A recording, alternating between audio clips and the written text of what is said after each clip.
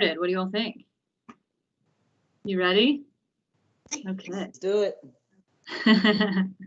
Sounds good. Well, welcome to the Fall 2020 Honors Thesis Symposium. Thank you all so much for being here. Thanks for posting the program in the chat. Whoever just did that, that's great. That's perfect. So we can all see that. We are going to get started this morning with our first panel. We have 11 students who are going to be presenting today, 3 on this first panel. And I'm going to let them introduce themselves and say a little bit about who they are and what their major is, and as they start their presentations. The way that this works, like always, even if we were on campus, we do the same thing. Each of the students will present their presentation.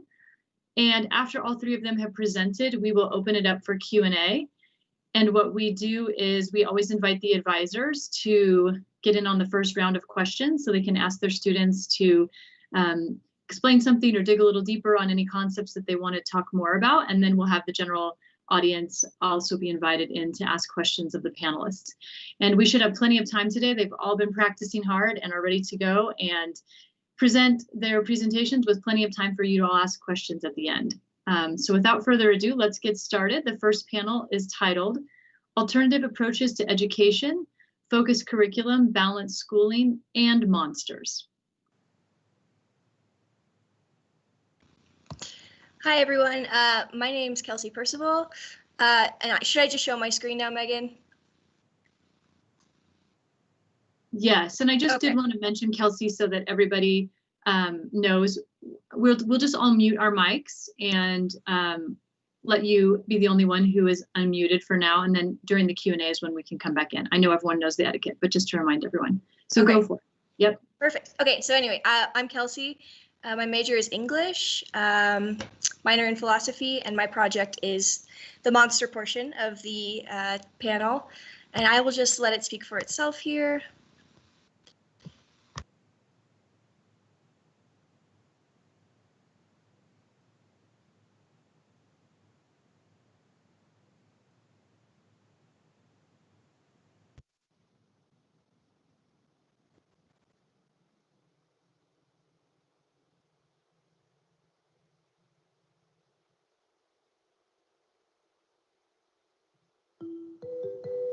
Hello, everyone. My name is Kelsey Percival. I am an English major here at MSU Denver, and the title of my thesis project is Children's Horror Film and the Lessons of a Redeemable Monster.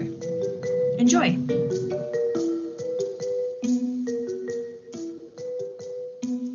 Catherine Lester insightfully calls it the impossible subgenre, because you're probably already concerned about the idea of mixing horror and children. Adults have a natural tendency to shelter and protect children from fear. This is why we have the MPAA rating system, and children have to sneak in to R-rated horror movies.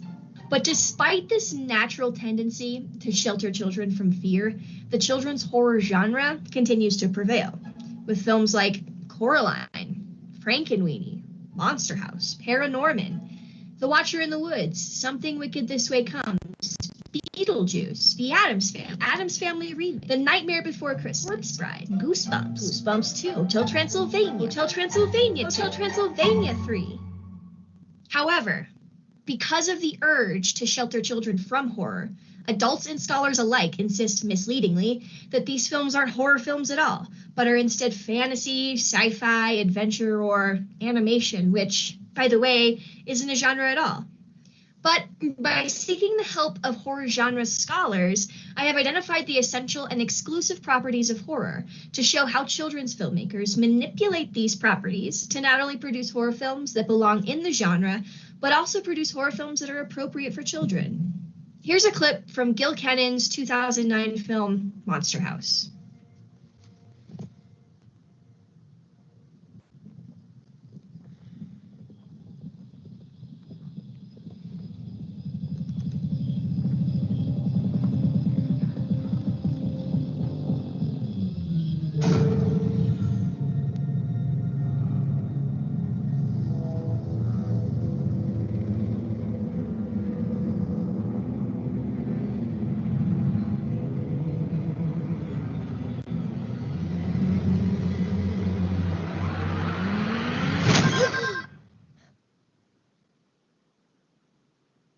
Did that remind you of something?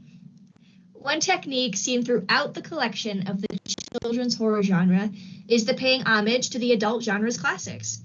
This weaves the children's films with intertextual references to adult horror, which involves it with the genre. And among this popular technique, children's filmmakers use many others to manipulate the essential horror properties to produce age-appropriate children's horror film. For example, Frankenweenie mimics the use of uplighting, the classic technique that lights the subject unnaturally from below.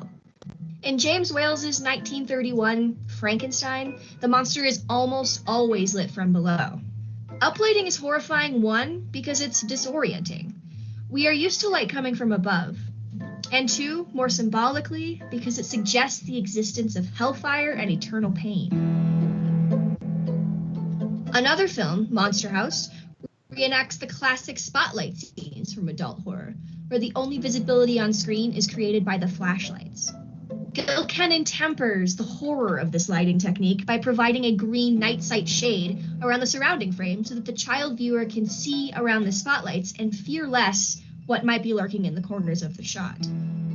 Children's horror filmmakers usually eliminate the use of horrifying sounds in score, where in an adult horror film, the suspense of and confrontation with the monster may sound something more like this.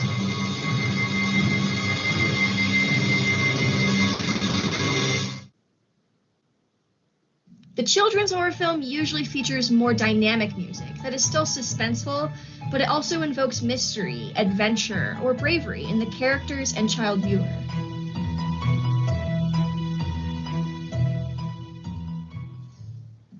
Children's horror filmmakers also mimic and manipulate classic horror mise-en-scène techniques, like lessening the horrified reactions of the positive characters. In The Shining, poor Wendy's terrified reactions signal to the viewer that they should be terrified too. Whereas Paranorman features a brave and determined protagonist who facilitates the same bravery in his child audience. Filmmakers, for both adult and children's horror, shoot through windows to give the characters in the audience the creepy feeling of being watched. Also, a popular trend in today's adult horror is to hesitate or completely resist showing the monster on screen. Adult horror filmmakers do this because it allows the viewer to conjure their own monster. And since horror is subjective, the imaginative monster is always scarier than what appears on screen. Generally, children's horror filmmakers refrain from this technique as they try to temper the amount of suspense a child might feel as they watch these films. Another important element of the horror film that the children's subgenre adheres to is the inclusion of themes of death, violence, the abject, the uncanny, and the transgression of moral boundaries. In Paranorman, Norman is forced to pry a book from his dead uncle's rigor mortis fingers. During the struggle, his uncle's body falls on top of him, and his tongue cascades onto Norman's face. This scene obviously features themes of death, but even more features the abject, as Norman and the child audience is confronted directly with the reality of their own death. Paranorman also features themes of moral transgression, as Norman learns that the witch's curse that haunts the town was created after the 18th century Puritans executed a little girl for the crime of witchcraft. In Frankenweenie, Victor Frankenstein is faced with the grief that he cannot handle, so he reanimates his dog and faces the consequences.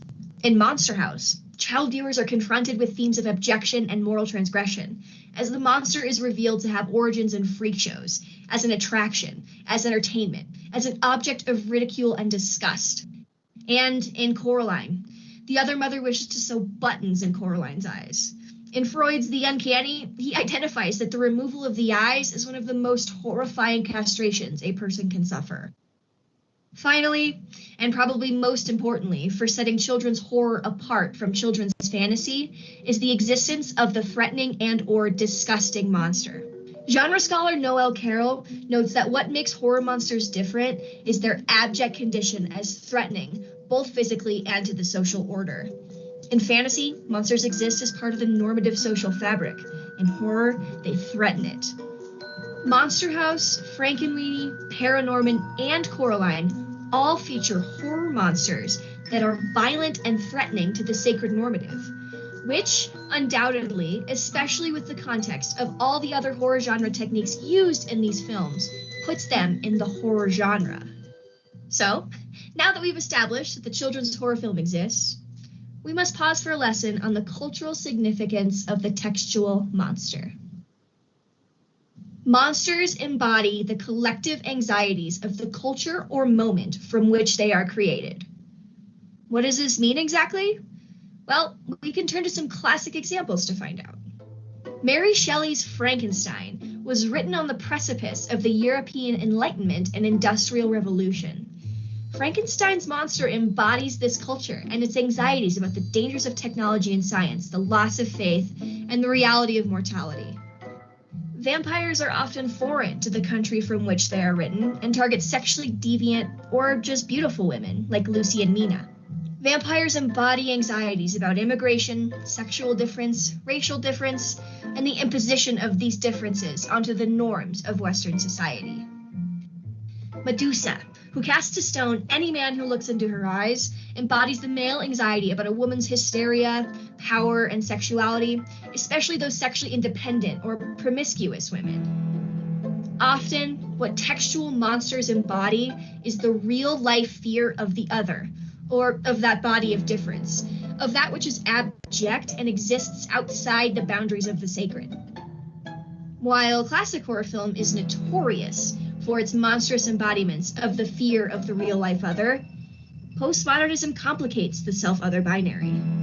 Postmodernism blurs moral boundaries and invokes a feeling of meaninglessness when it comes to good and evil and right and wrong. After the postmodern collapse of moral boundaries and adult horror film allowed for it, the children's horror film rebuilt moral boundaries with a more relativistic approach to monsters. While good and evil are certainly blurred in films like Paranorman, Frankenweenie, and Monster House, right and wrong are not. Which leads us to part 3, the Redeemable Monster, children's horror film. Instead of embodying the fear of the other, the new monsters in the children's horror subgenre embody the fear of the consequences of othering itself. Paranorman's monster is Agatha, the witch. As a young child, she possessed the same powers as Norman. She could speak to and see the dead. Like in real life, the Puritans in Paranorman feared the witch for her difference. This fear led the Puritans to execute young, innocent Agatha, who, as a result of the Puritans' violence, became a vengeful monster, committing a cycle of violence upon the town that Norman now inhabits. Her vengeance is proof that too often the consequences of othering are worse than anything that the other might do or be, that we should fear the consequences of othering more than the other herself. Listen carefully to Agatha and Norman's confrontation.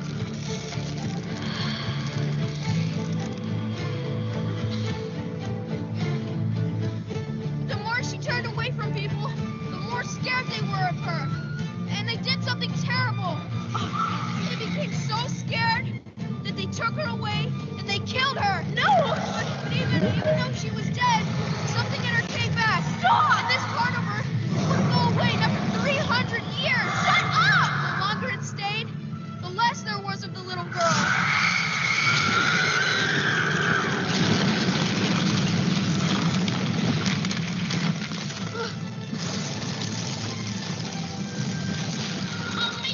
Stop her! Why? Because you want everyone to hurt just as much as you are. So whenever you wake up, you play this mean game, but you don't play fair. They hurt me. So you hurt them back? I wanted everyone to see how rotten they were. You're just like them, Agatha. No, I'm not. You're a bully. No, I'm not.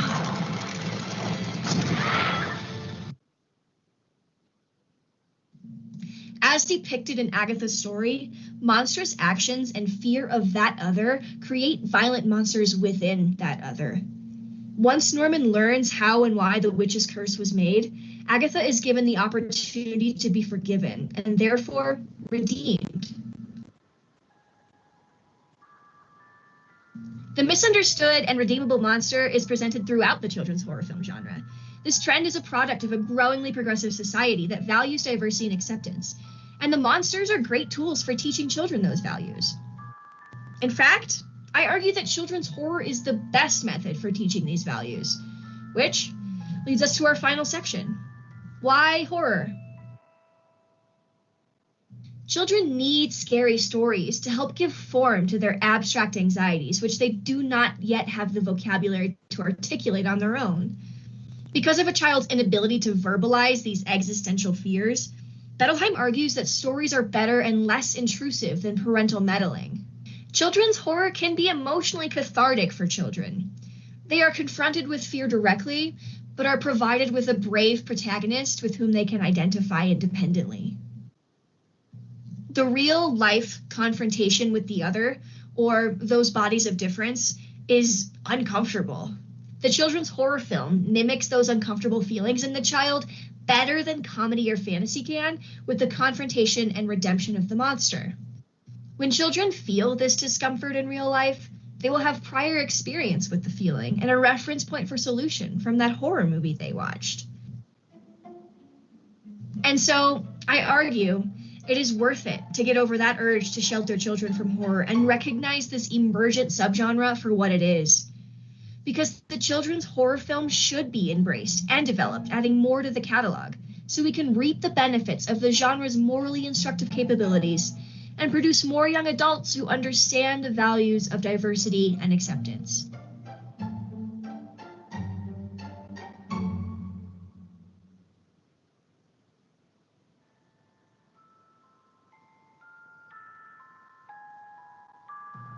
I'd like to thank my advisors, Dr. Weber and Dr. Hogue, my dad for helping me with tech, Tyler for helping me with stress, and my whole family for always being there to bounce ideas off of.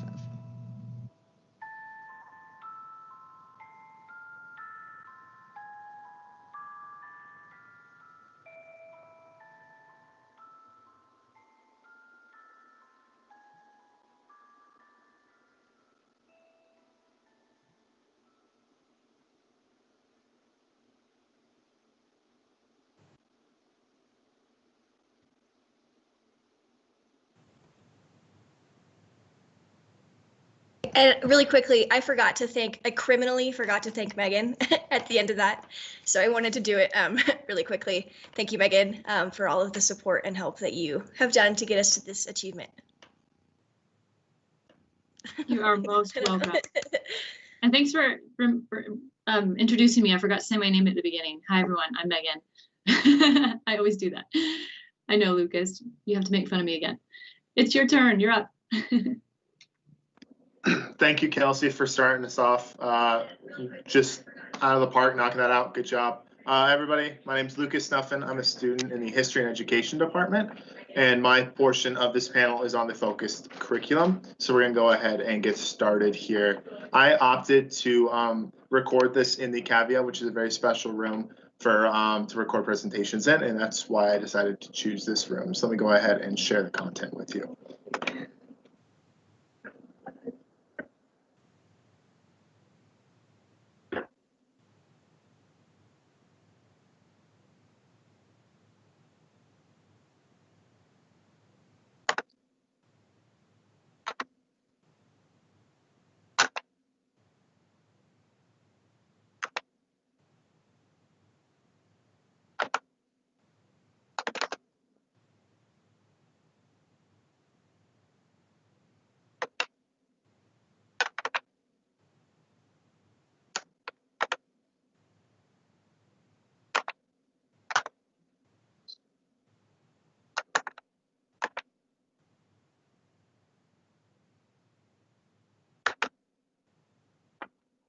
In theory, I will share it. I don't know why it's not sharing, Megan.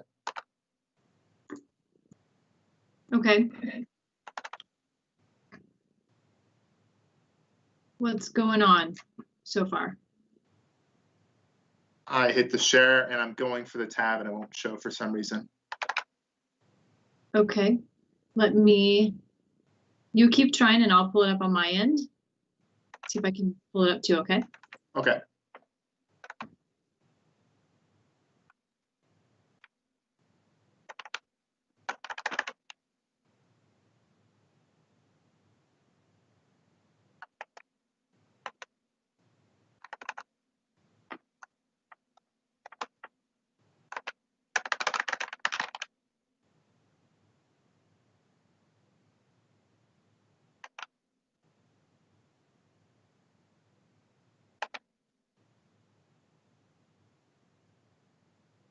think I got it, Megan.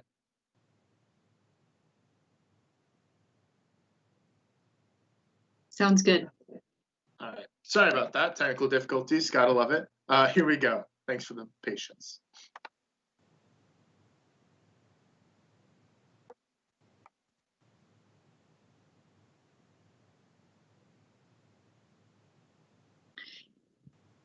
Lucas, I don't hear the sound.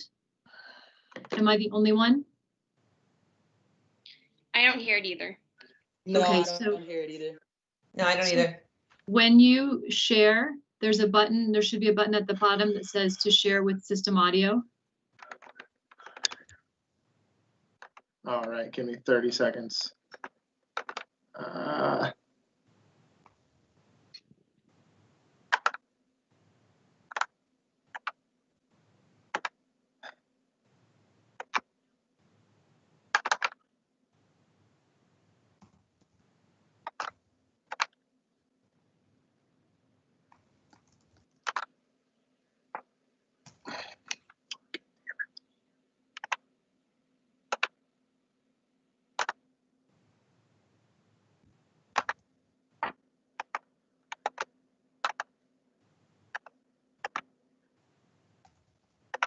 Lucas, you may have to unshare your screen entirely and then reshare it to find that button that says share with system audio. Is my screen still sharing at the moment?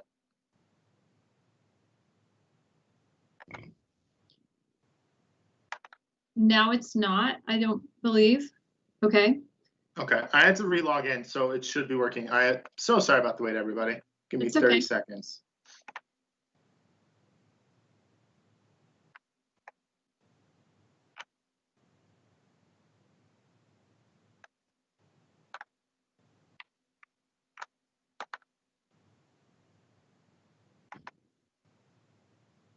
I noticed that Christopher, you wrote in the chat that people could go ahead and start populating their questions now.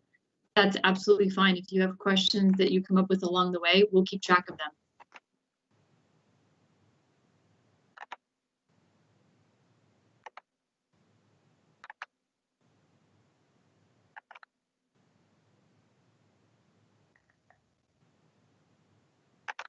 I have it pulled up, Lucas, if you want me to share it. Do you have it? I just got it. Okay. We'll go ahead. Just let me know, Megan, real quick, if you can hear sound, Okay. and then we'll play it. I am so sorry about the wait. No worries.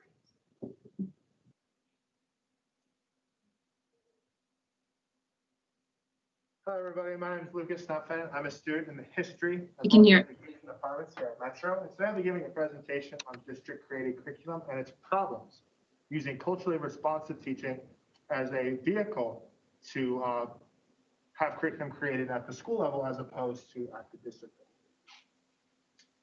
Project rationale and purpose is listed behind me on the screen, but I realized that this presentation or this issue was happening in our schools from a personal experience in a field that I was in throughout my time here at Metro. I was generating a lesson on generating better questions. I was really excited. I've been with the kids about a month and a half, 2 months at this point, got to really know them. But I kept getting stonewalled and blocked by the teacher saying that my lesson wasn't to district standards. In the end, after 4 revisions, my lesson got scrapped and I had to teach a different lesson that a member of the faculty had created for me. So I realized this was a serious problem that needed to be addressed. This presentation is a 4-part presentation. We will first go over the history of school districts. Second part, we'll be looking at what the modern school districts do. Third part is looking at that culturally responsive teaching aspect. Fourth part is going to be looking at my synthesized arguments for this presentation.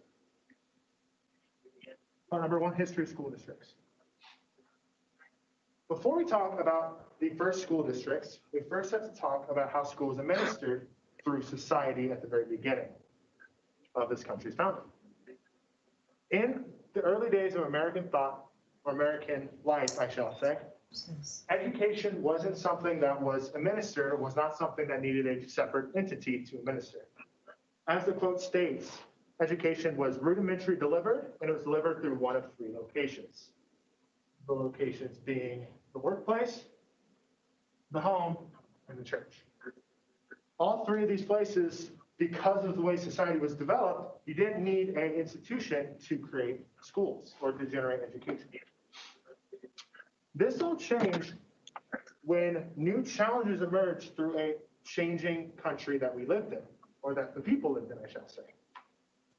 The challenges are presented on the screen behind me, but all of these challenges can be fixed with the need for the instruction or creation, I shall say, of public institutions like public schools. This graph here showcases Boston in 1850 and in 1876, how school districts started to actually be created and make a hierarchical system of bureaucracy. Another element that was added on was progressive education in 1918 with the 7 educational objectives or the cardinal principles of education. This showcased a focus on a child-centered education. Child-centeredness was a key aspect of progressive education. All 7 of these showcased the need for a new elements of the already established public school institution. When the Cold War came around later on in the 20th century, conservatives really started to combat the child-centeredness aspect of progressive education. One key conservative was Alan Zoll, pictured on the screen behind me, and his quote, to absolutely reject child-centeredness itself, showcasing that it was weak to the American population, American educational system against the Soviet Union. This was realized when the USSR really launched the Sputnik in 1957, to Eisenhower creating the National Defense Education Act in 1958, the sole purpose of funding school districts. A political conflict made so school districts would be more controlled on what was taught, and the NDEA provided financial aid and funding for school districts. In fact, John Deacoff's study that I mentioned here actually showcased how this funding was used to improve and expand school districts by hiring more staff to make sure education is administered properly.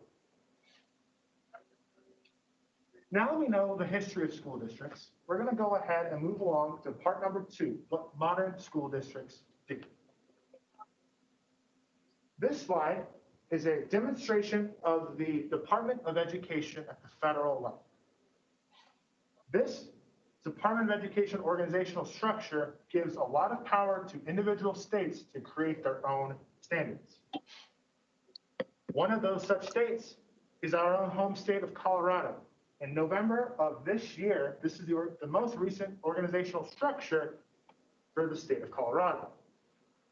These images showcase how bureaucracy is actually controlled and is evident in the educational systems that we see in our country today. There's a lot of hoopla on this slide, but it can be summarized that the districts are responsible for these 4 responsibilities: staff assignments, centralizing operation, oversight, and of course, what we're talking about today, curriculum. Staff assignments can be summarized briefly as HR responsibilities. Centralizing operation can be ensured that the legally defining responsibilities of the district are actually being met. And oversight is all property maintained by the districts from being taken care of appropriately. Now we're going to move on to the whole point of this presentation, in curriculum. In curriculum, there's a major problem that we see, and that's how do we teach universally accepted concepts? The universally accepted concepts on the screen behind me are what is agreed upon by educators in the field, but how that is actually done is the problem. There's a lot of issues, a lot of controversies over what should be taught. And it doesn't make things better when the Colorado Department of Education, who we mentioned earlier in this portion of the presentation, gives very vague standards for social studies concepts. I use social studies due to my interest in going into the social studies department to teach. But as you can see, these standards are very vague in nature and allow the district to create curriculum in their own way. This is evident by Jefferson County, Denver Public, and Cherry Creek school districts, each creating a social studies curriculum that is different in nature. The one that's most interesting to me is the Cherry Creek School District, a district with curriculum determined by the individual school itself, something that I argue should already be done. Now, we're going to go over to a potential vehicle to make curriculum be done at the individual school level, culturally responsive teaching. In culturally responsive teaching, defined on the slide behind me by Geneva Gay, states students should have curriculum that is more applicable to their backgrounds and their different ethnicities. I argue it could be universally applied.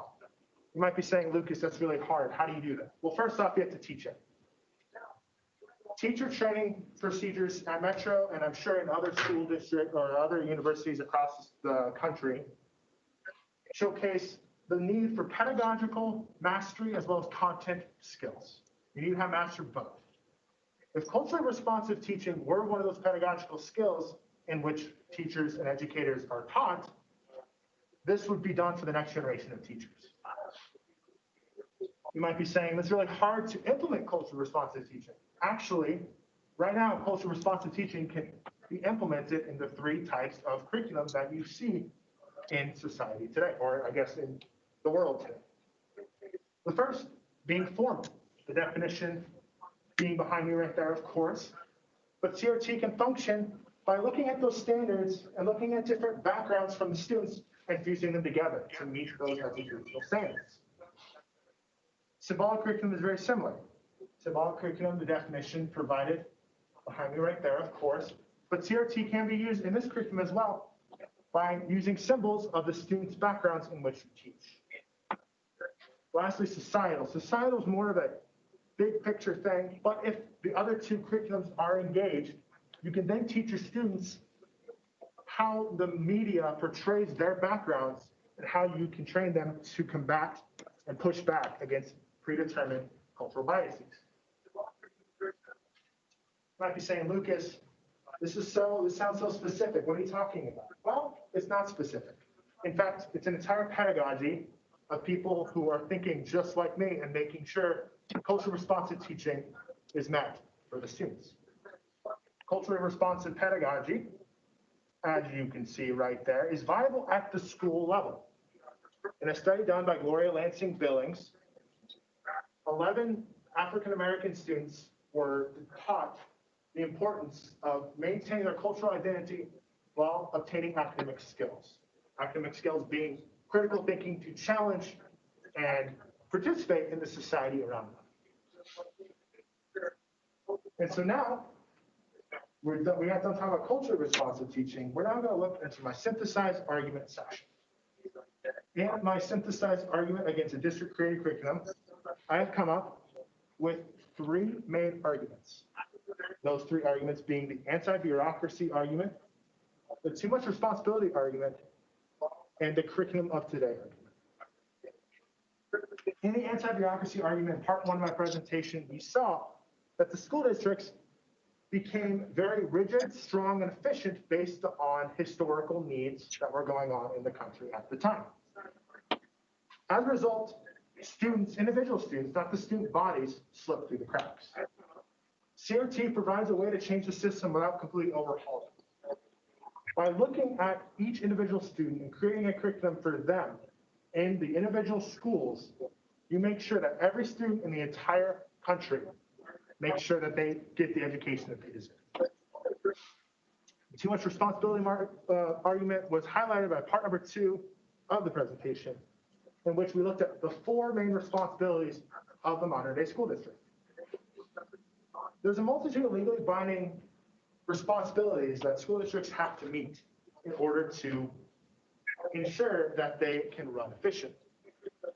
By looking at the individual school district and the curriculum that they create, so many resources go into curriculum that is combative and argumentative by parents and students alike.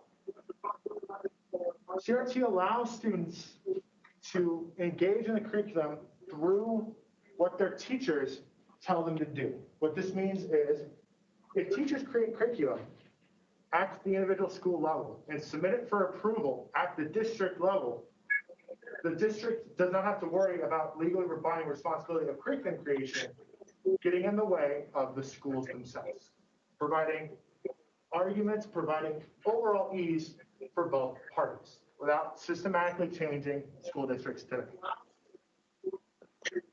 Lastly, the curriculum of today argument. This curriculum of today argument was compiled by interviews by professionals in the field. They tell me that curriculum can be used to, is already being made for the individual students themselves by looking at district and state standards and kind of wiggling their way through. If district standards are already used by the state, why not completely eliminate the district standards and allow teachers themselves to teach to state guidelines since they're already being done? Limitations and expansions of research. Limitations are COVID-19. As we know, COVID-19 has made this semester and this entire symposium day very interesting for all of those presented. COVID-19 for me has made it so that it was really hard to meet with advisors, get advice, get feedback, all of that stuff. And COVID-19, of course, it will still be a limitation moving forward for all of us in the world. Expansions will be culturally responsive pedagogy. I want to look further into how culturally responsive pedagogy can be used at the individual school level. I want to see how, regardless of contents or regardless of what is being taught, to see how this pedagogy can be used to track academic success at the individual school level. That was my presentation on why district created curriculum is an issue and a potential argument on how to solve this problem. These are my works cited for the slides themselves. And here are my picture credits for what I used in the presentation. Thank you so much and have a great rest of your day.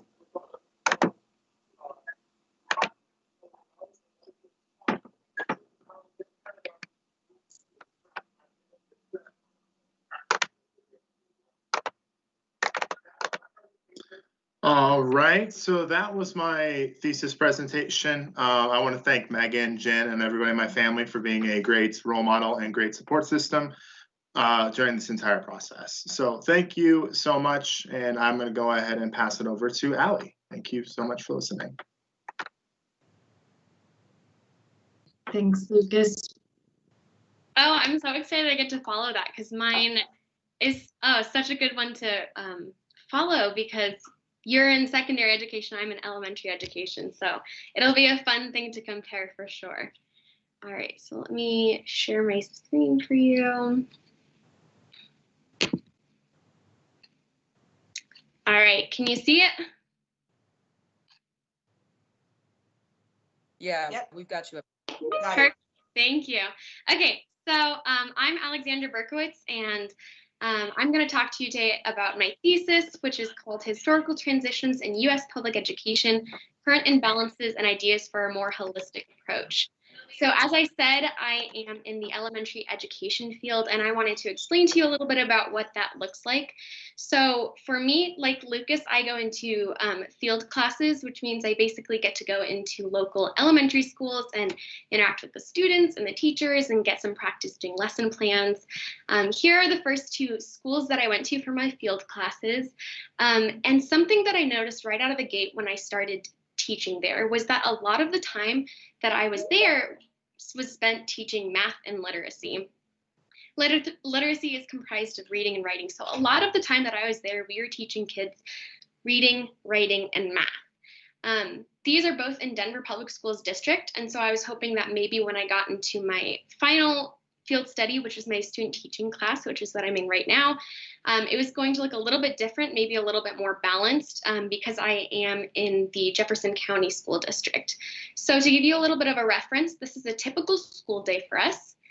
As you can see, everything that's highlighted in the teal is time that we spend teaching kids math and literacy, which adds up to be about 57% of the time that we have students in the actual classroom that they're learning math and literacy. In addition to that, this last hour of the school day, the science and social studies lesson, tends to be heavily literacy based. So that means if some of my fifth graders aren't quite at a fifth grade reading level yet, it's going to be hard for them to actually access the content of the science and social studies lesson because there's so much reading and writing involved, which only adds to the time that they're really learning math and literacy. So seeing my 3 classrooms that I was involved in and looking a little bit more into other public schools, I was curious as to how we got to a public school system that emphasized so much math and literacy above basically all else. And so I kind of wanted to understand how we got here, how this all started, and then if we wanted to create a more holistic or balanced education for students, what are those steps to move forward? And that's what I'm going to outline today. So what I started with was going back to when public schooling began in the United States, which was around the 1780s. And then they were really solidified around the Industrial Revolution in the 1840s.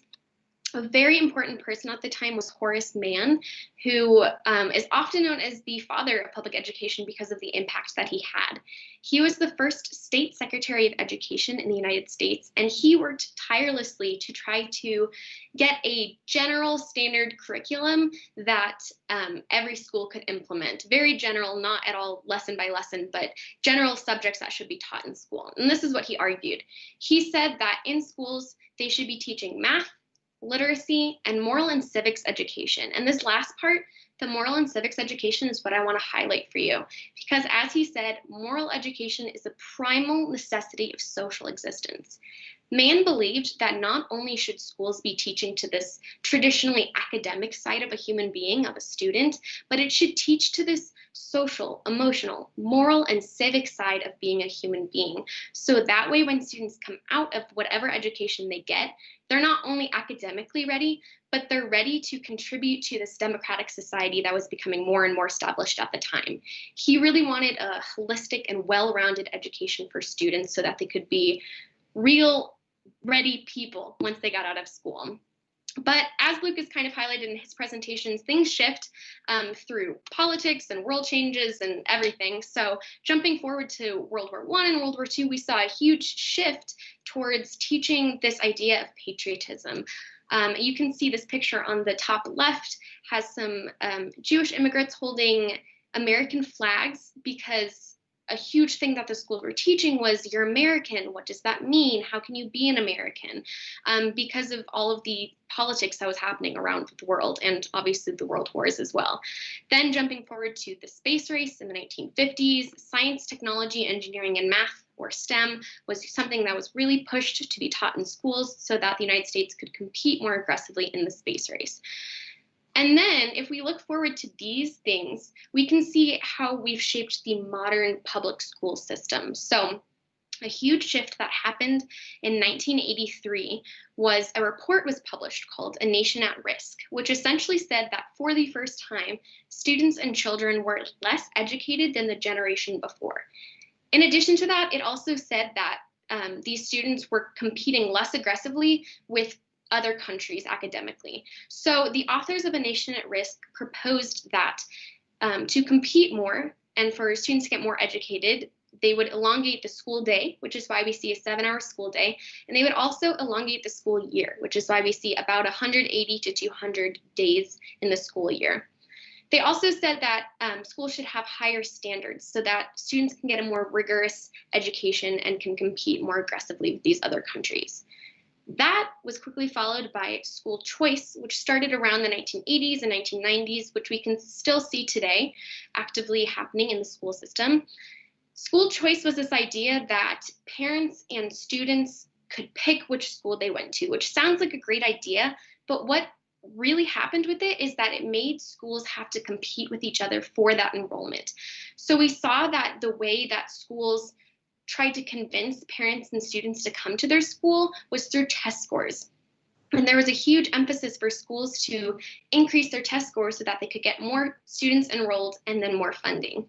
That was quickly followed by the No Child Left Behind Act of 2001, which then on a federal level said that every state has to implement standardized testing, which tests math and literacy. So then schools had to prove that they deserved to stay afloat and deserved funding because of their standardized test scores. So you can see that on 2 different levels of the spectrum, schools were really being pushed to teach more about standardized subjects. So that's why we have this math and literacy focus, because schools really wanted this enrollment and they needed the funding. And so they started teaching more math and literacy to try to increase their test scores and then basically just try to stay afloat. So that's a little overview of how we got to where we are today. And once I understood that, I wanted to know, okay, if we want to move towards a more holistic education, an education that teaches to the whole student, not just this math and literacy student, what would that look like? And that's when I found Howard Gardner, who in 1983 published his really famous book, Frames of Mind, which highlighted his theory of multiple intelligences.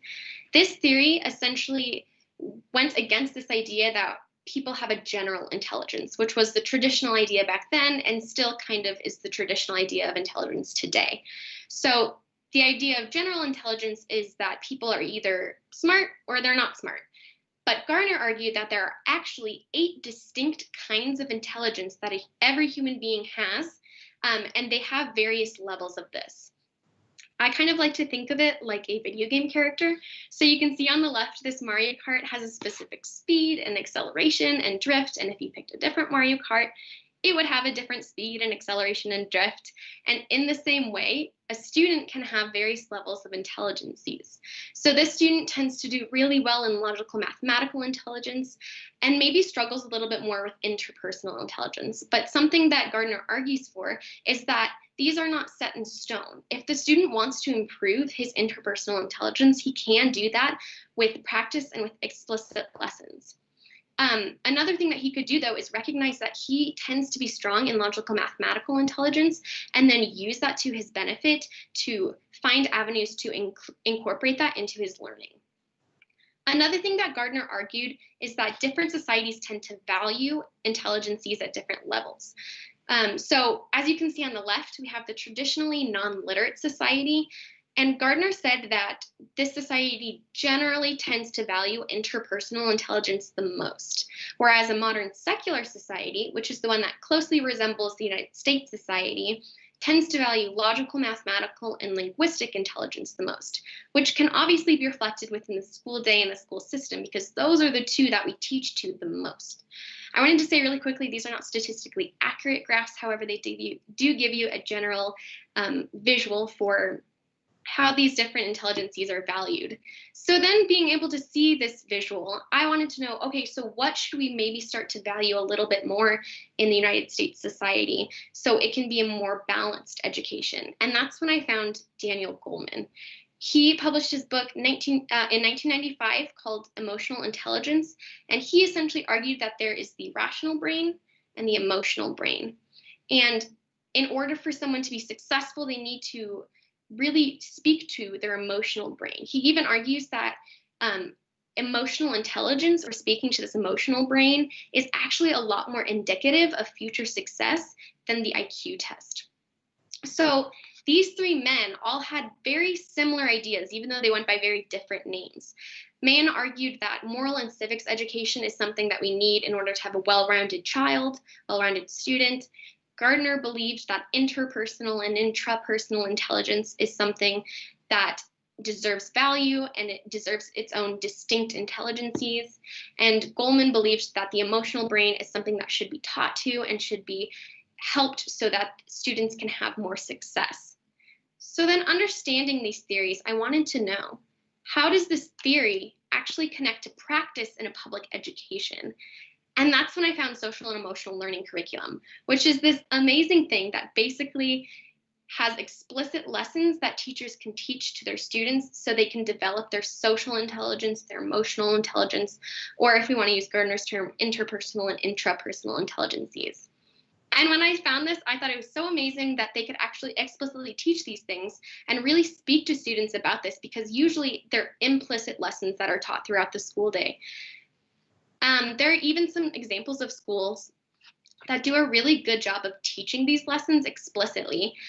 One example is the St. Louis New City School, which is primarily based off of Howard Gardner's theory of multiple intelligences. So they try to value all 8 intelligences and speak to all of those. In addition to that, the Downtown Denver Expeditionary School uses a curriculum that's based off of social and emotional learning. So these two schools do a great job of making a balanced curriculum to speak to the whole student, not just the literacy and math student. The problem, though, is that these schools and many other schools that tend to have this balance are private. Very rarely do we actually see public schools truly getting this balanced education, because public schools have to operate within the system that I explained earlier, the system of standardized testing and competition and school choice and funding and assessment that these private or charter schools don't necessarily have to operate in as much. So then the thing that needs to change is there needs to be a reassessment of the public education system. If schools truly want to have a balanced education, a balanced curriculum for their students, the public school system needs to change. We can't just have so much value leaning on standardized testing. In addition to that, there needs to be a redefinition of intelligence by society as a whole. As I mentioned earlier, society has a tendency to believe in this idea of general intelligence, that a student is either smart or they're either not so smart.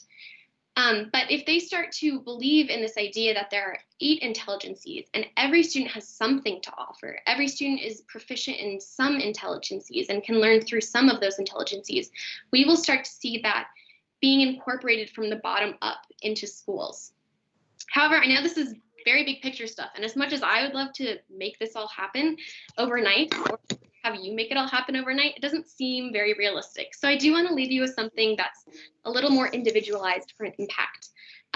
And so these are the 4 questions that I really want everybody to start asking and thinking about, because I really believe if every parent and teacher and politician and student started asking these questions and thinking about these, we could start moving towards this more balanced education where we speak to the whole student. So the 4 questions are: what is the purpose of school? What are we hoping our students get out of going to a public school? What are the implicit lessons we are teaching our students? And does our school day align with the skills that we are hoping students have by the time they graduate? I really believe if we start asking these questions and making the small changes we can in our community, we will have students coming out of their K-12 education not only being academically proficient, but also kind, caring people that can help add to the society that we have. Thank you.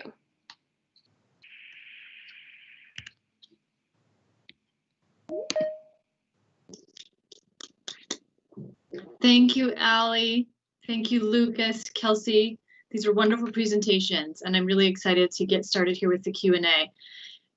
This panel, as we expected, has so many different connections across the 3 of your presentations. And just yesterday, I wanted to mention to you all that I went to listen to one of the provost candidates who was speaking on campus and addressing different constituents. And there was a faculty and chairs meeting in which I was listening in, and it was really interesting because he brought up the topic of culturally responsive teaching. Lucas, it made me think of your presentation right away.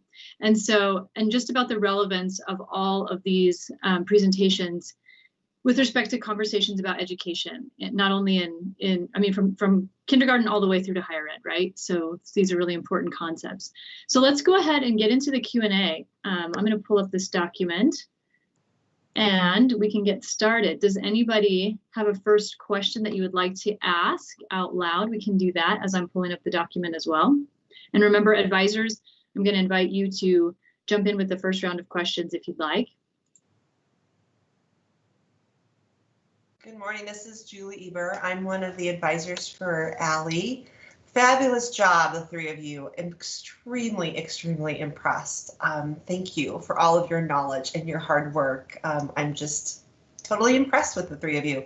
So it's actually a question for all 3 of you. You have very specific ideas and thoughts of what this can and should look like. And being an education person, I teach in the School of Ed. I had Allie in class. I, would love to see things be altered and changed to fit better for kids. So I would say if for Allie and then also for Lucas, if a principal came to you and said, I want to shift what I'm doing and I believe in what you say, what would you tell them to try to make some small shifts? Because a large shift we know would take a tremendous amount of effort in all areas. So that would be my question for the two of you. And Kelsey, I think for you, it's a bigger picture for if someone was going to make a shift of how do we really help people to see that this is important for kids to watch these films and see these pieces, what would you tell them? So whomever wants to go first. Yeah, I'll start. Thank you for your question. I totally get that. I think education is so interesting because it's so big picture and then small picture, and you have to balance it all at the same time. And I think if I were to propose some sort of small picture things that could be possible, I would start talking a little bit more about CASTLE, which is this great collaborative that talks about social emotional learning. And they have a lot of research that supports different curricula for social emotional learning. But even if it's not possible for schools to just purchase one of these curriculum to implement, I think there are small ways that they can make these changes. Even just having teachers having a morning meeting and talking to students about different things that they care about, and having them recognize that their social and emotional intelligence and everything like that is important and it's valuable. And then talking about it throughout the day, incorporating it into lessons as much as possible can be such a small thing, but also have a huge impact for students to recognize that, oh, this is something that's important. This is something I should be caring about and thinking about as I am growing up. So that's what I think. Thank you. I echo Ali. Thank you so much for the question. If a member of the principal staff or administration came up to me and said, hey, how would you implement culture responsive teaching on a school basis? I would first try to define their definition of culture, like if it was in the same framework, and then train to see if everybody on the staff can implement and learn those important key concepts for culture responsive teaching. It's really important that if you're teaching it, they all have to be kind of aligned in the same thought process, and having a discussion with them on how that can be done simply, could be done very quickly to start to get those wheels turning on making a school change. Thank you so much for the question.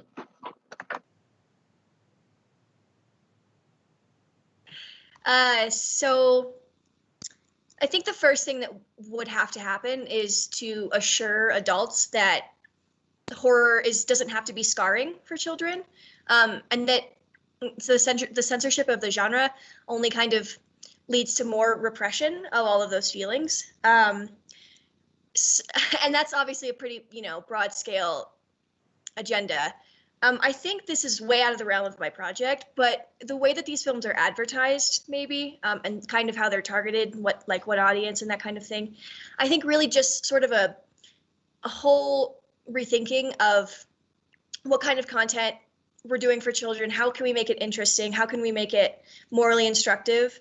And how can we be a little subversive, and not, stick to the traditional Disney film that teaches acceptance? How can we make children uncomfortable? So, I'm not exactly sure what I could do on a small scale. It's sort of like a huge, mindset change. But yeah, that's kind of where I would start. I think that's a pretty good place to start because I have kids. We've watched Transylvania, but I haven't heard of the other ones at all. So I think it's little bits too of me getting that knowledge from you, and then I can filter it out to friends, and it's like one person tells another and why we should and what should be going on. So thank you, all three of you. Ali and Lucas completely agree those pieces need to be in education, and it's just a matter of how to make that work. So congratulations on your fabulous presentations this morning. I should say though, the films I talked about, I probably wouldn't show to kids under, depends on the kid. I don't have kids personally, so I don't know. It's probably older kids, just an FYI. I don't want, Yeah, no, I agree with you, absolutely. Okay. Okay. Yeah, no, not for 4-year-olds. No, absolutely not. No, like the 10 and older. Yeah, Kelsey, I appreciate that. I won't try this out at home yet. So I'm just wanting to ask once more if we have advisor questions first, and I think we're going to go ahead and we'll probably take it till around 10:10. I know the panel was scheduled to go till 10, but let's take more minutes since we have them. Let's use them. I can jump in here with a question. Hi, I have a follow-up for Kelsey, which maybe slants us a little bit away from the educational focus, but maybe not so much, as you were talking about the value of discomfort.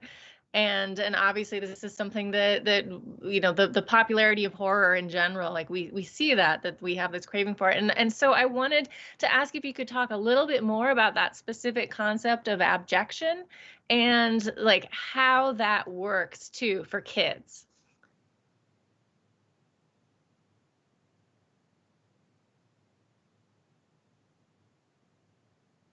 You're muted, Kelsey. Sorry. Okay. At least I didn't get too far trying to describe objection, you know, before I realized. Okay. So objection is sort of, it was one of the hardest theories I think I had to grasp ever. But so in the symbolic realm of language, we as subjects, we orient ourselves against that which we are not. So as the object, so as the subject, you kind of find this safety in this system. And what is abject is that which threatens that orientation, that system. So and that's, I mean, unclear, but a good example that kind of helps is a corpse. When you're confronted with a corpse, it reminds you of your own death. It reminds you that at some point you will no longer be a subject, you will be an object. And it kind of, you know, sends you into the realm of feeling abject. It's obviously very, you know, touchy to kind of bring that into the children's horror area, but in my presentation, I do reference a moment of objection that happens in Paranorman, which is when he's prying the book from his dead uncle's hands and the corpse falls on top of him. That is abjection right there. That's a perfect example of it. I think how that film sort of tempers it and makes it less horrifying is the bravery of the protagonist. So it shows kids that when they are confronted with these horrifying things, that there's a way to be brave, there's a way to be independent, and there's kind of a way to get through it. So yeah, that's kind of what I'd like to say about that. I have a question for Lucas. Great job, Lucas. Could you maybe, in thinking about what culturally responsive education would look like, curriculum would look like, could you maybe talk about, say, one of the classes you've observed in your field experiences or one of the schools, and talk about how that kind of curriculum would transform that specific class or that specific school, you know, tailored to the kinds of students that are there? Yes, thank you. Thank you for the question, Dr. Balick. So a class that you could tailor culture responsive teaching to, this is mainly a social studies, like as you know, I'm going the social studies profession, but I found a lot of research on a lot of different contents, such as science as well as math. But for your question for world history, you could look at a world history concepts teaching to state guidelines by using examples of the student population that you do have in your schools. That way you're not taking away from the overall historical lessons from world history or say even US history. You can tailor-made examples and as I mentioned in my presentation, symbolic and societal curriculum to kind of challenge the predetermined notions. As for science and math curriculum, just use more and be more aware of the students in your classroom themselves to kind of be cognizant of how you can use examples from different cultures inside of the lessons that you are teaching. So I think those are some good examples on how you would use responsive teaching for a wide variety of contents.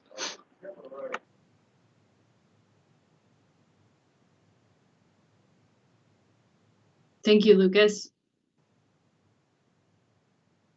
I have a couple of questions here in the document, but for whatever reason, Christopher, I cannot get this document to scroll, so I can only see the first 4, so you may need to help me out. I have a question from Dr. Bernhardt too. What was the most surprising thing you found in the course of your research? And this is a question for all of you.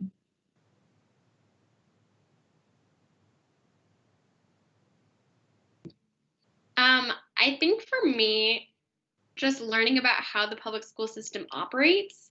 I went to public school my whole life, so I was used to like seeing what a public school looked like, but actually understanding how it operates and how schools are funded and assessed and how they can stay afloat was mind-blowing to me. I would often like tell my roommate, like, did you know this about public schools?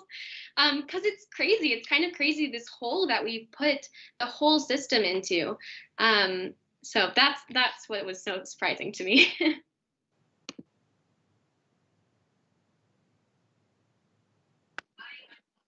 For me, the most surprising thing from discovered from research was that state standards are very unevenly distributed per district. I didn't even mention 27J school district, and I didn't even mention Douglas County School District, but they all have very different standards that you have to meet in order to graduate. And to me, that's just mind-blowing that inside of the state of Colorado, there's different districts themselves, different standards you have to meet, which is was just shocking for me to find out. So that, I think, was most surprising. I think for my research, I was most worried about being able to defend the category of children's horror. I thought it was going to be more difficult to move it away from fantasy. But as I kind of developed my research and I, got help with genre theory or genre scholars theories, I found that I was able to actually, provide a convincing argument that these films are horror. And I think that's what was most surprising for me.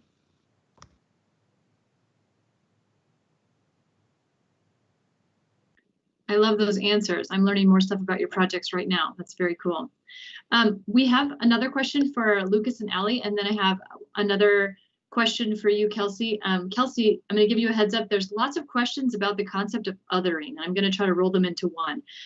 But for Lucas and Allie, while Kelsey's thinking about that a little bit, the question for you is, you both talk about different approaches to education. How do you suggest schools approach these new techniques without adding to the normally high working pressures that teachers face regularly in their teaching? And this is from Christopher Erickson. Allie, would you like to get started? Want me to jump on in here? Go for it, Lucas. Christopher, thank you for your question. To me, it's all about training. If you train the teachers and the staff correctly towards culturally responsive teaching, it wouldn't be extra work. It would just be more indicative or inclusive of what teachers already have to do. When making lesson plans and making curriculum and unit plans, teachers already have to meet with these guidelines and these standards. But if you teach them how to look at culturally responsive teaching, it basically allows them to not do the extra workload that you suggest. That was something that I immediately thought of right whenever I was doing this research, because I know teachers in the field have a lot of work we have to do. That's not even including specialized departments of culturally responsive, CLD, I'm drawing a blank on the designation, and special education as well. But that is just one of the ways in which you can implement CRT into the normal day-to-day operations for teachers. Thank you for the question. Yeah, absolutely. I would totally echo that. If you just make it an expectation, I think that makes a huge difference. But I also kind of mentioned that, unfortunately, the system does prevent teachers from changing at least the elementary classroom too much, because they still have to operate within the system. So I think adding as much as they can. So my school does a great job of including a second step curriculum. So every Wednesday I get to teach a lesson on social emotional learning, which is very small compared to the amount of hours that we have in a week. However, it's like a small step that we can start talking about these ideas. But it wouldn't be possible for us to completely change our school day to make one so it's completely balanced, because we're in the system. So I think just changing it in whatever ways that there are possible would be the best step. And then just making it more and more normal to teach that instead of just more math and literacy on top of everything else would just make it so teachers get used to including that as well. Thank you both. Yeah, thank you. I kind of want to just a little bit expand, Allie. So emotional intelligence comes with a certain level of emotional fatigue. How do you, like, that's also part of the working pressures I'm talking about. If you were to teach emotional intelligence, how do you propose that teachers don't get emotionally fatigued from it? Well, I think that's actually a great opportunity for them to be very open with their students and say, hey, I'm working a lot right now and I feel this way, and you might feel this way too. What are some ways that we can figure out how to make ourselves feel better, and literally use the classroom and the students as a way to like work through things? Because I truly believe that teachers are supposed to be learning as they're teaching. And I've done it, and it's possible. I know a lot of teachers do that. And so if they actually use this social emotional learning to not only teach it, but actually use it as a space for themselves to learn and like feel better and like get that emotion management, I think that's like the best of both worlds. Thank you. Gotcha. Appreciate it. Thank you. So one last question before we have to go. Kelsey, I'm going to roll a couple of these together. So from David Percival, you've referenced the other and othering numerous times. Could you help us laypersons better understand the meaning of this term? And then from Colton Lee, Kelsey, do you think that it is bad to other? And what are everyday practices outside of exposing children to horror that can instill that othering is bad? Okay, yeah, thank you for that question. I figured that would come up. So the other is the latter part in the self-other binary. And it suggests that we automatically group ourselves into a category of the self, and everyone is their own self. But generally when we're referring to the self, we're sort of referring to that self that is powerful, that has power, that is not oppressed. So the self isn't just the individual self, it's your family, it's people of your same race, it's people of, you know, your same sexual orientation, all of that kind of things. And then we kind of orient ourselves as opposite of the other in that way. I don't think doing that is bad. I think when you justify violence because you're afraid of the other, and it becomes sort of like tribal, you know, I think that's bad, obviously. And we see that all the time with, you know, the Black Lives Matter things, or, you know, just like all throughout our society where groups are pitting against each other and organizing themselves by self and other. So yes, I think those consequences are bad. And then the latter part of the question, things that we could do outside of exposing children to horror is, I think, you know, just helping children in general get more comfortable with the discomfort of those people that are not like you. So concrete ideas, I mean, I guess it's just, you know, promoting diversity in all settings and all of that kind of stuff. So yeah, thank you for the question. Good answer. I know we were limited on time, but good job. Let's all unmute ourselves and give this group a round of applause. I think they've done a wonderful job.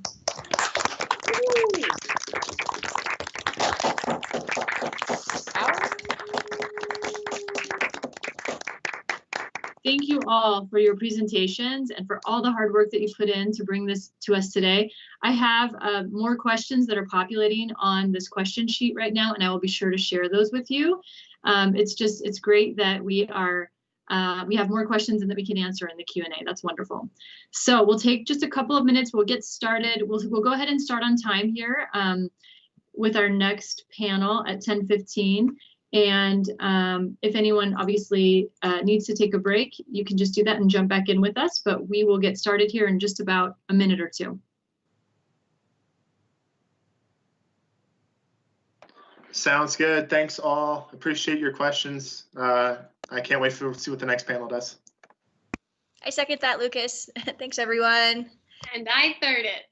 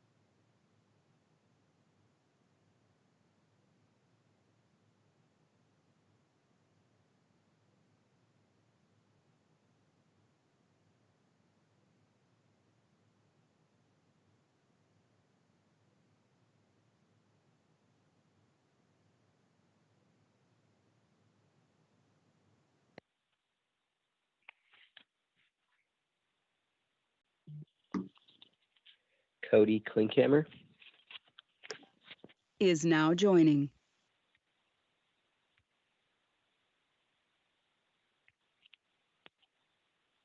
Okay, do we have our panelists here? Erica, Krystal, LaShawn, I think I see you all. Are you here and ready to go? Yeah, I'm good. Ready. Okay. So like our last panel, feel free to remain visible, the three of you, during the full panel if you'd like, since that sort of simulates how we do it in the Kavya, but do what you feel most comfortable with.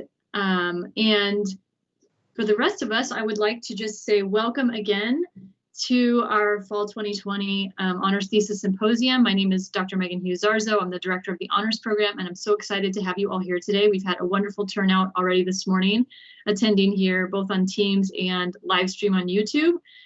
We've had lots of great questions and conversation already from panel 1. And panel 2 is titled Trauma, Addiction, and the Aftermath, Current Issues in Mental Health. And we have, again, 3 student presenters. Each of them will present for 15 minutes, and then we'll have a Q&A afterwards. And we're super excited to hear what they have to say. And yeah, just anxious to jump on in. So let's get started. Erica, I'll hand it over to you, and you can introduce yourself and your name and your major and lead us off. Hi, my name is Erica. I am double majoring in psychology and philosophy. So my thesis project was essentially trying to blend both of my majors together into one project. So let me pop this bad boy open here. Oh my God, where's presentation mode? There it is. Okay, hello. So my project was titled Attitudes Towards Addiction and Free Will, a Mixed Method Study in Philosophical Analysis. Essentially, I was trying to study how addicts, current and former substance addicts, perceive their addiction and their free will, as how that relationship goes for people. So I was working with individuals that had current or former substance use disorders or addictions to a substance of some kind. I was investigating different models of addiction. So whether people endorsed the brain disease model or a choice model where addiction is something that you just do, or whether it was a learned behavior for people. So kind of trying to assess how people feel about addiction. I was also interested in how people perceived free will, determinism, and compatibilism. So whether people feel like they have free choice in the world, whether people feel like everything in the world is predetermined and you don't really get a say in things, or whether people feel like there's a lot of things that are out of our control, but I still have agency. That kind of spread there. So I was also interested in personal identity, so how people identify in themselves and how that impacts their agency or their sense of agency. Like, what about my identity makes it so that I'm more prone to certain behaviors than others? So as far as the data acquisition goes, I conducted a survey through Qualtrics. It was online due to the pandemic especially, but in general. And in my online survey, I had a couple of quantitative measures, so things that other people had created that were assessing some of the concepts that I was looking at. So one of those was the free will inventory, which was a series of questions that were trying to gauge people's endorsement of free will or determinism. So these questions were stuff like, everything that's ever happened in the world happened because of the way the Big Bang happened, and now I have no other say in anything. So people would agree or disagree with those kinds of statements, and it would put out a quantitative score at the end. Another one of those that I used was the Short Understanding of Substance Abuse scale. So that one was kind of gauging the models of addiction that people were interested in. So whether they thought it was the brain disease model, like everything happens because addiction is a function of the brain, or whether addiction is a moral choice that people make, that kind of thing. Additionally, I wrote some vignette questions. So these were scenarios where a fictional character would do something, and then people would have to rate how responsible they felt that individual was for their actions, whether they felt like they were in control of their actions, and they were just kind of attributing responsibility and blame to people, essentially. Additionally, there were some open-ended questions, so kind of trying to gauge people's individual feelings and experiences about their addictions.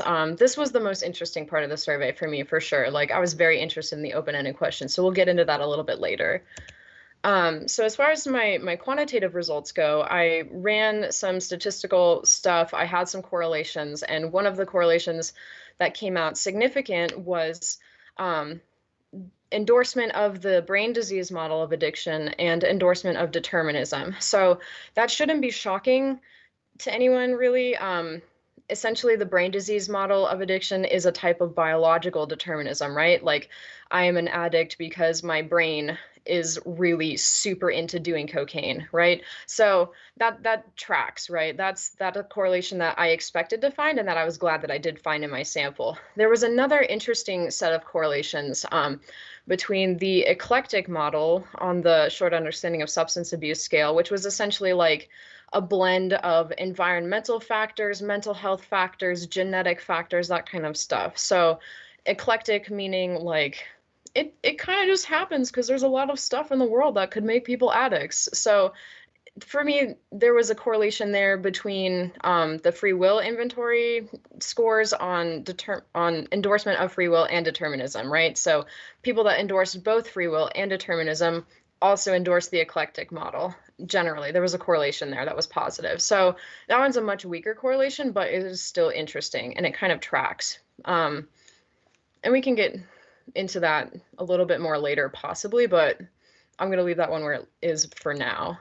So what I was really interested in was the qualitative analysis. So there was a couple of questions in the open-ended section where I was kind of trying to assess whether people felt like they did stuff really differently when they were addicts or when they were in recovery. So one of the questions, when you were/are using, do you feel like you behave differently than you normally would? If so, describe the differences. So people largely had negative consequences, but there were also some positive consequences, right? So people described social improvements. They felt more confident or outgoing. They said that substance use was a crutch for self-improvement, or some people said it helped them get through trauma or feel more in control or feel invincible when they were intoxicated. So those are some of the more positive kind of consequences that people described. As far as the negative consequences go, there were quite a few, and I broke them into two categories, relating to the self and relating to other people. So as far as others go, a lot of people felt like they really hurt other people, right? They were manipulative, they lied to people, they took advantage of people. Some people were physically violent, people completely destroyed their social relationships, sometimes on purpose, right? And there was also complete disregard for how other people were impacted by their own behavior. So there was a lot of responses of people describing the kinds of harms that they did to other people when they were using. There was also a lot of consequences for people's individual selves, right? So there's health and well-being consequences. People were less healthy physically, had mental health problems, were in debilitating financial ruin. Like, there was a lot of stuff that people were doing that was deliberate harm to themselves, like self-harm, like cutting or starving themselves or not sleeping. All these kinds of things were happening. So there's a lot of stuff going on for individual consequences. There was also people described changes in their personal identity, right? So they felt like they were literally different people. They took risks they wouldn't normally take. They had lower inhibition. They had changes in their personal ethics. They were acting performatively, or their identity was kind of a farce for people because they were very, very drug motivated. Like, they didn't have motivations that made sense to them. So the counter question to this is whether people were sober or in recovery. Like, did they feel like they had more control when they were in recovery?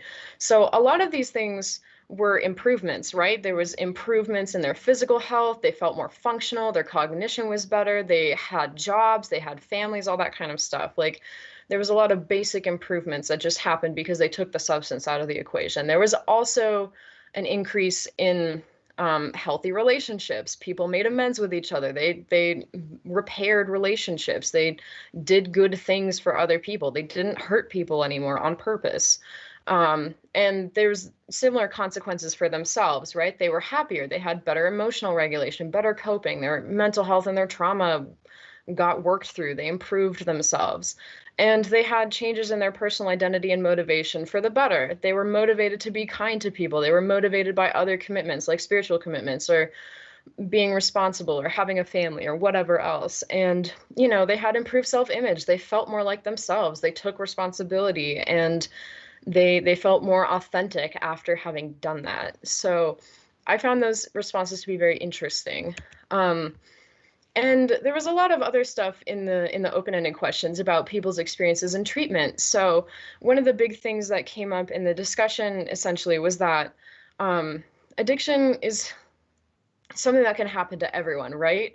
And that being said, the list of options for people to get treatment are not the same for everybody, right? There's an issue with accessibility. So one participant had this statement in their open-ended response, and you know, they were talking about how people have less or more opportunity, even though addiction is something that happens to everybody. A few other participants were discussing that the only reason they felt like they did recover is because they were financially privileged, right? Like, there's a lot of issues with accessibility that goes into mental health treatment and addiction treatment especially. So regarding accessibility, we need to make some changes about financial accessibility, especially. Inpatient and outpatient treatment and therapy is all extremely expensive. Therapy, several $100s an hour. Inpatient, outpatient treatment, several $1,000s. Like, it's very inaccessible for people that are not well off in the money department. There also need to be diverse treatment options. A lot of what people were talking about in the open-ended responses was treatment options that worked for them. A lot of people cited different kinds of therapy. A lot of people cited harm reduction, and a few people criticized programs like Alcoholics Anonymous, or even programs like Natural Highs, where they felt like abstinence-only models were hurtful to them, right? Like, people were advocating for harm reduction, people were advocating for diverse options, so not just therapy, not just inpatient, not just Alcoholics Anonymous, but a wide variety of things that are accessible to people so that they can seek support in community and individually in ways that work for them and in ways that are affordable. So these were some interesting things that people had to say, right? Because the lived experiences of individuals going through recovery is very important for determining good kinds of recovery, right? So that being said, there were some philosophical considerations that I had after looking at all my data, after seeing how people wanted to attribute responsibility and blame to people. And one individual that I kind of aligned with, as far as in a person that's in the existing literature, was Hannah Picard. She has a model that she titled Responsibility Without Blame. Picard's in an interesting boat, right? She is actually a choice person. She believes that addiction is a kind of choice that you make. And she doesn't want that to be moralized, though, right? Like, if we attribute responsibility to the actions that we take, then we can make changes actively. We can do something with that. So she wants to attribute responsibility, and she doesn't want to moralize it, because ultimately, if you moralize it, you're shaming somebody, and that's not really helpful, right? But we should be taking responsibility for the things that we do. Another individual that I aligned with in this sense was McConnell, and they wrote something about personal narrative and recovery. So essentially, their theory was that the way that we identify and the narrative that we construct for ourselves is very, very important to understand our addiction and to understand our recovery. So we constantly have a fluctuating personal identity, and for things that we want to change to make sense and to align, we have to have validation in our identity and in our behavior. Those things have to go together, right? So we need internal and external support. People need to agree that we're in recovery. We need to agree that we're in recovery, and we need to reconstruct the narrative of our life in order to change our identity, to make these changes in ourselves. If I identify as an addict, it's going to be hard for me to recover. If I identify as a person in recovery, it might be a little easier, but that's all easier said than done, right? So these were two kind of philosophical models that I was utilizing in my discussion. And these kind of aligned with the participants' responses of in the open-ended section, right? So one individual that stood out to me, they described an experience where they died, they OD'd, and they were revived. And they had some interesting response to accountability and personal choice, right? They said, my own personal choices got me there. My own choices found me in a happy relationship and a good job a few years later, right? So this person wants to take responsibility for their behavior in both their addiction and their recovery. And I feel like that's probably the healthiest way to go, right? There were several other participants that said very similar things. One individual had some interesting stuff to say here. Like, I found this response to be very compelling because they described that they could not do better when they were actively using, right? Like they sabotaged their life. They did these things knowingly, knowing that it would hurt themselves, knowing that it would hurt other people. And yet they also took responsibility for it. We're responsible for the harm that we do and repairing it.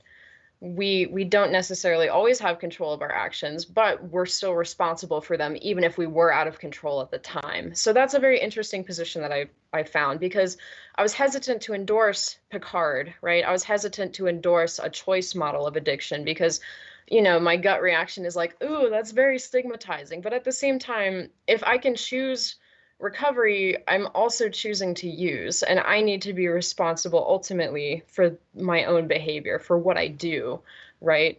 So I found that to be very compelling after reading enough of my participants' responses that said kind of similar things in that field. So some of the tentative conclusions that I made were that taking responsibility is a feature of recovery, right? In order to recover at all, I need to know that what I'm doing is wrong. Or not necessarily wrong, but I need to know that it's hurtful, right? Like I need to know that it's not working for me. I need to own that and I need to do something about it. To take appropriate responsibility, I need to change some of my identity to align with my intentions to heal or my intentions to change. Like I need to own it, I need to feel it, and I need to be supported in myself and by other people in order to do that, because I need to change who I am to fix these things in myself, right? But all that being said, you know, you need to have the means to do that. You need to have the money. You need to have the sources, the therapy, the treatment that you're going to go for. Like you need to have all of these things be there. And that's why accessibility is so important, because we can support individuals that are trying to recover better if we make recovery more accessible overall. So ultimately, I would say from my data and from my project that recovery occurs at the intersection of identity and agency. And to have identity and agency align appropriately, we need to have the means to follow through with our choices. Thank you. Oh my God, how do I stop sharing? Okay. Thank you, Erica. Great job.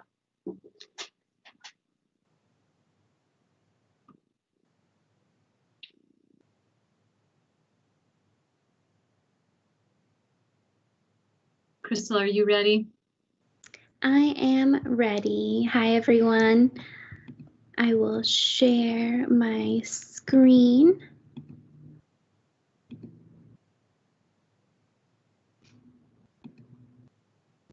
Hi, everyone. I'm Krystal. I'm here to talk to you about college student mental health. To begin with, I wanted to go through some of the current issues that we're seeing in the field of mental health. We're seeing an increase in prevalence of mental health disorders in all of the populations. Specifically for the student population is a little higher than the general population. They say about 1/3 of students are struggling with some sort of mental health disorder. We're also seeing an increase in crises on campuses. So this includes suicide attempts and completed suicides. We're seeing a high demand for resources, one that not all college campuses can keep up with. And also with the COVID-19 pandemic, we're seeing effects from quarantine and isolation on mental health. We're seeing a lot more anxiety and things of that nature due to this time period that we're in. And so I wanted to look at these things in a research study that I designed. And I wanted to see how many students struggle with depression, anxiety, and substance use at this time. I wanted to see what factors are related to the mental health and their scores on these measures of depression, anxiety, and substance use. I wanted to see if students knew about their resources on campus, like the free counseling, therapy groups, and self-help resources that are online. And I wanted to ask what students' barriers were to seeking help and using these resources.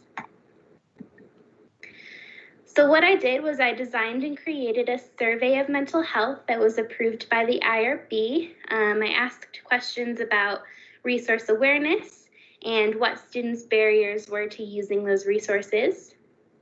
To recruit participants, I sent an email and a post out to a lot of different classes throughout different disciplines and different class levels to see who wanted to participate in the survey.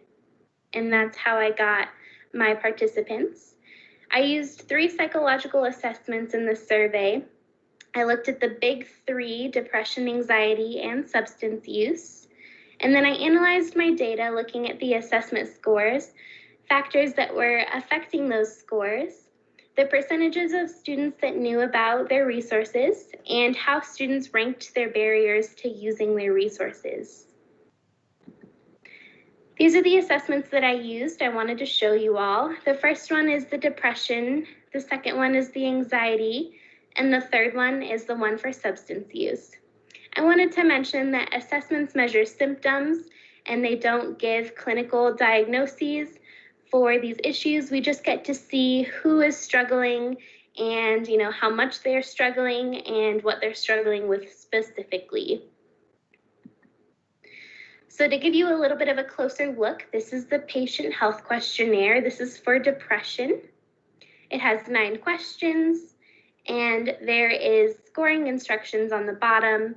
The scores correlate to a ranking of depression severity. This is the assessment for anxiety. You can see that there are 7 questions, and you can also see that the scores also correlate to severity rankings. This is the simple screening instrument for substance abuse. There are 16 questions. Only 14 of them are scored, and you can see the scoring as well in this one. I wanted to show you all, for those of you that might be curious, the demographics of my participants. So you can see the percentages of what age groups there were, what genders participated, and the percentages for those, ethnicity and race, class level and GPA, socioeconomic status and employment,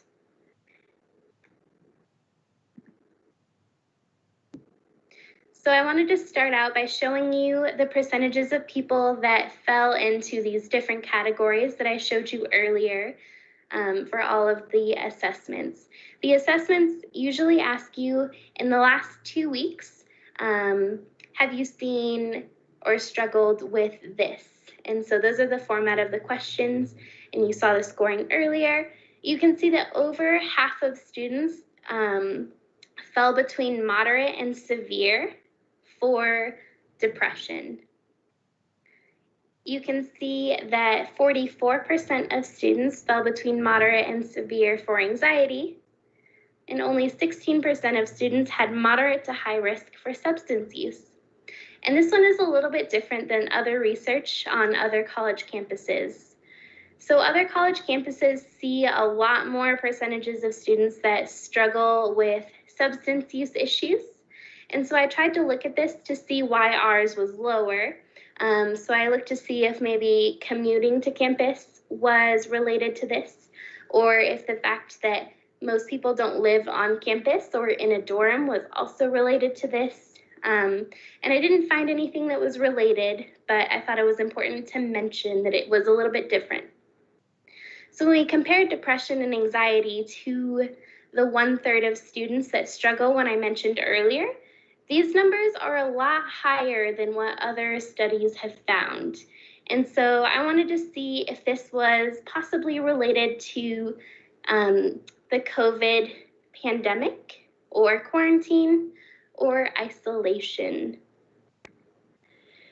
The only factors that I found that were related to the assessment scores were employment status and anxiety scores.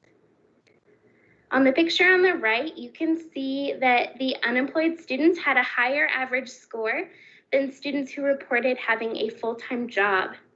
So the students who had a full-time job averaged in the mild category for anxiety, and the students who were unemployed averaged in the moderate category for anxiety. And this is a big jump to go from one category to another.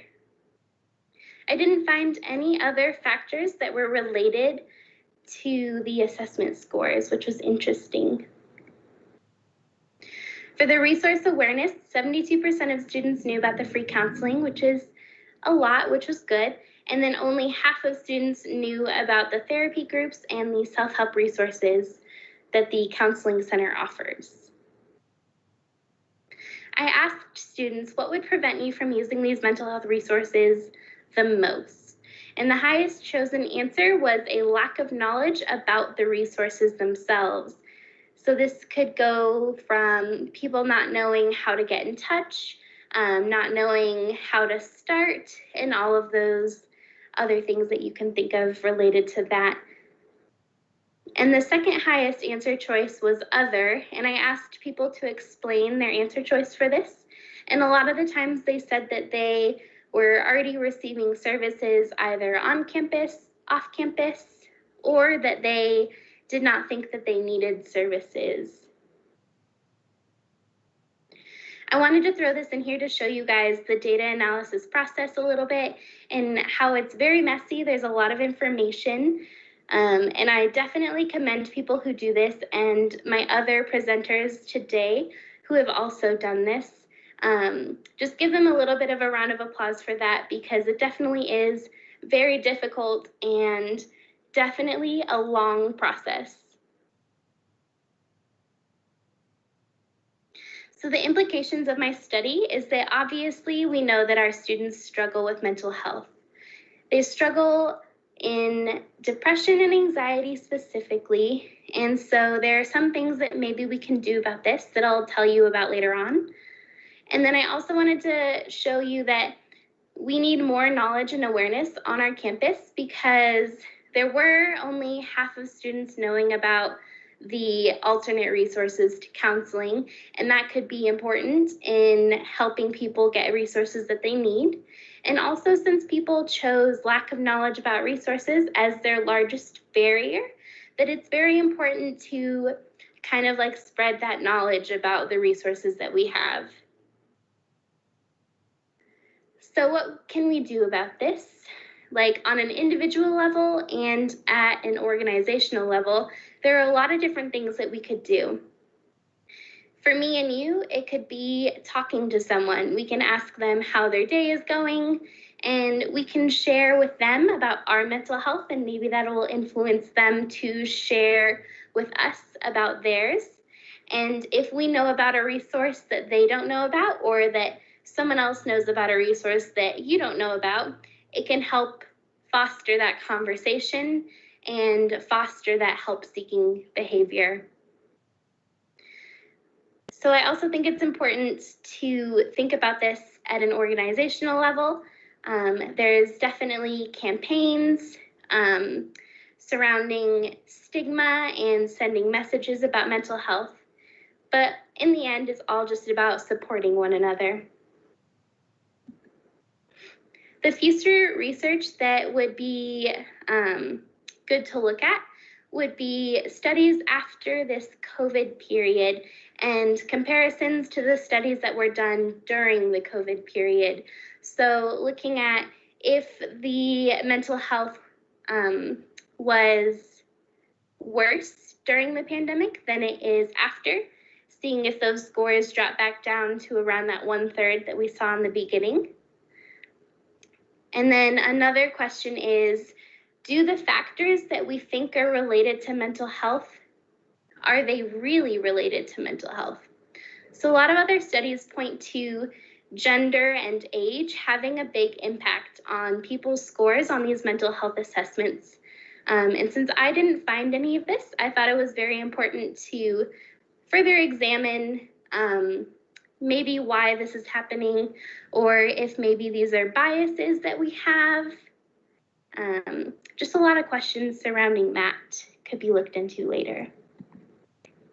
The limitations of my study would include that I had a small sample size, so I only had 116 students out of our very large campus. As we all know, we have tons of students, and so 116 is a little bit small to generalize to everyone.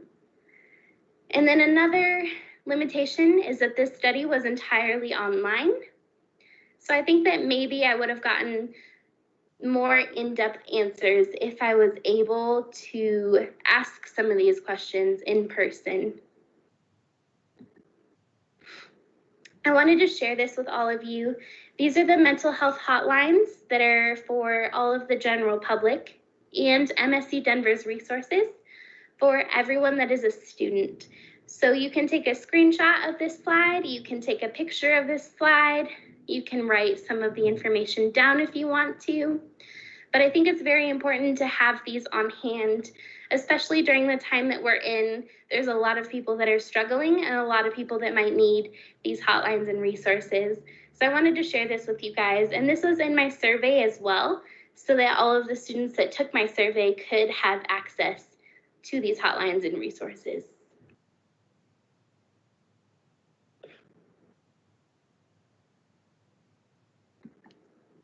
If you have any questions, please type your questions in the chat for me, or you can email me at the email that I have listed on the slide here.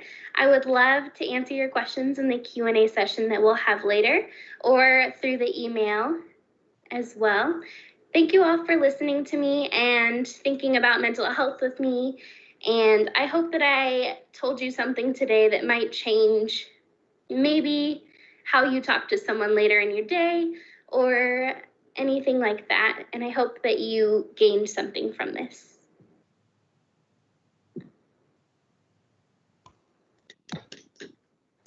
Thank you, Krystal. Thank you. Great job. Thanks.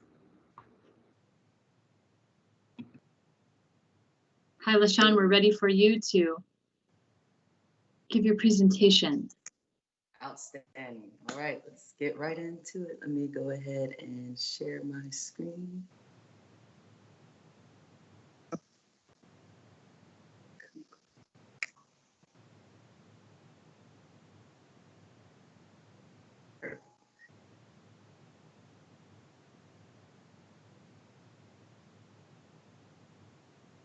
All right.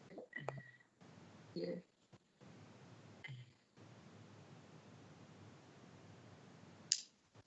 Perfect.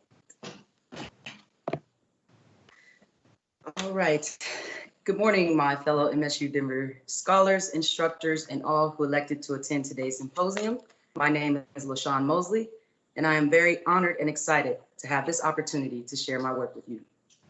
This piece is rather personal to me, as I will be sharing real experiences that I and many others like me have had. I elected to do a literature review, analyzing key issues that continue to hinder our society.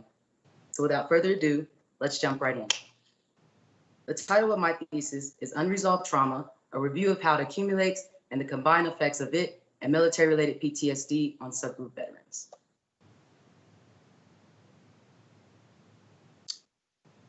Just to give a quick overview of my presentation, I will be giving a description, definition, and an explanation of the development of unresolved trauma as well as military-related PTSD. I will go on to explain how unresolved trauma combines with military-related PTSD and review the devastating effects of their symptoms specifically on subgroup veterans. I will end with listing a few innovative ways on how to identify and ease those effects. So, what is unresolved trauma? For the purpose of my thesis, I have defined it as the accumulation of traumatic experiences over time. A more concise term is microaggressions. For those who may not know what microaggressions are, they are commonly known as the unique experiences of discrimination toward marginalized groups. The marginalized groups that I have elected to discuss, because I am a member of each, are Black Americans, women, and those who identify as LGBTQ.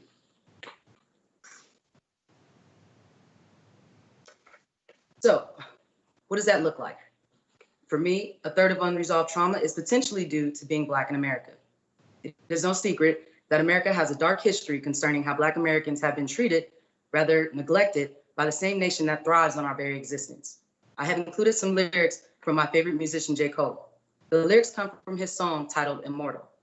They highlight a key issue in America concerning the value of Black Americans, especially due to systemic racism. It's almost as if we have no worth if we are not playing a professional sport or making music. Despite the likelihood of going pro or becoming famous, which must be split between all Americans, Black Americans always seem to have less options besides the latter.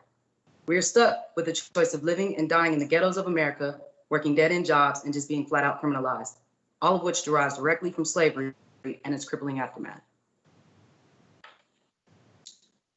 Being a woman is 2/3 of the unresolved trauma I have experienced in my lifetime. Women, for generations, alongside Black Americans and those who identify as LGBTQ, have had to fight for civil rights. The fight as a woman is against misogyny. Misogyny is the leading cause of why only 5% of top executives of Fortune 500 companies are women. Of this same statistic, a record high was recorded in 2017 at 6%, yet with the decrease that has happened in the time that has lapsed, clearly indicates this is more than a battle of the sexes, but a war on sexism. It baffles me that even today, with single motherhood on the rise, alongside the cost of living and the divorce rate, people still think women belong in the kitchen. This topic is discussed in detail in an article published March 10, 2016 by Christina Marusi. Identifying as LGBTQ, specifically as a lesbian woman, is the third reason of what potentially causes unresolved trauma. The experiences of sexual orientation discrimination can be just as violating as the experiences of misogyny and systemic racism. Think about how it would make you feel to extend the offer to spend your hard-earned money with a business on your wedding day and they turn you away just because you are heterosexual. Doesn't make sense, does it? You're probably thinking, well, who would do that? It's my wedding day, the happiest day of my life. I'd be so upset, or maybe even sad. Well, that is exactly what happened right here in Colorado. A baker refused to bake a cake for a couple, you guessed it, just because they are gay. Case facts state religious beliefs were the overall deciding factor. However, I personally feel otherwise. But if I get into that, we would certainly be here all day. Truth is, these experiences are dehumanizing, isolating, and are a danger to the progressive society that we envision and so desperately need. Such inhumane behavior keeps us well behind the curve of understanding our true purpose on this earth, to love or at least respect each other despite our differences. To further elaborate on this, I've constructed an equation that emphasizes how unresolved trauma accumulates over time and eventually decreases resiliency. Therefore, that decreased resiliency can make someone more vulnerable to developing PTSD. According to my equation, when unresolved trauma goes unrecognized and consequently untreated, over time, that trauma accumulates and decreases resiliency. Marginalized groups, for various reasons, often do not recognize and therefore leave trauma untreated. One of those reasons is commonly lack of awareness or consciousness of one's own mental health. When you don't know that you have a problem, how can you even begin to know you need help? As I like to say, chicken or the egg. What occurrences in our lives so critically impact our well-being that they are classified as PTSD? What makes those occurrences different from that of microaggressions? I have outlined in this slide a few experiences per subgroup that fall under the relative category of discrimination specific to them to help examine these questions. As you can see, for Black Americans, I have given the example of public harassment and police brutality. Although both experiences are traumatic, only one could potentially onset PTSD, while the other can continue to contribute to the decrease of resiliency and overall defense of PTSD. Think about it like this. Would you be more traumatized after being harassed in Walmart by staff to present a receipt and prove that you actually made a purchase as you would if you were the immediate family of Elijah McClain? The same cognitive thinking should be applied to the example given for women, which is equal pay and sexual assault. Would you be more traumatized after learning you make less than a male coworker for doing the exact same job, or for walking home from work only to be sexually assaulted because you decided to wear a dress that day? One more example to tie that same concept to is the given example for those who identify as LGBTQ, being service refusal and hate crimes. Would you be more traumatized for someone telling you that their religious beliefs discourage them from making you and yours truly a cake, or for being a free spirit that was in the Pulse nightclub on June 12, 2016? The feeling you have right now, that lump in your throat, is the exact feeling that Black Americans, women, and those who identify as LGBTQ have nearly every day of their lives. Living in the uncertain commotion that you could potentially be the next one is a traumatic experience in itself. Now imagine someone who has experienced any degree of these given examples, joins the military, serves honorably, and gets discharged without ever having addressed any of their unresolved traumas. That person is not only subject to their past, but also has a decreased defense against the development of military-related PTSD. So, what is military-related PTSD? For the purpose of my thesis, I have defined it as specifically diagnosed PTSD by the Department of Veterans Affairs, or the VA. The VA may come to diagnose veterans with PTSD for many reasons. I've listed a few common ones, which are given on this slide. For someone with PTSD from combat or hazardous service, may experience symptoms such as nightmares and flashbacks of the moment they witnessed a battle buddy get shot while taking enemy fire in a combat zone. Although PTSD is common among those who serve in combat military occupational specialties, rates, or jobs, it is not specifically limited to that mode of special service criteria, or even military service at all. Even in times of peace, just living through the daily rigorous demands of military life, or living while Black, as a woman, or identifying as LGBTQ in America can be traumatizing. As indicated on this slide, the misinterpretation that some people may have about PTSD is that it only happens to combat veterans.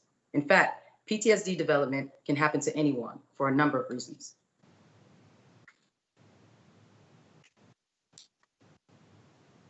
As previously stated, military-related PTSD can be, but is not limited to, the experiences of nightmares, flashbacks, or disrupted sleep patterns. Similar symptoms can be experienced due to the events of unresolved trauma, though not to the same degree. Although unresolved trauma does not develop PTSD, it can certainly decrease resiliency and PTSD development defense and produce physical symptoms such as anxiety.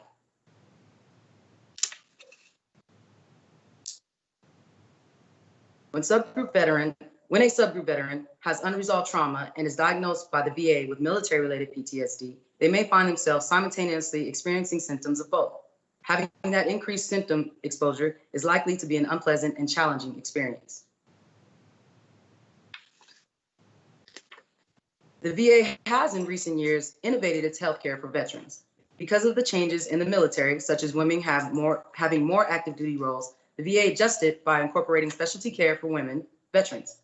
Making such changes shows that the VA is willing to step up and innovate their protocol in the necessary ways needed to specifically address the needs of the community it serves. That being said, a few ways the VA could potentially update their protocol is to make sure all veterans are enrolled in the care system upon service completion and make anxiety and PTSD screenings mandatory upon service completion for veterans that meet certain criteria. Because veterans have the choice, many of them don't seek help because they may not be aware that they need it. Again, when things are unrecognized, they are untreated. You see the pattern? I was one of those veterans who completed service and refused care. I truly believe that because I was young and my body felt intact, that I didn't need a place at the VA. That spot should be saved for a veteran that truly needs help. Today, I am a rated 50% disability by the VA. Truth is, all veterans need help.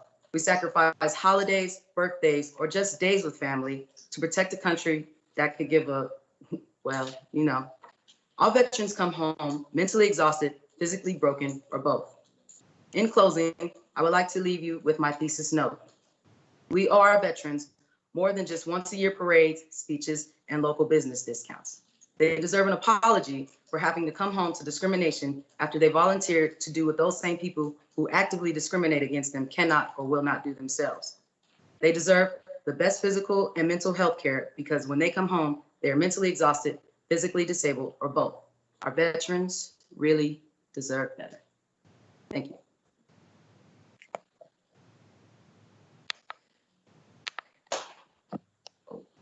Out of there.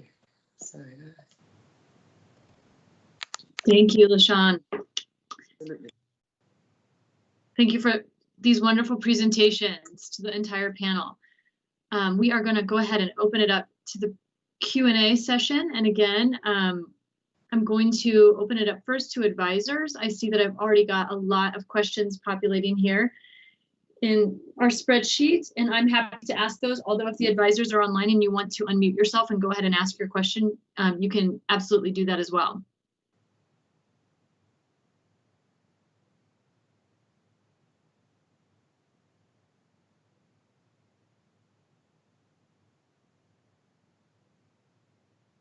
Oh, you're muted. Sorry about that. No Erica, worries, no worries. Erica, if you had your study to do over again, would you use more or fewer open-ended questions?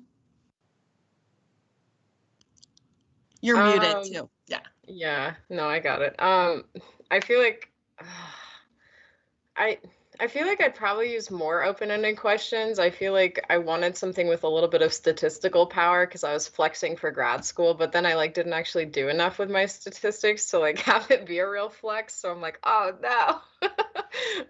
So I feel like I would have gone for a more qualitative route if I had the hindsight there, but I still appreciate the numerical data that I got. I might want to, if I did something like this again, I might want to redo the types of quantitative data that I would use, so that I can actually do more with it. But yeah, I'm interested in the personal experience that a lot of people were having. Right, and then you spent a lot of time coding those qualitative responses. So.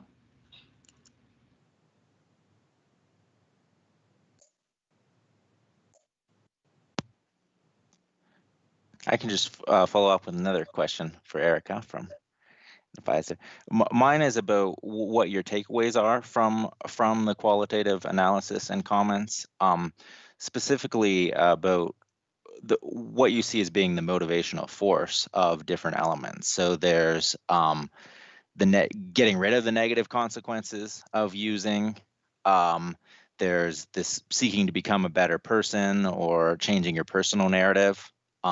And then there's also external motivational factors like objectives, being a good parent or in relationship. Did the qualitative analysis give you more sense of which of those or which combination is most effective or motivating? Or do you think that just is going to vary across individuals? What were some of your takeaways there? I feel like from what I got, it definitely varies by individual, right? Like some people, nobody explicitly stated like, I want to have a better job, therefore I should stop using my drug of choice, right? Like no one was really saying that kind of thing. I think the personal motivations are much more powerful in that sense, right? Like people can tell you like, you want to be a better person, right? But I don't necessarily know if that's actually a helpful motivation for people. I feel like a lot of that kind of rhetoric is very shaming for people. And ultimately the motivation has to be personal, be individual. It has to be something that, you know, like the participant in my study that had the near-death experience, I suppose, like, I feel like that was probably like for them, like, oh, I probably can't do this anymore, right? But no one explicitly stated what exactly their motivations were. But what yeah. about maybe, or do you think the positive motivations are more effective than the negative ones? Like there are a lot of different things that could play that role. But yeah, I get the sense that a lot of people, I mean, okay, part of what at least like other literature says is that a lot of people just kind of get sick and tired of it, right?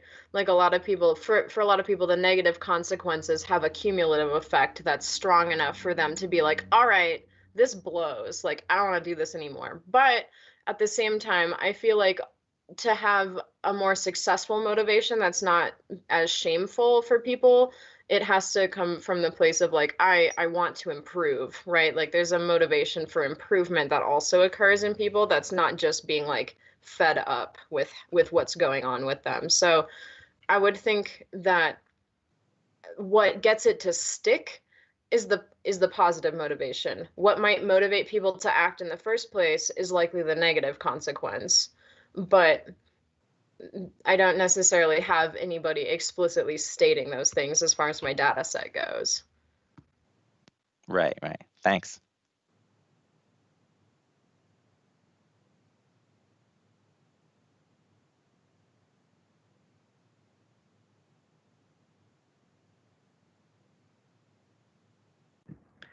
I have I think a quick question for you, LaShawn.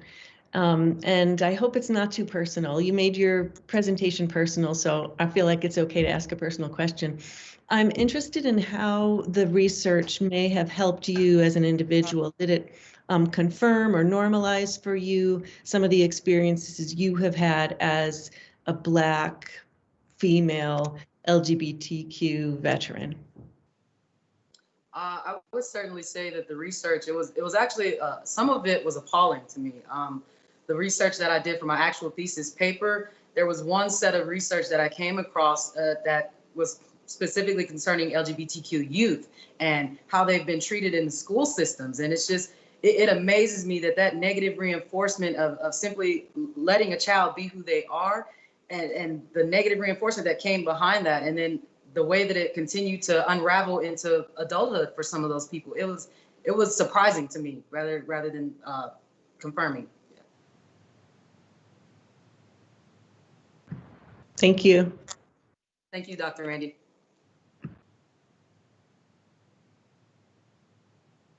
Randy, I also have another question from you for Erica. Did you want to ask that?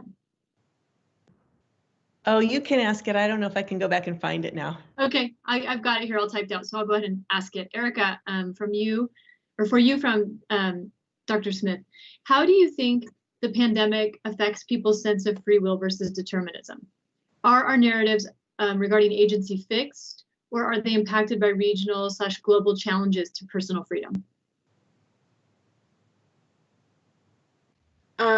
That's an interesting question. I guess I'm going to address the second half of that first, because as it turns out, most people's beliefs about free will and determinism are kind of fluid, right? So a lot of people aren't very good at identifying what they actually endorse.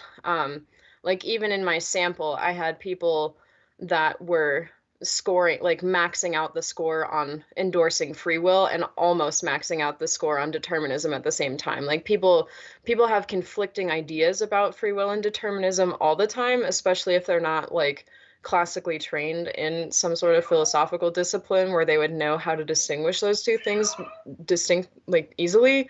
So I feel like some of those things are already very fluid, especially culturally, like depending on what kind of religious affiliation you have and other kinds of endorsements that you have, like your idea about free will and that kind of stuff is going to change a lot. As far as the pandemic goes, I feel like it probably robbed people of a sense of agency more than a sense of free will necessarily, right? I feel like a lot of people feel like there are things that are happening beyond their control, but that doesn't necessarily prevent them from feeling like they have a free action to use, right? So I mean, that is very interesting. Like, I'm not quite sure if the pandemic really negates people's sense of free will or if it just negates their sense of like being able to act on it, right? I'm going to follow up with another related question that's in the chat too, so that maybe there's one more development to this thread that you're working on here, Erica. From Gabriel Grinsteiner, asking, would you also invert your conclusion and suggest that a deterministic worldview is harmful in addiction recovery? Right. Okay, that depends on the person a lot. I feel like there's a lot of research right now. Oh my God, I don't know if you guys can hear my cat right now, but she's so loud. I'm so sorry. Sorry. She's like, why are you yelling? Okay, there's a lot of the literature right now that is going back and forth on whether the brain disease model is helpful for people, right? Like there's a lot of people that are like, like that takes away people's agency, like that robs people of personal power, like all these kinds of things. And so that's part of the reason I was interested in seeing how people endorsed certain things, right? As it turns out, like a lot of the research out there says that it can be harmful if you do it the wrong way, right? So like having a biologically, yeah, nice, Kelsey. Having a biologically determined thing that is causing your addiction might take away some of the stigma, right? But at the same time, it might also be making people feel like they're powerless. So the real key there is that it's not necessarily the deterministic outlook. It's how you apply that to your individual life, right? Like if you have a deterministic outlook and then you feel powerless and then you, I don't know, succumb to nihilism or whatever because nothing matters because I can't do anything. Like yeah, like that sucks for recovery. Like I don't think you're going to be very motivated to do anything. But if you have that kind of wow, Colton, if you have that kind of biological determinism, I feel like you can manipulate that, right? Like if I know that my brain like cranks out dopamine every time I think about using heroin, I'm like, all right, like I can make my brain crank out some dopamine for some other reason, right? Like I feel like there's room for compatibilism wherein there is a deterministic framework, but you can still like have the agency and it won't necessarily negate recovery. Yeah, I don't know if that effectively answered that, but yes and no is the short answer. Thank you. And I think yes, there's a philosophical thread starting in the chat on cats. So next symposium, we will have a panel on cats, I believe. Thank you, Erica, for that answer. This is really good conversation. I know we're going to run out of time again. So I'm going to get a couple of questions. I'm going to pull a couple of the questions together for you, LaShawn, and then I have a couple for you, Krystal. First of all, LaShawn, quick question. Are you infantry? No, I was a PR, which is an air crew survival equipmentman. I basically tested the purity of the oxygen for pilots, and if they can't breathe, they can't fly. So this was one of those jobs that was really thankful once you realize who was packing your parachute and testing your oxygen. So. Thank you for sharing that. Okay. And here's a question from Olivia Czarnecki. Through this research, did the language with which you talk about your own experience change? If so, did that new vocabulary impact how you think of yourself or your experience? Certainly. I was not the best grammatically before this, but after the research, I've definitely inclined myself and found new ways to express and be able to share the experiences and things that I've gone through just from my service and personal life experiences. So yes. I have a vocab question that we're going to come back to at the end for everyone. But Krystal, for you, I think somebody is not muted. Okay, thanks. So Krystal, for you, I have a question for you from Aishi Selway. Krystal, did you get a sense for how students and or people in general will recover from the challenges of the pandemic? For example, do you hypothesize that we will see a rise or fall in anxiety or depression in the years to come? And then I also had a question for you from Christopher Erickson. What were the p-values of your data? So if you could answer both of those.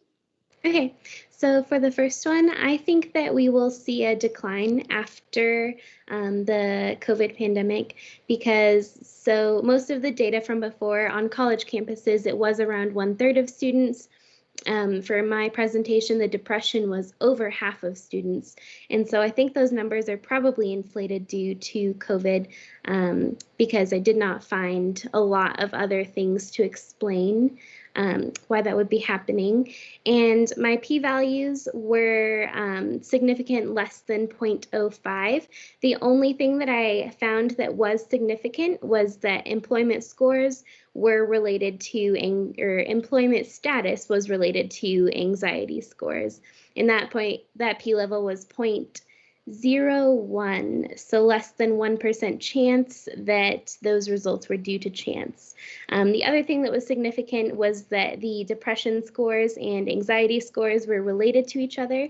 So the higher a person scored on the depression inventory, the higher they also scored on the anxiety inventory. And that p-level, I am not sure exactly what it was. I would have to pull everything up and look through data, but it was less than 0.05. Great, thank you. It reminds me of our conversation too, because those charts were, when we were looking at them the first time, concerning, right? And something that we really should be paying attention to. I'm getting a lot of questions for you as we're conversing, and I just want to roll a couple of them together from Dr. Coho and from Jay Drago, and also from your advisor, Dr. Omar Hernandez. So let's look here. In general, your listeners are wanting to know, Krystal, about what you uncovered about what helps students participating in groups on or off campus. What are some of the reasons for higher rates of depression? Do you know? And then what can we do? Can we change messaging? How can we make students more aware? All of these questions and your own personal experiences too, if you're willing to share. Yeah, so from the research that I've done in the written thesis, it talks a lot more about messaging and things that we can do as an organization. So messaging that reduce stigma and kind of say like it's okay to not be okay is effective to influence students to go seek mental health treatment. Messages that kind of influence that like lessen stigma and things like that are helpful for that overall. For students whose barrier is stigma and things like that, the research shows that going online and doing online resources and not specifically going to groups and not going in person is a little bit helpful for them because they don't have that, face-to-face interaction, and they don't have to experience the anxiety of confronting that stigma as much if they have those online resources, like those self-help resources and things like that. And then I don't know if that answers all of the questions. Yeah, I mean, I think that really brings us back to a question that I'd like to toss to the entire panel, maybe as our closing question, unless some other things appear here. But before, LaShawn, you were talking a little bit about your vocabulary and how your terms and the terminology that you were using was refined throughout the process of this project. I think you've all talked about that in some ways, explicit and implicit. And we have a question, one of the first questions that was posted to this panel, as you got started, Erica, was the question, how do you think the word addict affects a person? Do you think that instead we should use person who struggled with addiction? So I wanted to expand that question just a little bit for all of you to return back to this use of terms. I mean, Krystal, you're talking about stigma right now. I think maybe my question for all of you is, how has this impacted how you think about the way that we use language to talk about these things? I can answer that first. I have a beautiful response if you guys don't mind.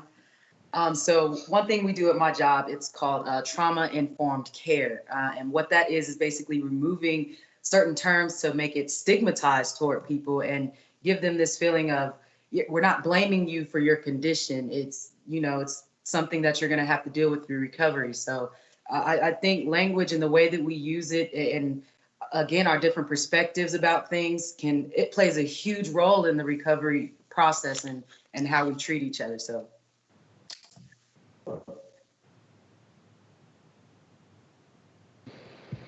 I also definitely feel like I paid attention to my terminology, especially when I talked about substance use versus substance abuse. So the instrument that I used was called the Simple Screening Instrument for Substance Abuse, but I just didn't really like that terminology because I thought that people use substances and they can abuse substances, but overall the issue is that, if they do it in the first place and they do it in a way that's affecting their mental health. And So I definitely paid attention to my terminology there.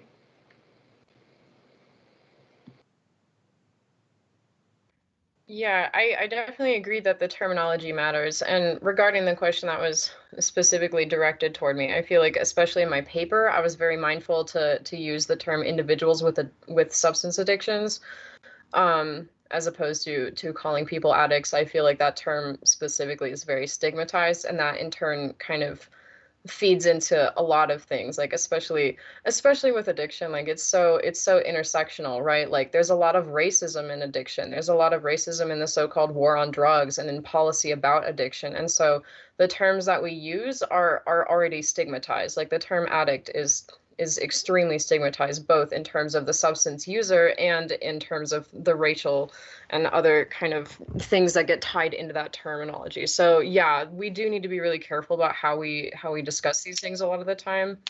And yeah, it does matter. I'm definitely in the camp of letting people identify themselves as what they want to identify as, right? Like because it's none of my business if someone's cool with being called an addict or not, right? But at the same time, like I'm gonna do my best to destigmatize my language. So yeah. Thank you for those thoughtful responses, you all. This has been another great panel. Let's unmute ourselves and give this group a round of applause.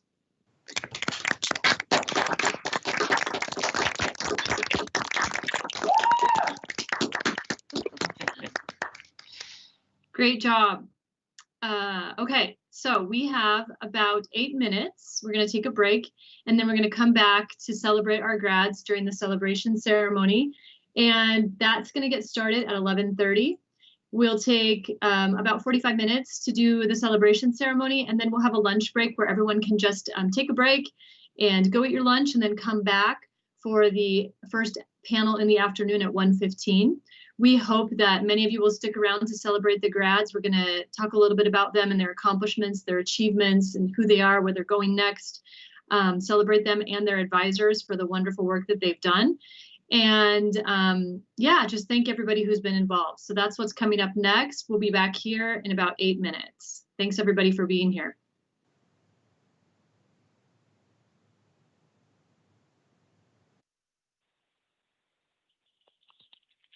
Cody Klinkhammer is now exiting.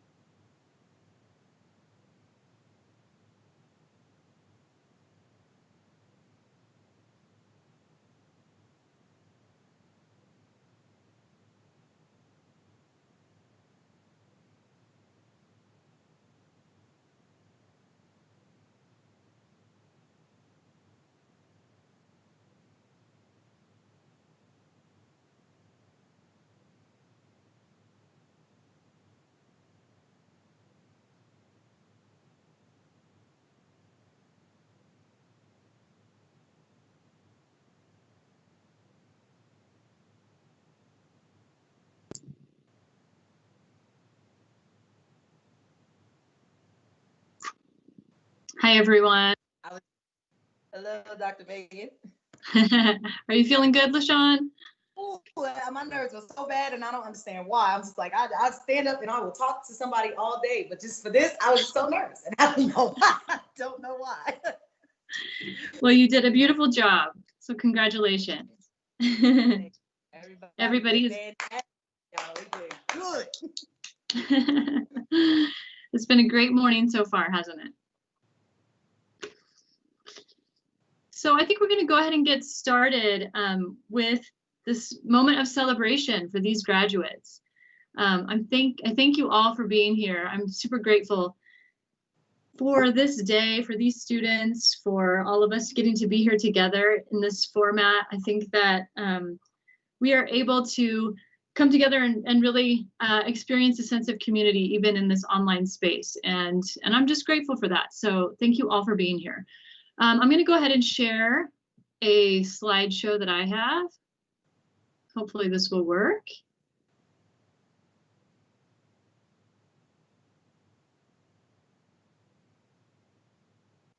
Megan, you can't cry. That's your goal today. You can't cry.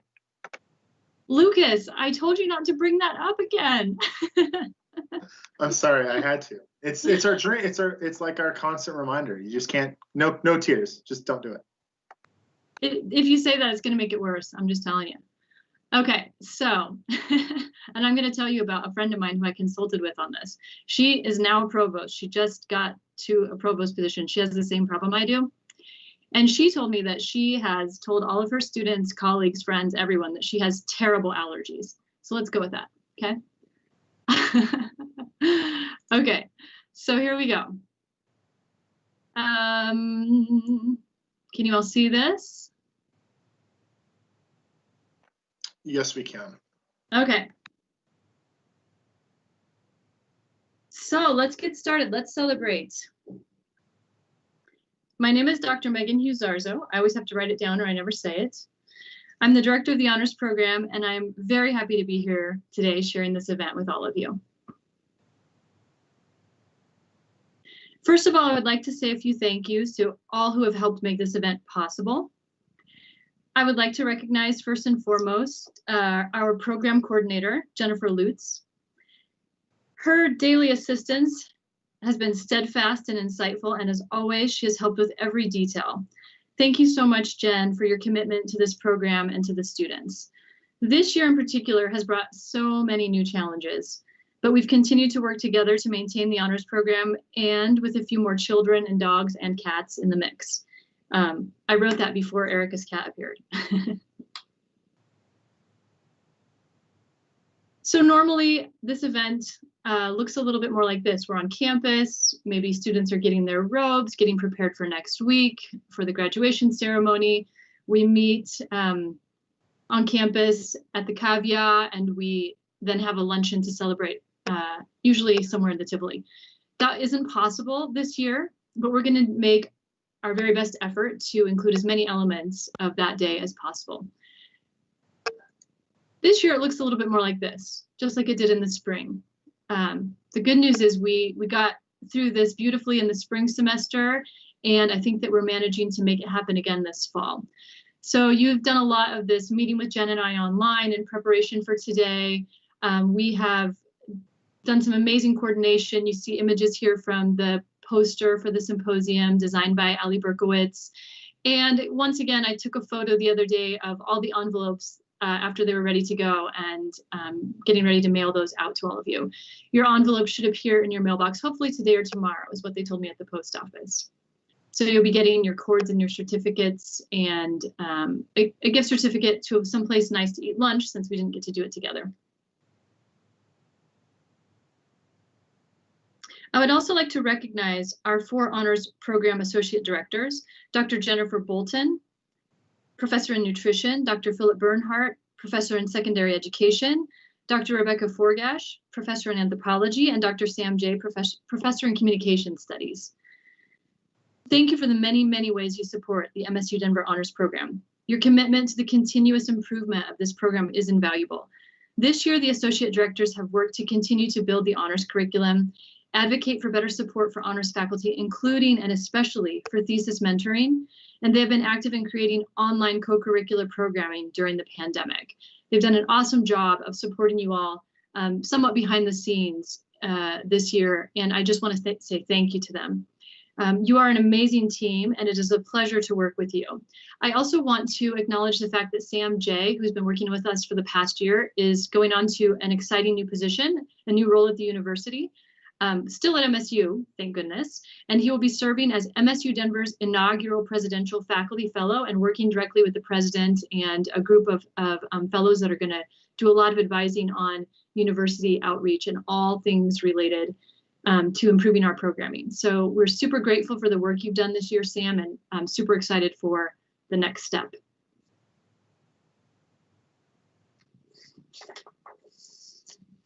I also would like to say thank you to all of those who are mentioned on the back of the program. I will show that image later in the slideshow, but to the members of the Faculty Honors Council and the Student Honors Council, CAVIA and the staff from CAVIA, Alumni Relations and Giving, Undergraduate Studies, my supervisor, Elizabeth Parmalee, the Office of the Provost, and also to Ali Berkowitz and Nana Hio for the design of the poster and the program. And to our student workers this semester, Andrew Pena, Christopher Erickson, and Nana Hio.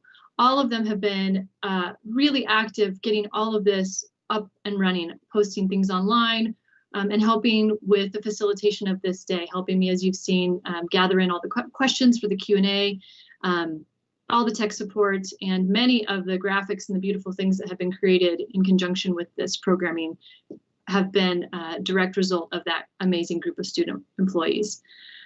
I also want to thank Ali once more for the not only the poster, but also for being my TA this semester for thesis seminar, and also for helping out a lot with a lot of details for thesis in general. You have been an amazing source of help, and to reference your presentation, both technical and social emotional help this semester. Thank you so much for that. I'm sorry I can't see your face right now. It's very weird to just say this into the camera, but I'm thanking you all in this way.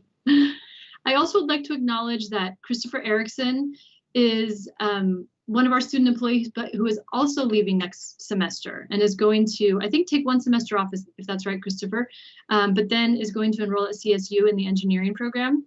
Christopher is excited about this opportunity and is intending to also be a part of the honors program there, and then to maintain contact with our program as well, and promise to continue to maintain and be a part of the Discord and our social network in general. Thank you, Christopher, for all that you've done. We appreciate your work, and we want to wish you well as you move on to your next step. Thank you, Megan. Yeah.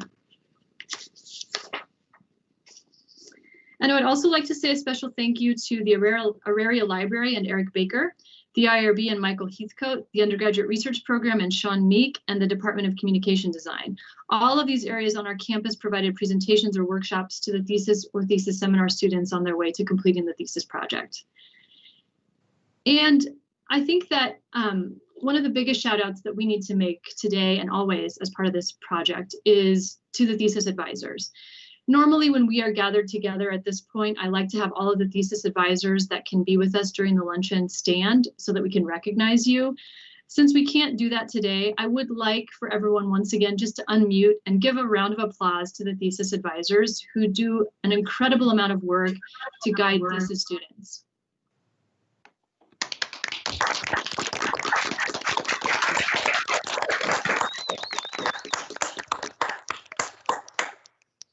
Thank you so much for the support that you give to our students and for all the ways that you incorporate their ideas in your own work even. I've heard so many amazing discussions with advisors and thesis students this semester where it's a mutual intellectual relationship. I also want to say thank you to all the parents, friends, and family, and to the university community members that are here today supporting and celebrating the efforts of these students. Many of you have likely witnessed the hard work behind the scenes that was necessary for these projects to take shape. Thank you for the encouragement you offered along the way. I've heard time and again from the students how much their own personal support network has meant to them in this process. And in the last week or so, as we've all been getting really excited for this event, so many of the students have shared with me how fun it was to send this link out and to send to send word of their presentation sort of far and wide so that friends and family in different places could join us online today. Thank you so much for being here, and thank you so much for the ways that you've supported your student. One thing that I think is a really great outcome, perhaps, of the situation that we've been in for the last 9 months with the pandemic is that we've learned that this event really draws in a lot of people if we send it out in a virtual format. And I think that in the future we'll continue to do that, even if we are able to meet live and have this event on campus again. I think we've learned that we really do want to provide a way for people to live stream the event as well, because we've seen so much support in that way. So thank you all for being here. I also want to say thank you to Honors Program alumni. I've seen a couple of names in the chat on Teams. I've seen Ted Richtofen and Colton Lee. I don't know, I haven't looked at the YouTube channel to see which of our alums have tuned in there, but I want to say thank you so much for being here today. This event is designed so that current students and alumni can participate together. And I think it's a real opportunity to get graduates to come back and to celebrate and to encourage and support the work of their fellow peers who are coming through the program. And we really hope to grow this tradition over time. Each year we're starting to see more alumni kind of trickle in and spend part of the day with us. So thank you so much for doing that. And to all of those who are graduating next week, expect an invite from me next year. And if you can be here, we'd love to see you get out and support your fellow peers. And finally, I would also like to express a very heartfelt thank you to the thesis students. As I always say, I learned so much from you as you pursue these projects. The Honors Program is a community for you and a community for me as well. You've worked hard to complete the research projects you're presenting today, and it has been a true privilege to work with each of you. I think often about the concept of excellence and how it is accomplished. I ask myself all sorts of questions about this, since I consider it part of my charge in my position. The truth is that I am never quite sure about the exact formula, and quite frankly, I don't know if I will ever know exactly how we achieve excellence.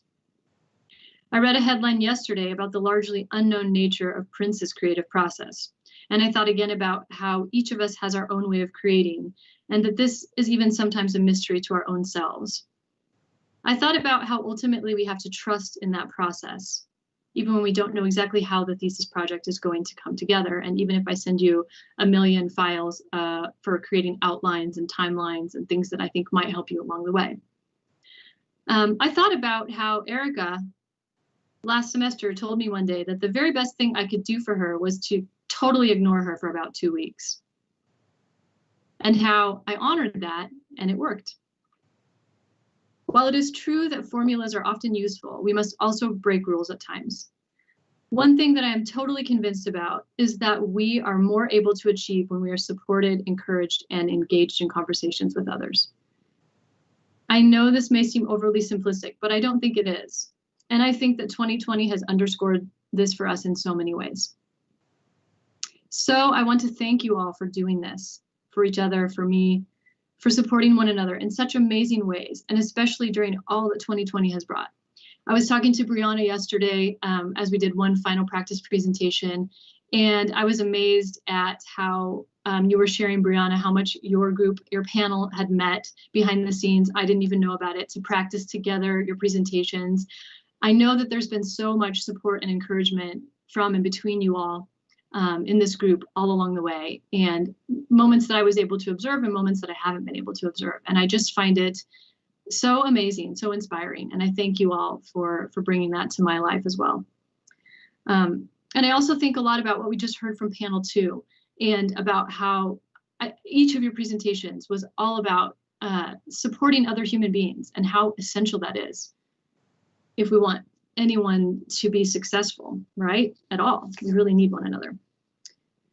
And so now it's time to celebrate our graduates. If we were meeting in person, each of the students would receive their certificates of completion and their honors cords during the ceremony, as we said. But instead, these have been sent in the mail this week and should arrive today or tomorrow. And so instead, I've asked students to each share a photo of themselves and a short biography so that we could talk a little bit about who they are and their next steps. And I need to, I actually need to stop sharing for a second here. Excuse me for that. I'm realizing I can't see what I need to read without getting one more thing in place here. Sorry, you all.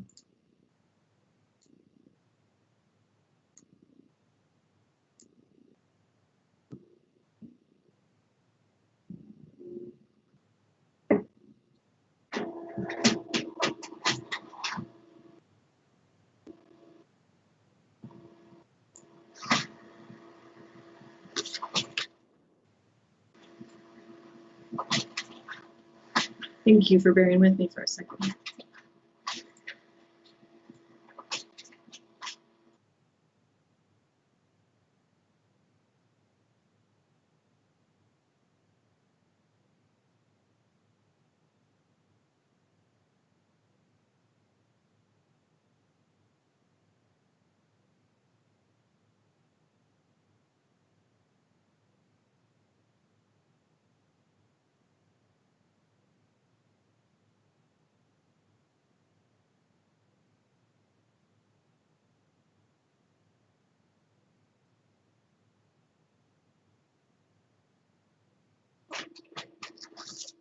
You see, Lucas? I would have to add paper in the middle of this ceremony, wouldn't I?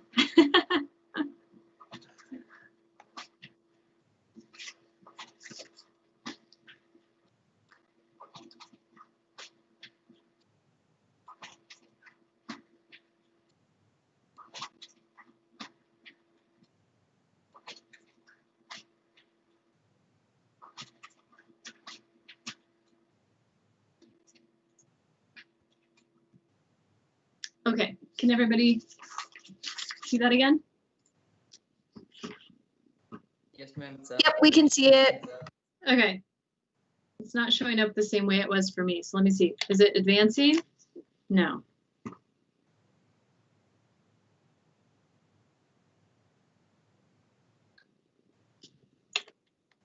Can't see the slides advancing. So let me close out here for 1 second. Okay.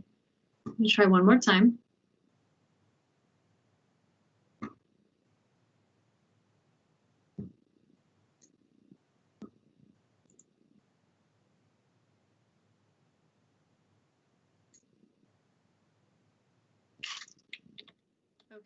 There we go.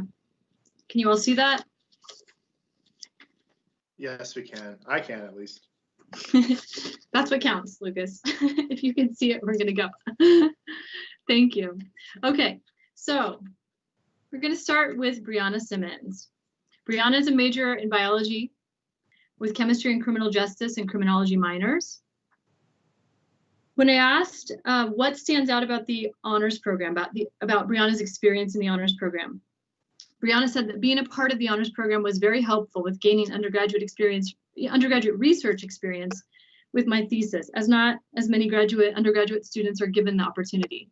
Being able to have my thesis will help me to stand out as an applicant for medical schools or other graduate programs. Brianna completed the honors program with highest honors. When asked about future plans, Brianna said, number one, to graduate and be less stressed out during the holiday season. Brianna will apply to medical school and earn a dual degree in MD, Doctor in Medicine, and possibly MPH, Masters of Public Health, and says, I cannot wait for the opportunity to be able to expand my knowledge and experiences to help others. I simply cannot wait for the next chapter of my life and the opportunities it holds for me. And she would also like to say thank you to her family for their continued support and encouragement through the years. Their continued love and support are a huge blessing, and I'm so thankful to have every one of them. To my new friends that I have gained through MSU, I cherish their friendships and cannot wait to see us grow and what our futures hold. Thank you, Dr. Hughes and Jen, for your help during my time in the honors program and helping me to be successful at MSU. Thank you, Brianna, and congratulations to you. You did an amazing job on this project and working through your degree. Thank you. Let's give Brianna an applause.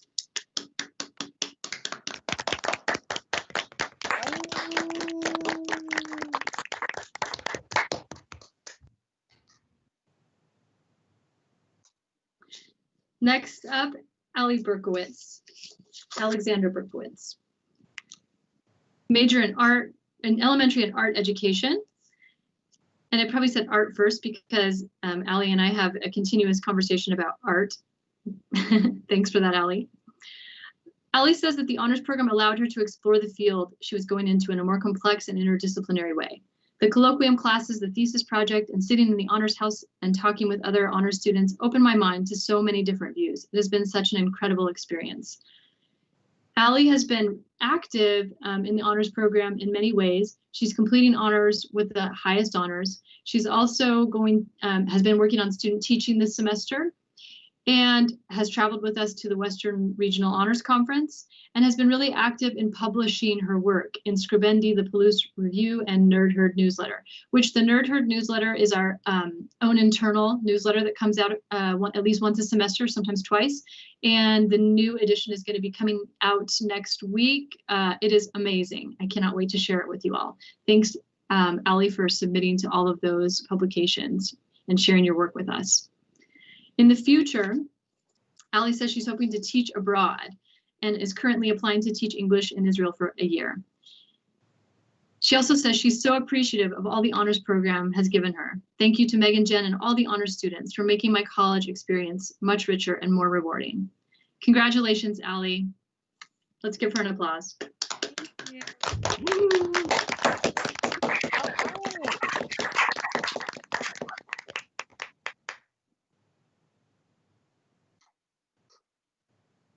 Chelsea Smith is a major in biology and an anthropology minor, is also completing the honors program with highest honors. In speaking of her experience in the honors program, she says, I'm grateful for the elective courses catered specifically to the honors students and for the ability to connect with professors outside of my department. Several of these professors have provided me with unique and beneficial opportunities, which I wouldn't have known about otherwise. Also, among Chelsea's achievements in the last year, she says, I was able to complete a semester of homeschooling with my first grader, and I haven't completely lost my mind in the process. Congratulations on that, Chelsea. I relate because I have a kindergartner doing remote kindergarten right now. So yes, I'm glad that we are making it through.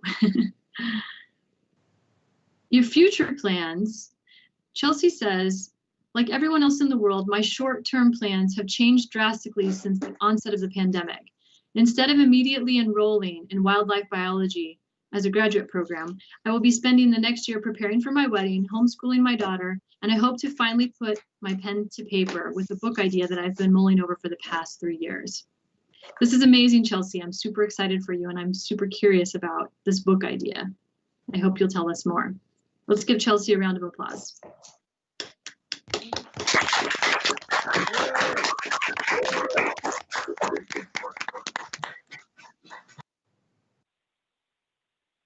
It looks like I have some people waiting in the lobby, but my PowerPoint is making it hard for me to admit them. I took care of it. Okay, thank you so much.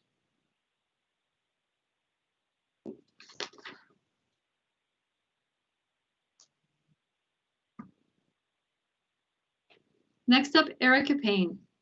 Erica is a double major in psychology and philosophy.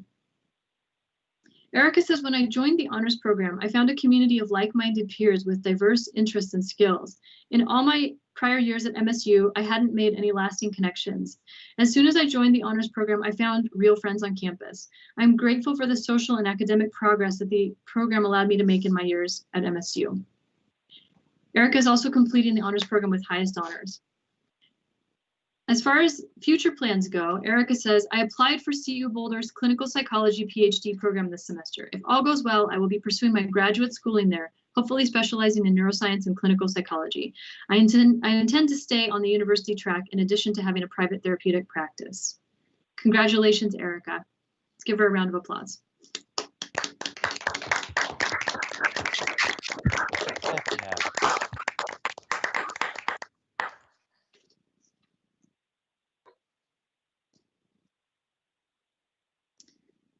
Lucas Snuffin. Lucas is a major in history and education and says, something that stands out to me about my experience in the MSU Denver Honors Program is the sense of community that has been developed there over my time here. When I first joined the program, my sense of kinship and connections was lacking, and it has now become a place in which anyone, regardless of area of study or personal background, can be part of. The connections that I have made over my time in the program have motivated me to continue my lifelong passion of learning post-graduation. And I would just like to add to this that Lucas has served in this last semester as the president of the Student Honors Council and has been really active in that role and in building the community. But Lucas has been active in building the community prior to that role as well, along with many of his fellow graduates this semester. So thank you for serving in that role this semester, Lucas. We really appreciate it, and we'll miss having you. Lucas has also served as the president of Phi Alpha Theta Honor Society and is also completing honors with highest honors.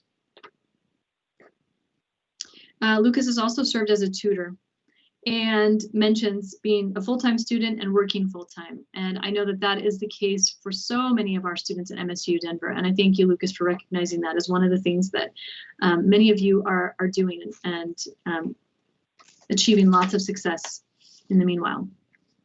Post-graduation, Lucas says, I plan on taking a year or two off before going to grad school for an advanced degree in the education field.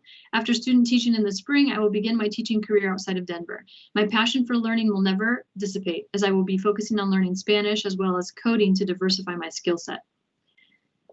He also adds, I could not have asked for a better experience in the program, and I would like to thank both Jennifer Odell as well as Megan Husarzo for their mentorship and the opportunities that they have opened up to me throughout the time in the program. Thank you, Lucas. Let's give Lucas a round of applause.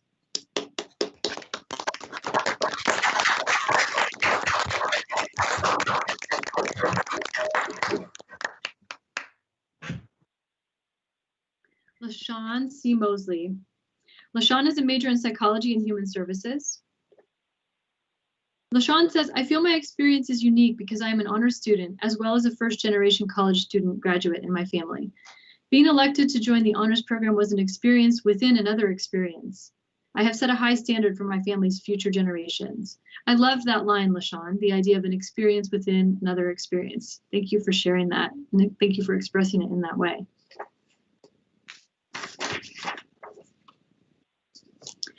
LaShawn is a member of the National Society of Leadership and Success in the MSU Denver chapter. And regarding the future plans, says, I am making my way to fulfilling my dream of becoming a detective. I filled out an application for Colorado Springs Police Department, and I was selected as a candidate to move on to the next steps in the application process. Congratulations, LaShawn. Let's give LaShawn a round of applause.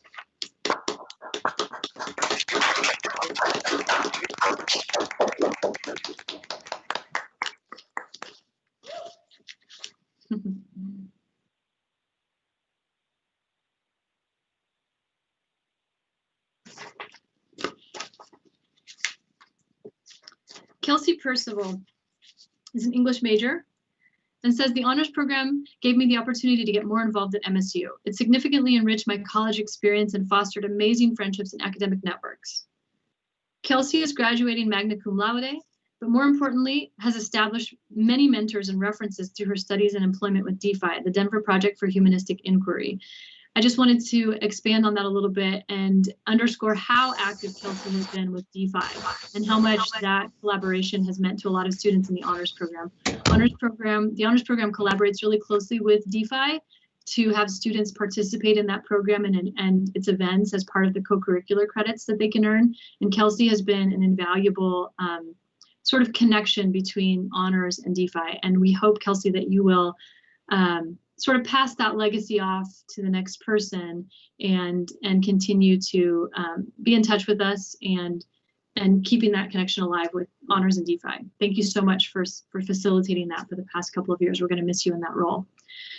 Kelsey's also completed honors with highest honors.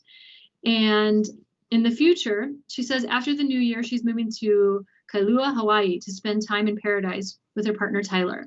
After taking a year to enjoy the island, she's planning to move back to the mainland with Tyler to pursue a graduate degree in something involving the humanities. I'm excited to find out what that's going to be, Kelsey. Kelsey also adds that she could not have done it without her mom and dad, her brother and sister-in-law, and the many amazing friends she made along the way. Congratulations, Kelsey. Let's give Kelsey a round of applause.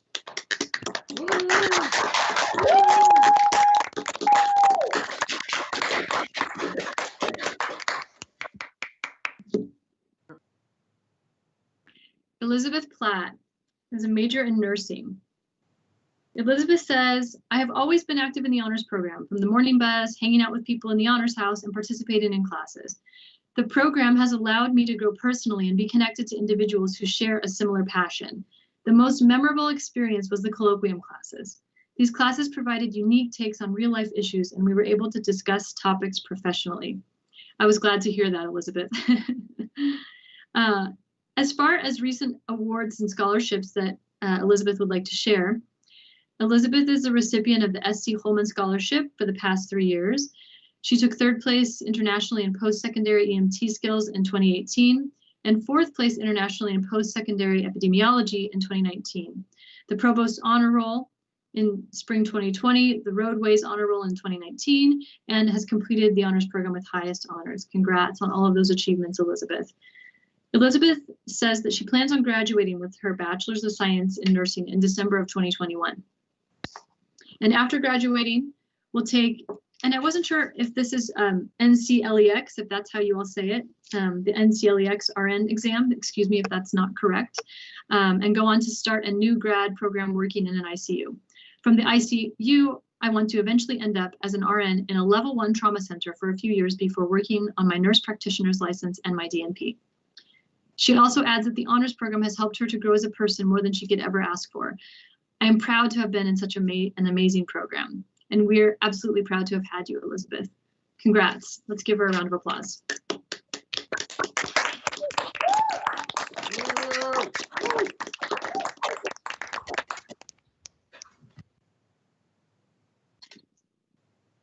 Krystal Smith is a major in psychology and says, I've had some of my best group discussions in honors classes. Everyone genuinely wants to participate in conversations, and it's so enriching. Krystal has achieved the President's Honor Roll 3 times and is graduating summa cum laude. She completed honors with the highest honors and recently was able to start work in her field as a registered behavior technician, working with children diagnosed with autism. That's amazing, Krystal. Congratulations on starting work in your field. As far as further future plans, she says, I plan to go on to graduate school in psychology and continue to work with children and adolescents. Congratulations, Krystal. Let's give Krystal a round of applause.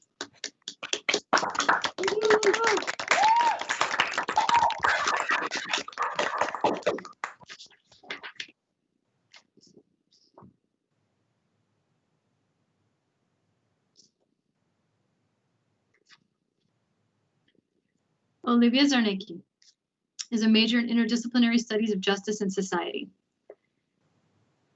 When I asked Olivia to tell us something about the experience in the honors program, she wrote, they say you are what you eat. If this is true, I am 99% honors house coffee and abandoned catering. As a transfer student, I arrived at MSU expecting to get in and get out with my degree. I had no plans of joining a community, forming lasting friendships, developing myself as a researcher, or truly participating in the creation of knowledge in the way that I have through the honors program over the last 2 years. I am forever grateful for these wrecked plans. I love that line, Olivia, thank you. Olivia is graduating summa cum laude and has completed the honors program with highest honors. As far as future plans go, Olivia is currently applying for a concurrent JD PhD and JD MA programs. She says, I hope to study public policy and jurisprudence, working toward a career in public interest law and legal education. And here you go, Lucas. This is the moment. I'm not going to get through.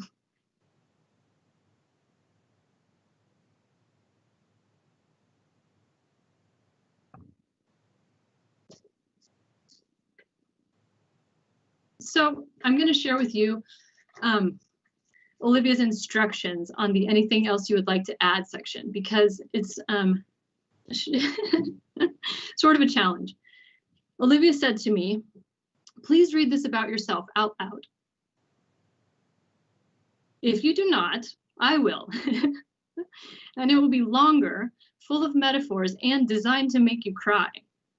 So because of this threat, I'm going to go ahead and try to read this myself. And I also want to give you all a little bit of background information, which is to say that Olivia and I have had this ongoing humorous conversation about bad metaphors and how I don't like them, but I also don't like my own tendency to produce them. So hopefully I haven't given you too many bad metaphors today. Olivia wrote this for me, and I appreciate this, Olivia. It says, few educators are as passionate and inspiring as you, Dr. Hughes.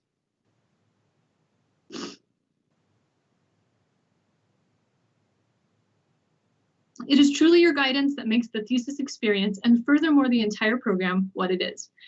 As a cultivator of community and creative thinking, you are simply unmatched.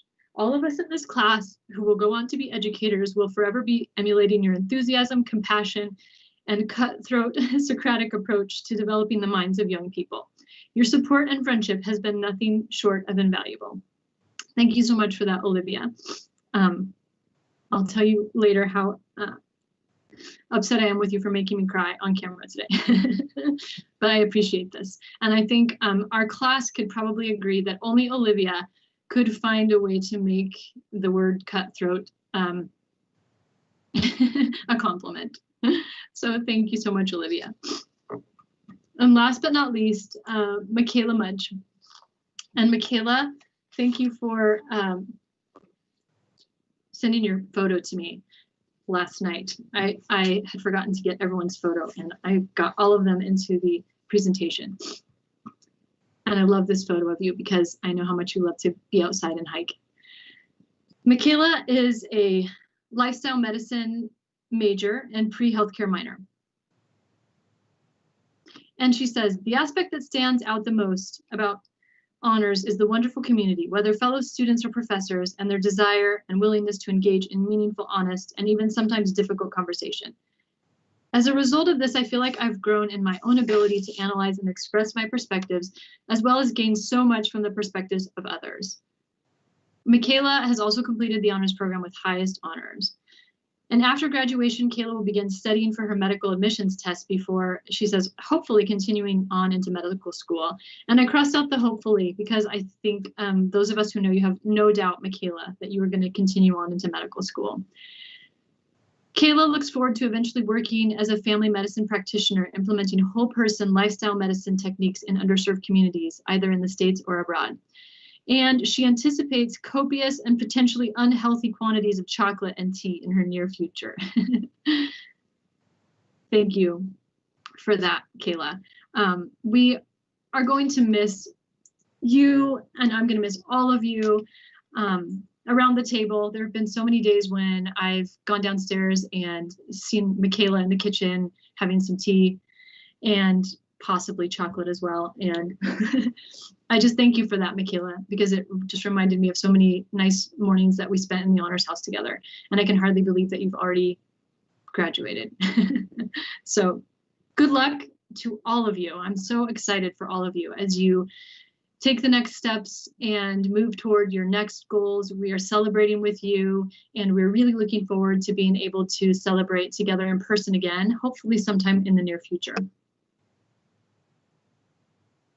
Here's the thank you that I mentioned before with all of the members of our Honors Council listed here, and a few other names of those who have helped this semester put this program together.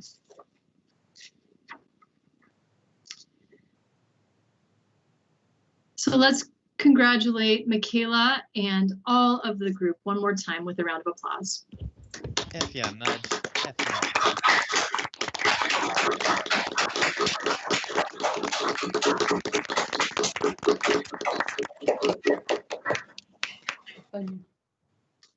And here's one last look at this amazing poster design that we had this semester.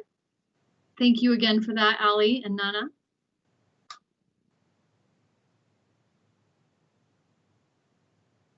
Okay.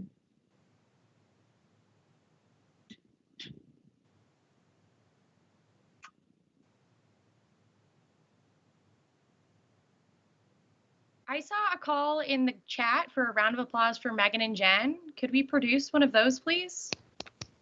I second.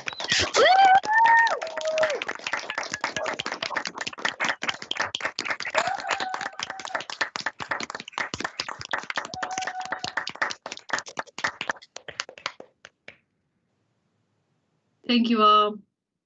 I was really trying so hard. I read through all of it 3 or 4 times yesterday. I mean, I would have cried at Olivia's too. That was kind of touching. But I was also afraid of what she might say otherwise, so I had to do it. I didn't make you cry. It's all completely genuine. Thank you, Olivia. Well, I am so excited for you all, and I adore you all, as you know. This has been another amazing group, and I'm so just grateful that if we all had to go through a year of online courses, that we were in it together, and that we've supported each other and encouraged one another in all these ways. And that we have also been able to organize this day where we can bring together so many people across our university community just to spend time together and learn together and share in supporting one another. I'm just blown away by how amazing you all are, and how this event just demonstrates that. So congrats to you all. And I think now you should go eat some lunch, but before you do, we want to try to accomplish one final thing. We're hoping that all the thesis students could turn on your cameras, and we're going to see if we can somehow coax teams into getting all your faces on the screen so that we can take a picture of you as the graduating group. But I don't know if it's possible, because it looks like we can only see 9 people at once. But we could try taking 2 photos, and then, somebody with Photoshop skills can do something fun with that.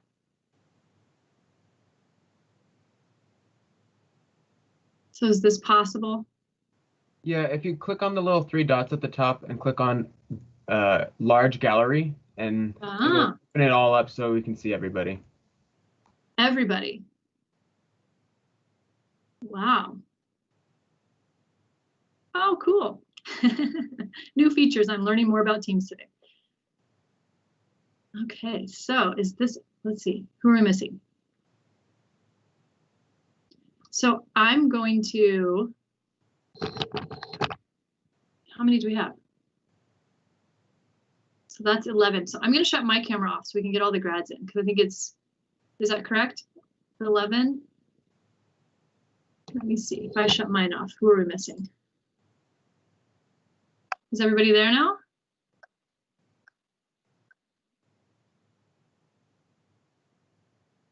Okay, I see everybody. So Jen, let's try to take a couple of photos. I'll take a couple on my end. This is really great. I can't figure out where the button is that Christopher's talking about, so I can only see 9, Megan. Okay, well, I think I've got all 11. I'll count to 3 a few times, okay? So you can all smile. 1, 2, 3. Oh, my cursor is right in the middle of LaShawn's head. Okay, hang on. All right, let's do it again. 1, 2, 3. And one more. 1, 2, 3. Oh, that's great. Thank you, everybody. It's amazing. That's going to go on my wall here. And eventually we'll get it on the wall in the honors house, okay? Can you also send that out to everybody, Megan? Yes. Already done. It's in the chat. Awesome. Thanks, Christopher. That's great. Okay, so go get some lunch, go get some calories happening, and we will see everybody back here at, what did I say, 1:15, right? Okay, yeah. If anybody needs anything, I'll stay on for a few minutes. Otherwise, I'll see you back at 1:15 for the second half.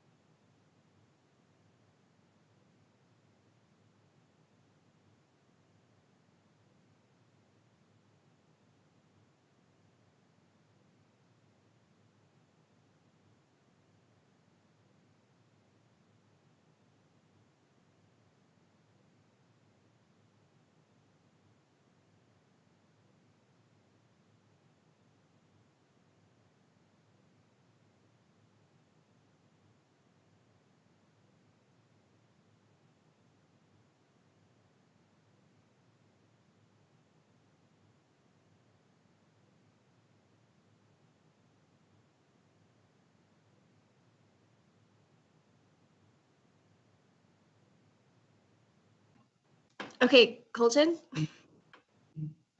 Oh, I need to take it off. Hold on. Colton. What, Kelsey? What, Kelsey? Hi. Hi. What's up?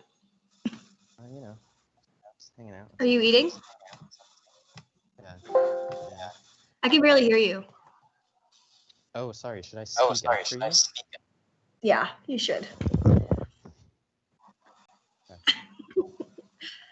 What are you eating? Oh, look at that. Some Cheerios. Can you hear my chewing? Not really, which is too bad. I was hoping for some ASMR of, it should just be you chewing ASMR for the next, you know?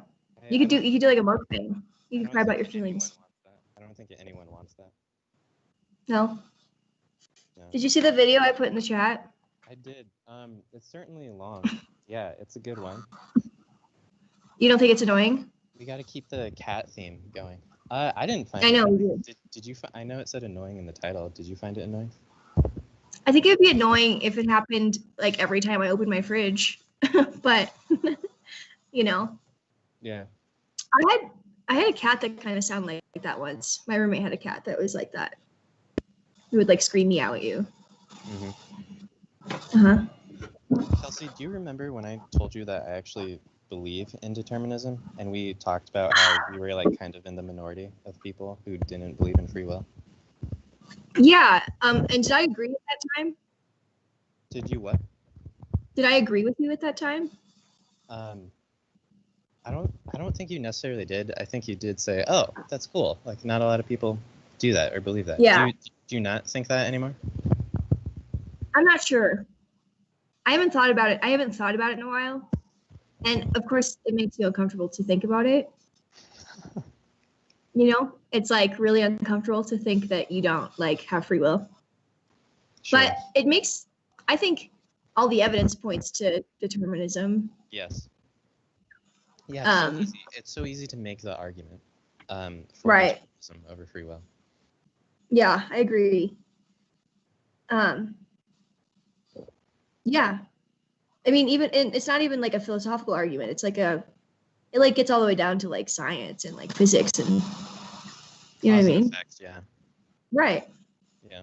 I mean, it is a philosophical argument, but I'm saying like it like even goes deeper than just like that realm, which is interesting, I think. Sure. That actually reminds me that Mudge and I like once had a conversation kind of related to this, being that I think I asked Mudge if like she believed if everything happens for a reason, and then she responded, but then she asked me that same question back, and I responded by saying I think that everything happens for a reason in the sense that I believe in the process of cause and effect. Not that everything has a purpose, but there's an explanation for everything. Yeah, yeah. I mean? Because I think people are like take that as like, you know, like. Everything means something, you know, like, I don't know. So I'm trying to think of like a snide way to say that. No, that's a snide way to say. You know, like the lotion bottles that have like philosophy on them. it's like that kind of, you know? Do you know what I'm talking about? Philosophy, Oh, like our philosophy? Like, is that what you're talking about? No, like the skincare products, and they have little like tidbits of philosophy on the bottles of the lotion. No, I didn't know about that, but I'm not surprised. That was the thing. Okay, wait. The brand is called Philosophy. I hate that. I hate that so I know. much. I hate So it bad. too. I'm gonna show you a picture of some of their products. It's really funny. Okay, wait. Philosophy. The philosophy. Okay, wait. The philosophy of philosophy. It's to put philosophy on our bottle caps. This is so weird that this conversation is happening. Have you all? Why is it weird?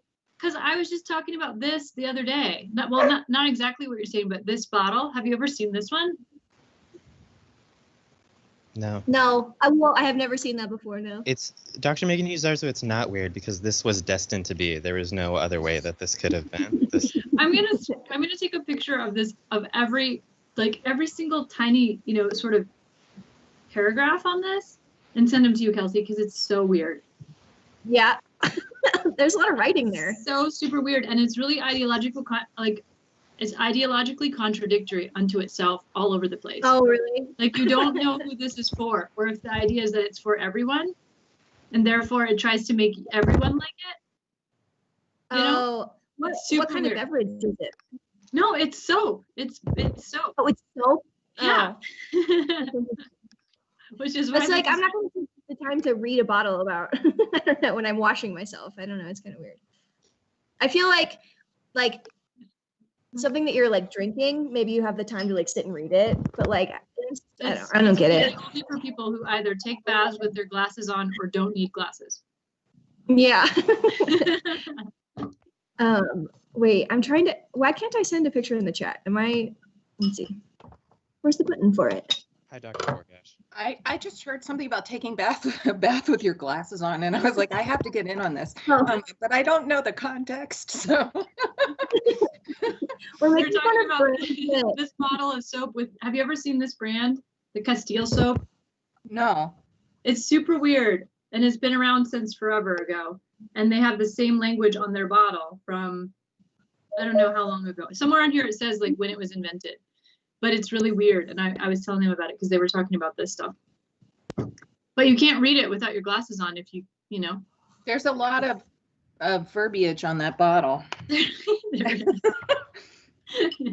you're gonna read it, you need to spend some time with that bottle.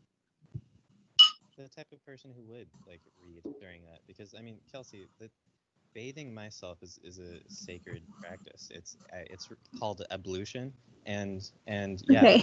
that's the type of time that I would take to just take and read deep philosophy on a bottle. On a bottle.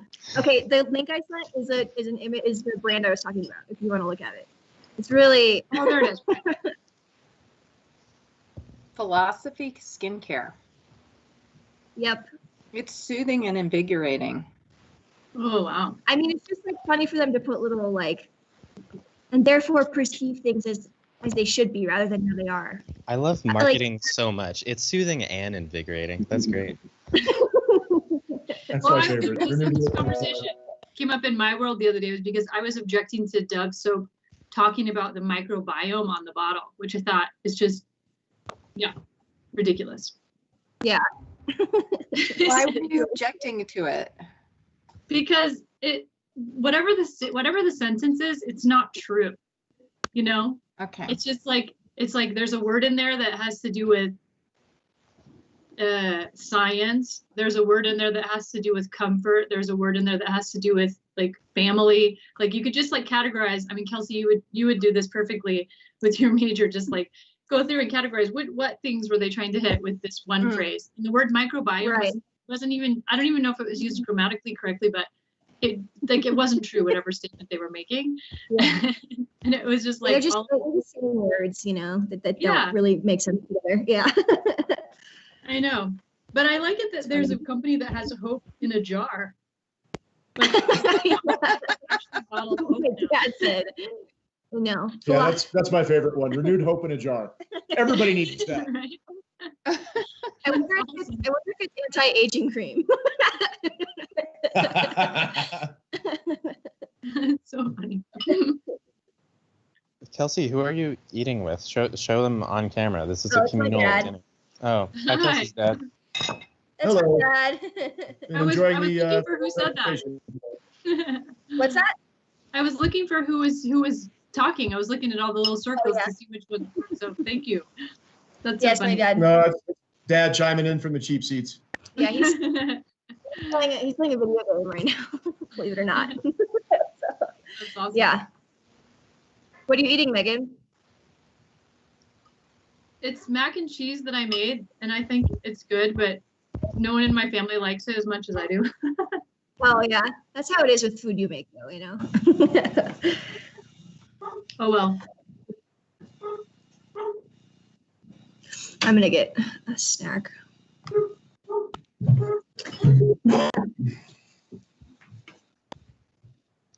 So, were any of us talking about that book, The Righteous Mind? Did we ever talk about that in our classes? Colton, do you know? No? Expand more. I just got a text from one of my friends saying, I think you must read this book. And I said, I already read it with my honor students, but I was trying to remember which class I read it with. It wasn't ours, huh? What's it about? Who's it written by? What class would it be for? Maybe maybe we did it with the science and religion group. I feel like it came up though. I feel like somebody might have brought it up this summer. Kelsey, what are you eating? Is that cheese? Oh, you're muted. Yeah, it's a cheese. I call it a cheese. Mm-hmm. And I'm obsessed with calling it a cheese. I think it's funny. It's a cheese. What's funny? Can I have a singular I just think cheese, it's please?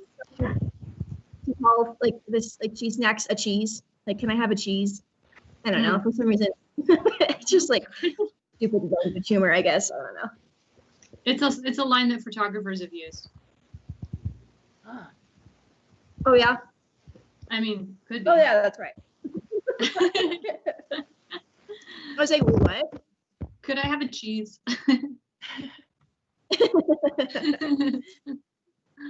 Now I'm craving cheese. Yeah, sorry everyone. Nurse Platt, what are you eating instead of cheese then, right now? So I've been so nervous for today. I've only eaten waffle fries. But it's been satisfying waffle fries, so I'm satisfied.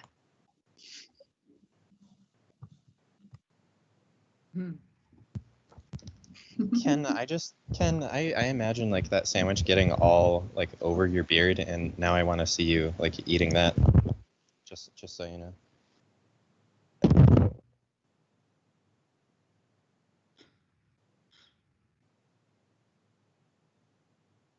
Elizabeth, did you ask for a gift certificate to Chick-fil-A?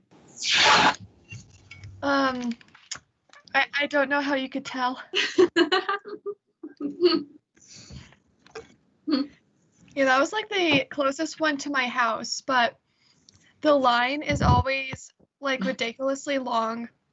So I sent my dad out with the gift cards to grab some lunch, and he texted me, he's like, the line was round the drive-thru, round the parking lot, there's a TJ Maxx right next to it, round the TJ Maxx and onto the road.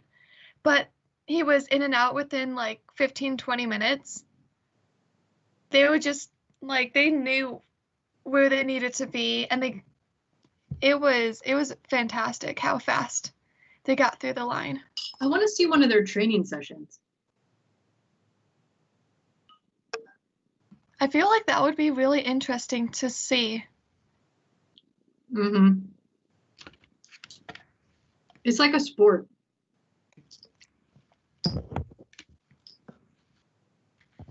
So you got your package already? Yeah, my package came in, I think, 2 nights ago. Oh, it did?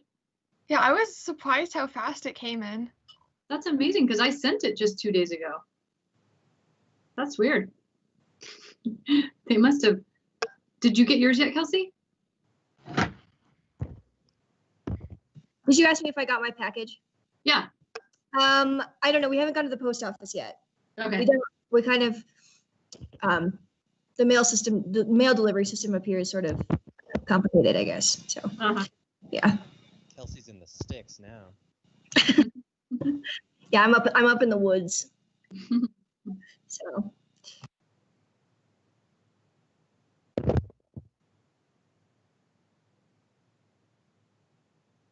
Nurse Platt, am I gonna like your thesis presentation? Is yours gonna be my favorite one? Is yours gonna be the best out of everyone's? Platt. I can't hear you, Colton. I said, is your thesis presentation gonna be my favorite? Like, is it gonna be the best out of everyone's? I hope so. I changed my presentation and it looks really cute. It has like little animated healthcare professionals on it. I take that as a yes then. There's some really good presentations. So I don't think mine will stack up, but It looks cute, so I'm gonna go with that. Oh my gosh, it will stack up. They're all amazing. This is like a really, really strong lineup. I'm not kidding. This has been a really fabulous group. Practice presentations kind of blew me away this time. Yeah, it's way better than the last time, when the Totally, last so group much- went. so They much. were horrible. They were awful. It sucked. When I was filling out the certificates, Olivia kept coming over and saying to me, "Who's that one for?" And then I would tell her the name of the person. And she would say, "Is that because they're the best student ever?" It was really cute.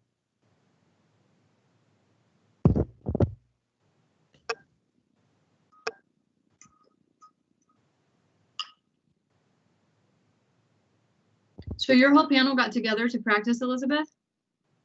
Yep, we got together a few times to practice. That's So so we met cool. up last night and then earlier this week.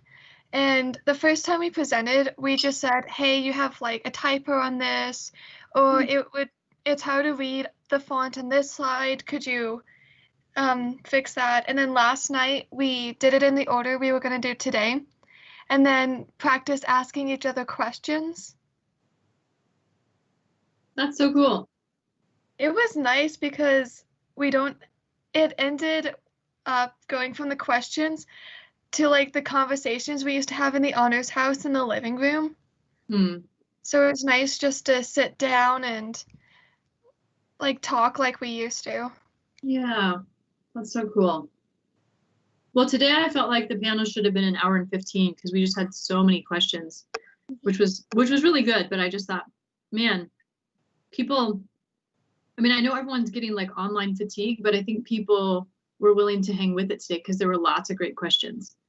So it's always hard to know exactly what's perfect, but I think that, yeah, I think people would have been in the conversation for an hour and 15 easily.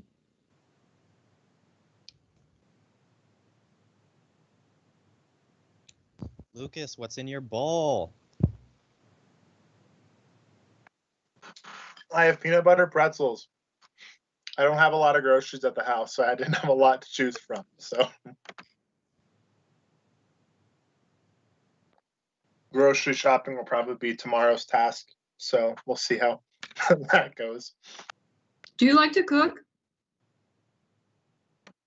I want to one day learn how to cook. I'm really bad at it. I burn water. Oh no. Is that pretzels filled with peanut butter? Yeah, so they're like little pockets. I don't know if you can see it. I can see it. But they're pretzels with like little peanut butter things inside. So That's cool. pretty good. Are they like gushers? In a sense, if a pretzel can be a gusher, yes, that's a good comparison. They're more like Pop-Tarts, though, I think. Like pastries. I just wanted to know if Yes. let's not do that. Don't even. Yes.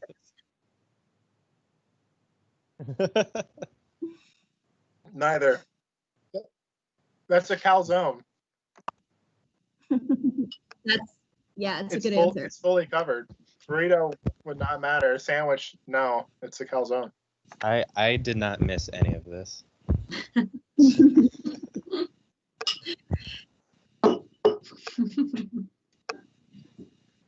Hey, I wanted to jump in and say hi, guys. Hey. Hi. What's up, Hey. Ted? Hey. Hey, guys. Hey. So glad you're Great. here. Well, first I want to say great presentation so far, everyone. I've been really enjoying it. I've been listening, like I've been here this whole time. It's great. I saw you log in this morning and I was so excited.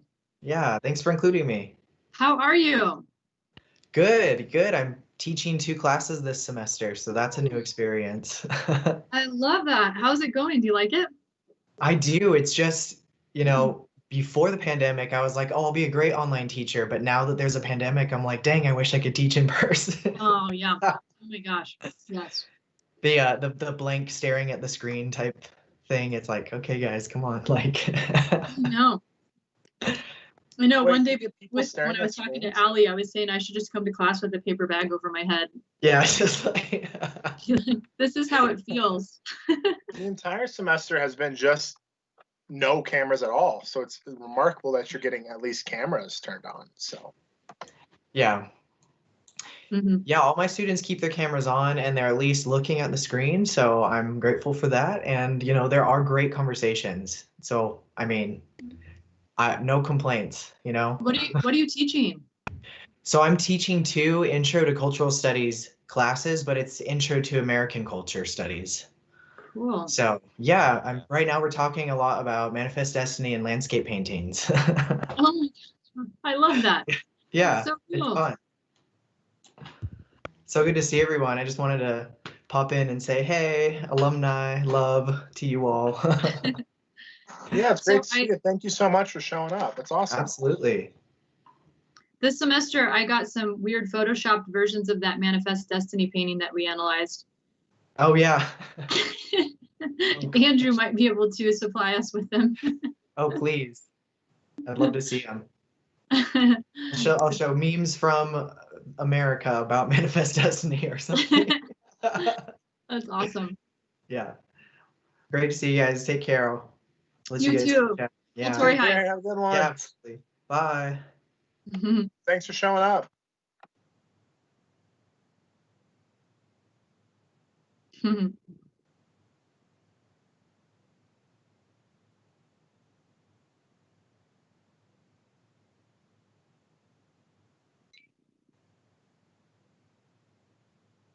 Thanks, Ryan. Thanks for being here.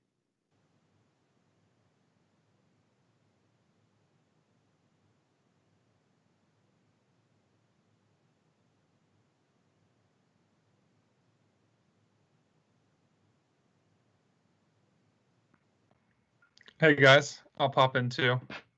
Hey, This is Eric. Hey. Good to see you. Oh my God. Hey. How's everyone doing? Good. How are you?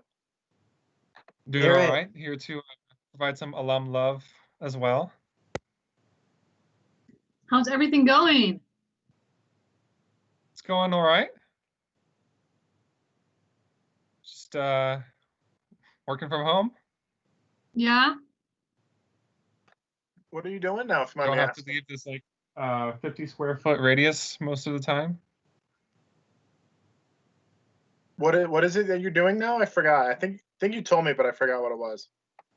I work for Raytheon. So we're doing we're rebuilding GPS basically. That's awesome. Thanks. How's working from home? I love it. You do? I don't have to drive up to Aurora and back every day anymore.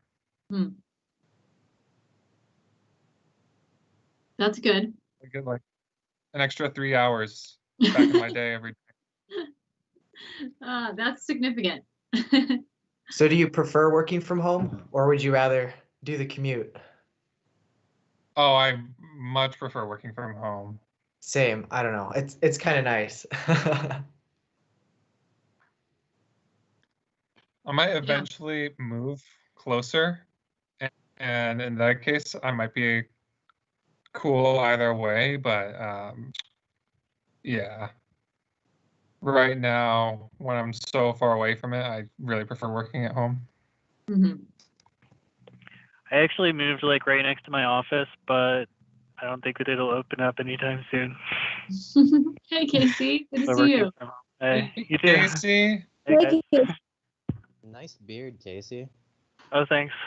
Yeah, my laptop is kind of tilted. It makes it look like really big.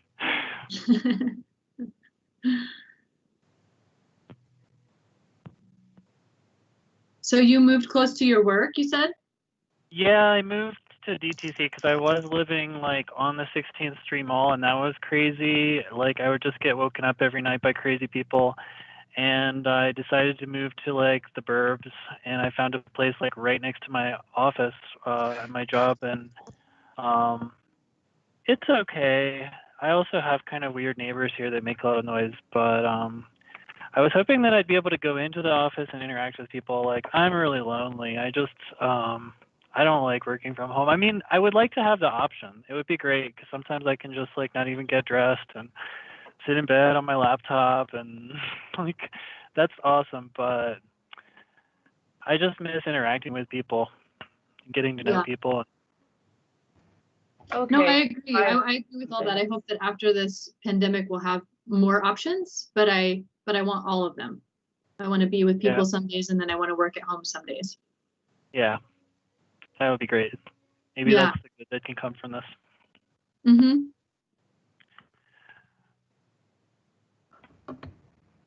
I worry about like the world not really getting back to normal, though. I think a lot of small businesses have gone out of business, and I think things will be different. Like, we'll see. Yeah, it just sucks because it's like now that I have all this free time, like I am starting to be inspired to do the things that I was wanting to do, like while I was in school or while I was working full time. But now I can't go do those things because a lot of them involve like sitting in a cafe, or because I used to cafe hop a lot, and I would just try like the same beverage from a million different cafes while I'd study for like 5 hours, or like make music or art or something. Like I would camp out at cafes for fun, and now I can't do that because Rona. Yeah, you can't even go to the library. Like, it's hard. Yeah, I want to hang out at the library too. Like, ugh. It's such a library is like this big open space. Like when I first started getting really antsy, like from just being inside, I actually would go sometimes to the airport, and that was like ironically the one place that was open at the height of the whole lockdown, and it was definitely the place where the coronavirus first emerged in Colorado. Like that's how it came to us, almost definitely from the airport. But that was the one building that didn't close down, although it is spacious. So I mean, there is less likelihood of transmission there, and it was totally empty. It was really weird. But I would just hang out there and work on my homework at the airport. Honestly, that kind of sounds nice. I wouldn't mind that because it's sometimes white noise or high traffic areas can help me focus. But then sometimes I have to have complete silence. There's like no in between. So the airport has that announcement about like, make sure not to leave your bags anywhere or something every once in a while. That was like the only sound. Here in Germany, things are on like way lockdown, but like the university library is still open. And so I've been using that, but like masked, of course, but it's still that kind of like suspicion, like, okay, should I really be here? But everyone's spread out, but the only downside is there's no plugs. Something about Germany is there's like one plug per building. Okay, noted for when I come to visit you. I'll bring batteries and stuff. Yes, I got this battery pack. I was about to say, yeah, I'm definitely going to have to acknowledge that whenever I visit. I got this battery pack, Ted, and it charges my laptop like 2 times. So plus like charging on my laptop, I can last for, I had 2 of them, so I can go camping now. Like, oh my gosh. Wow, that's awesome. That's great. I never knew. I thought that the portable batteries were more for like tablets and stuff. It's awesome that it charges your laptop. They mostly are, but I found this one. I can send you the link. It's US Amazon, so if you can't find it, then I can send it out to you or like bring it to you hopefully sometime.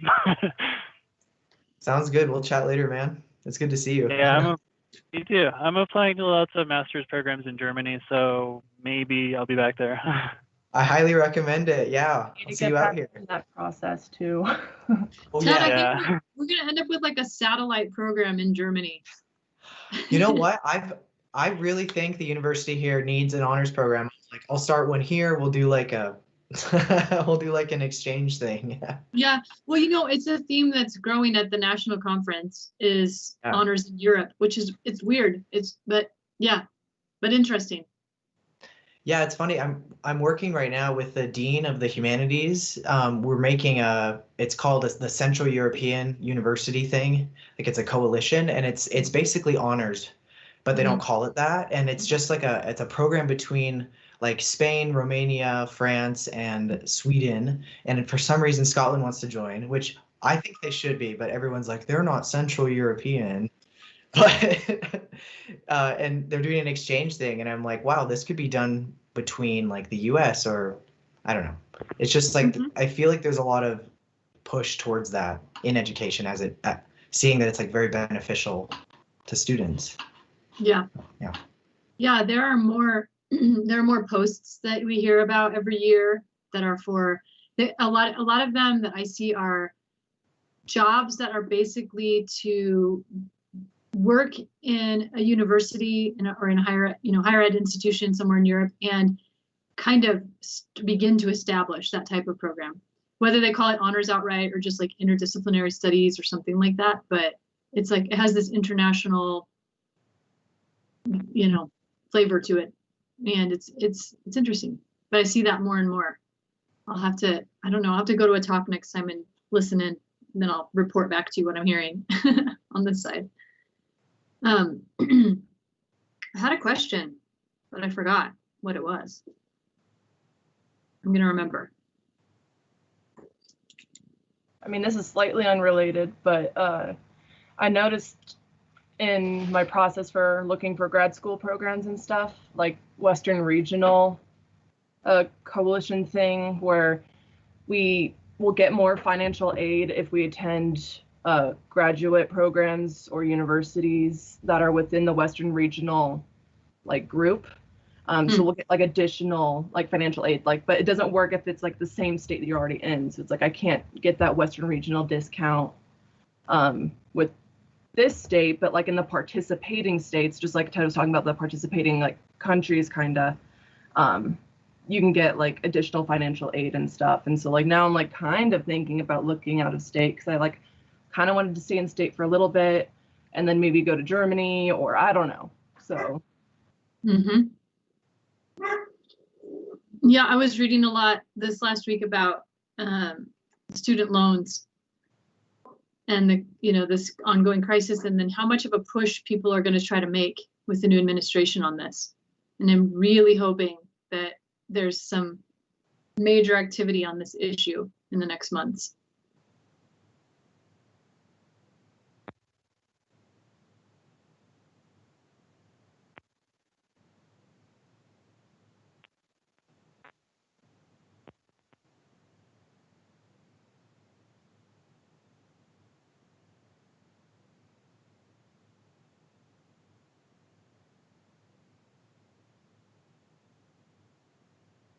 Ryan, I love your background. For like half a second, I thought that they were actually like in the same room with you. I was like, wow, but no, that's perfect.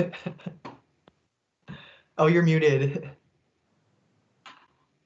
Yeah, thanks. After all the comments of people liking the other background, Christopher came over and changed it to this. So it's perfect.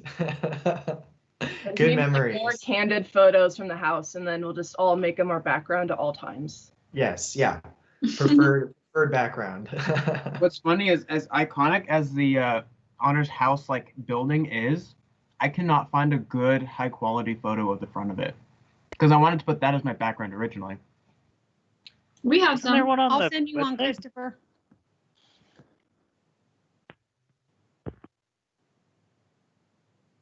I love like the new honors hoodie with the glow in the dark design on the back of the house. I love it a lot. It's cool, huh? Not just Did because Allie? Christopher made it. Okay, I was gonna ask, did Allie draw that? Allie, Or so oh, Christopher Allie did? made it? I thought. Allie drew it. Oh, so then you made it into the design? I exclusively just did logistics. I just made it happen. Allie gave me the art. I see, and I was just talking about how awesome Allie is, like literally minutes ago. I was like, I followed her on Instagram. Her art is so good. Did you just say it glows in the dark? And did you just say that Allie has an Instagram? It does glow in the dark. Yeah, it's like a line art of the house and it glows in the dark. It's really neat. One of my big goals was to make it glow in the dark. That was all Christopher. I totally didn't notice any glowing. It's the back design glows. The front doesn't. I never would have known. I would have walked around with a glowing house on my and have been none the wiser. I should have put a sticker or something on it that said, I glow. Yeah, for real. I'm actually thinking about getting a bunch of stickers of my own art printed and designed. So I was going to do like holographic ones and then glow in the dark ones if I could, because I love that. I think someone should go paint the trim on the house with glow in the dark paint. That would make it even creepier. I love it. I guess my art. Dead inside. I guess my art is on that hoodie because I designed the embroidery on the front. Yeah. I saw you working on it. I was just like, oh geez. Christopher, where did you get that picture? I took that picture, and it's surreal to see right now, and behind Ryan, too.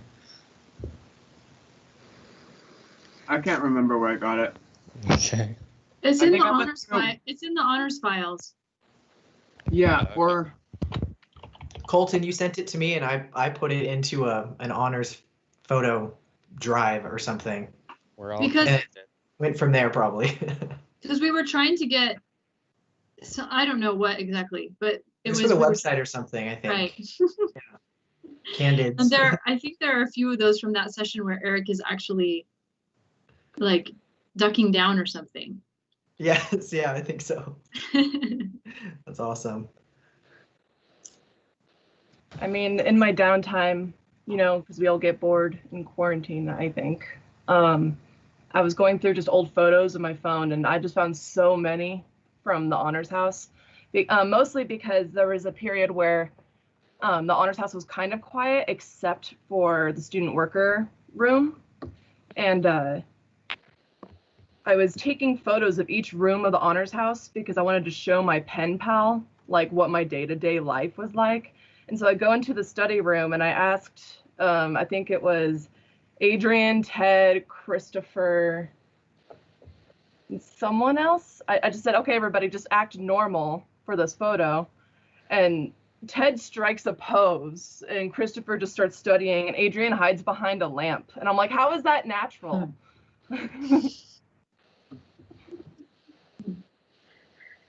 So one thing I'm going to try to make sure happens this next week is that the Nerd Herd News goes out to alums too. I don't know that we've done that before or not. I'm not sure. Jen could probably let me know if we've made that, you know, concerted effort before. But I think I've gotten anything, but I'd love to. Yeah, I'm going to try to make that happen because we've tried to clean up our alum list this semester some, and we want to even keep working on that further, but it's better than it was. So we're hoping that it's working better than before. And again, like once the pandemic situation settles down, if things get back to a little bit more normal, we'll hope to get together more often. But I really want you all to see the Nerd Herd News too when it goes out. It's really cool this time. It always is, but I'm always amazed by the next iteration and the next one and how this comes together. It's really cool.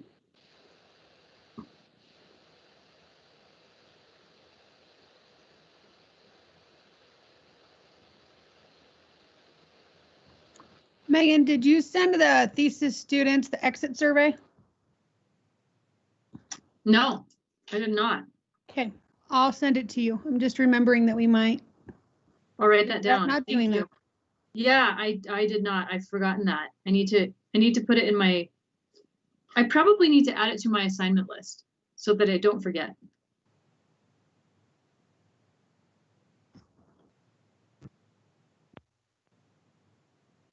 For the astute observer, the current background behind Ryan is it was taken for pictures for our love letter game. This is random person in the honors house card.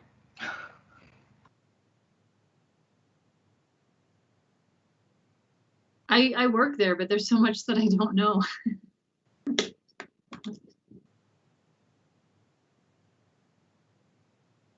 I'm like, oh, wait, okay. Megan, you don't know about the board game we play that's like themed around the honors house? Do I? Oh, it's not working. No, you need to turn off the yeah, background. turn off the background. Here. How do I turn it off? Right there. Apply. Okay. We have like cards. I was never a card. I'd This is the- forgotten about that. Random That's person in the adorable. honors house card. That's amazing. I don't think I know about. I know I've never seen what. What does that say? That's just you. Oh. So this is like, what did we call this? This is called thesis email. Yeah, that's what we call it. I don't think I ever actually looked at these. Thesis email is about getting an email to Megan on time by passing it to other people or trying to track down Megan. And so you play, and there's increasing orders of closeness to Megan. Look, it's the TED card.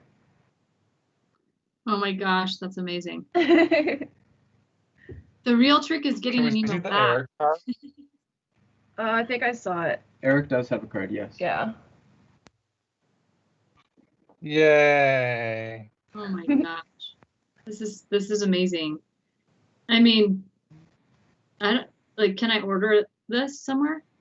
I can make you a set, yeah.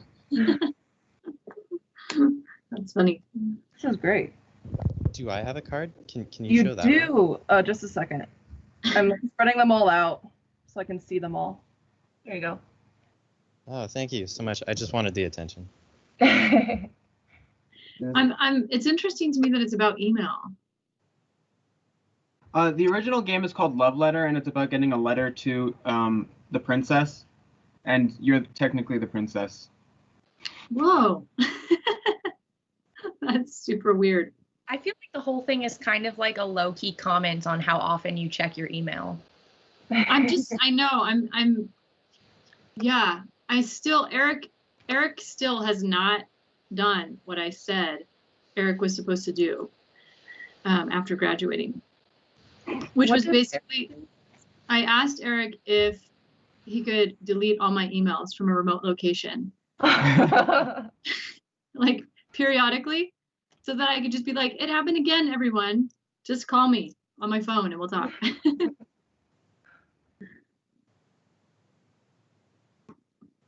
Can Eric do that? Can Eric do that for multiple of us? That would be nice. I think it could be like a nice side business for Eric if you get it going. Yeah, can make some money with that.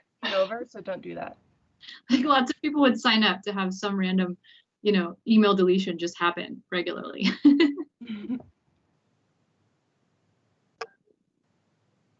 I didn't say that. Okay. Wait, Jen, you didn't know about this game? I'm surprised because we played it like literally outside your door. And you have a I've never card. heard of it. I've never seen it. There was a period where it was everywhere for a few months. I remember we played it for an entire semester. It was rampant. Oh my gosh, Jen and I are going to have a conversation about this. I guess we just don't pay attention, Megan. We have to pay attention more. I'm pretty good at tuning things out, especially when my office was downstairs. I could work and not know anything that was being said in the room right next door.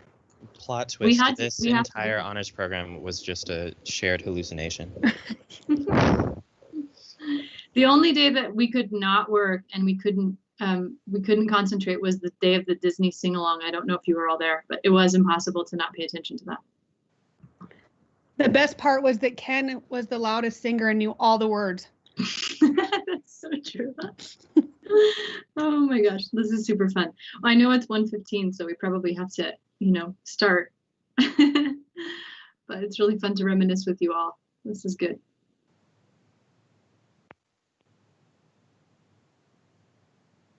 Good to see you all again. Bye. Bye. Bye, guys. Good luck. You're going to do great. Bye, guys.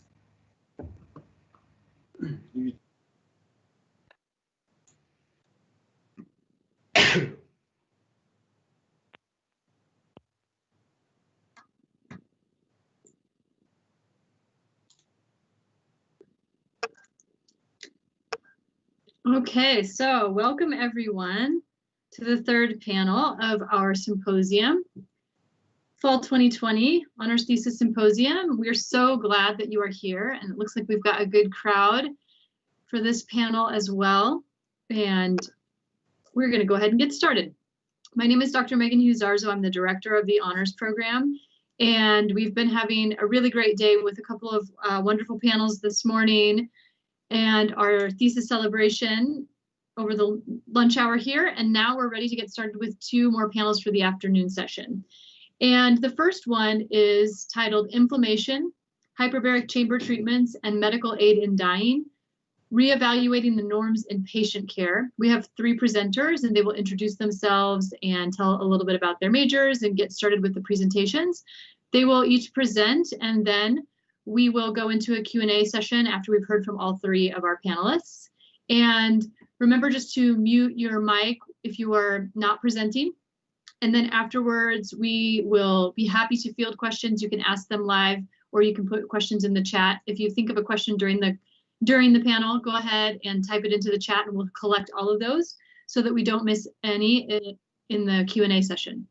And I think we're ready to get started. Are all of the panelists ready? I'm ready. Okay.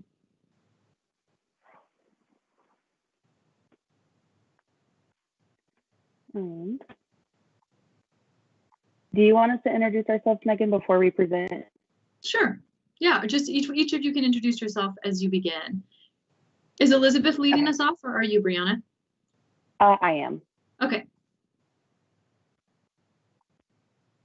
Let me just go ahead and share my screen here.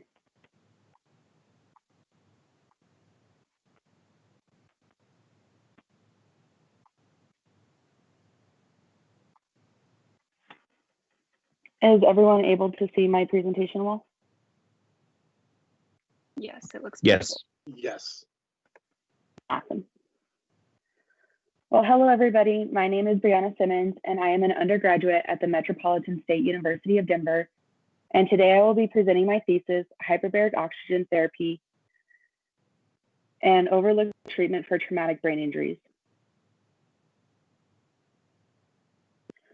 For my presentation, I'm going to be following the given outline, where I will briefly introduce to you my main topics, go over my methods of how I completed my meta-analysis, followed by my results, and ending with the conclusion and further discussions with hyperbaric oxygen therapy. To begin my introduction, I wanted to start off with traumatic brain injuries, which will be abbreviated TBI throughout the rest of my presentation.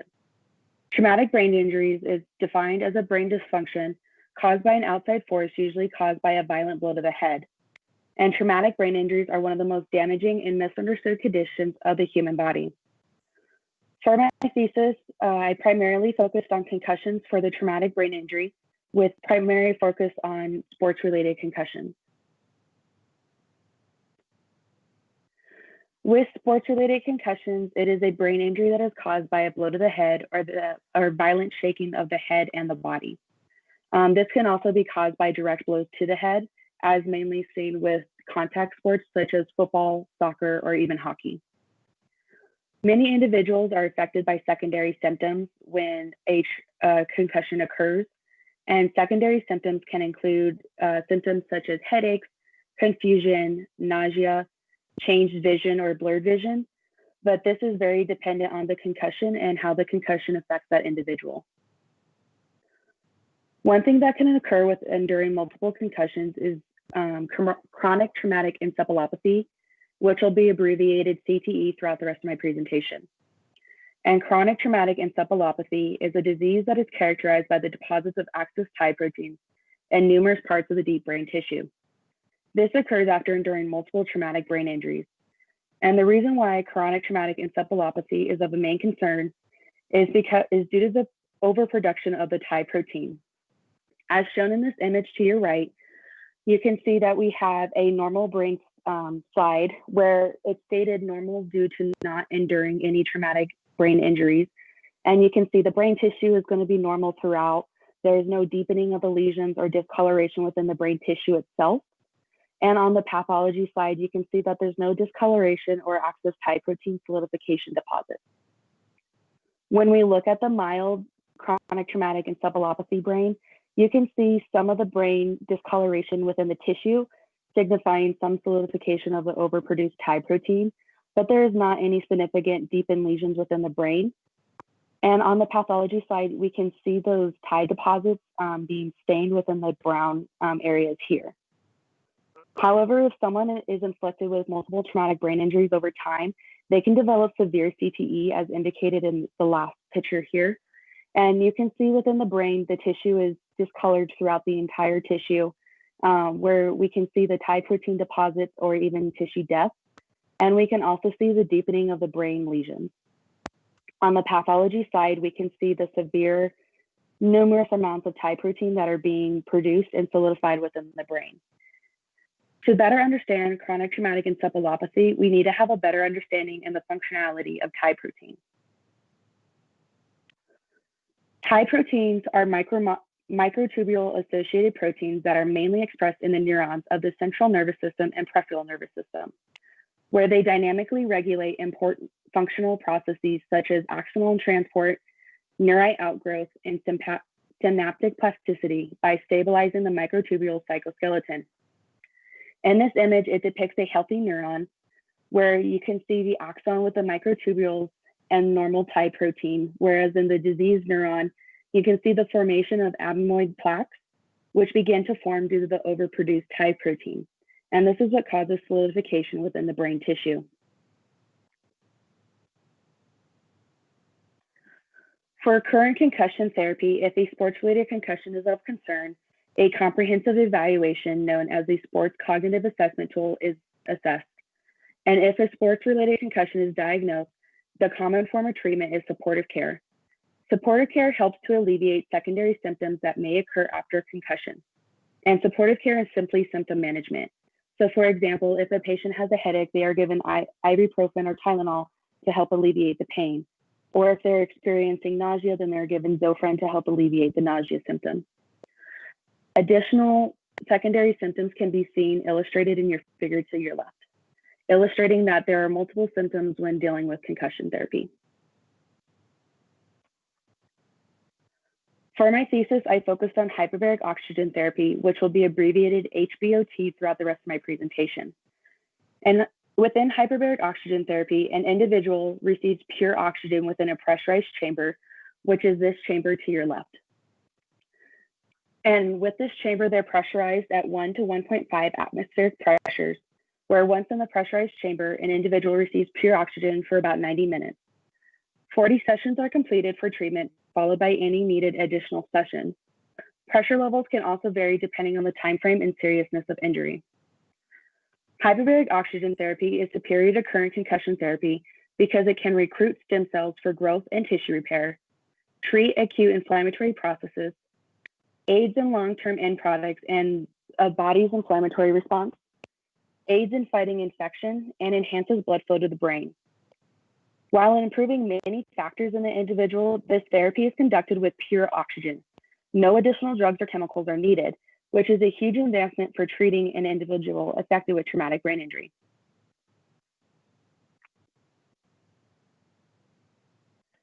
For my methods, I did a evaluation of literature within traumatic brain injuries, primarily within clinical trials, case studies, and randomized prospective trials. Within certain points that I evaluated for specifically were traumatic brain injuries, particularly sports-related concussions, with the treatment of hyperbaric oxygen therapy and their improvement.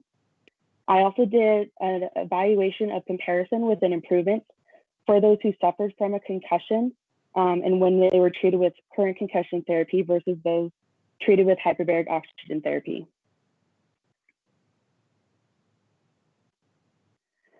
To begin my results, I wanted to illustrate the effects of chronic traumatic encephalopathy that it can have on the physiology of the brain. In this image in the left, you can see a brain without being affected by a traumatic brain injury, which is stated normal due to such. This brain is full with no separation of lesions and the coloration is normalized throughout the whole brain. However, with the brain image to your right, you can clearly see affected tissue of the brain after enduring multiple traumatic brain injuries. The brain tissue on the right shows deepened lesions with discoloration to the tissue, signifying possible tissue death or solidification caused by overproduction of that Thai protein.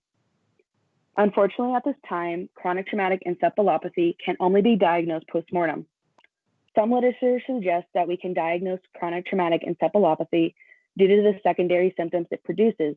However, this would be diagnosed clinically.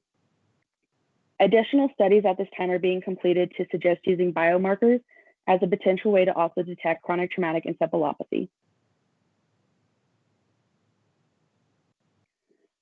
When completing my thesis, this is a quick overview of comparison between current concussion therapy and hyperbaric oxygen therapy.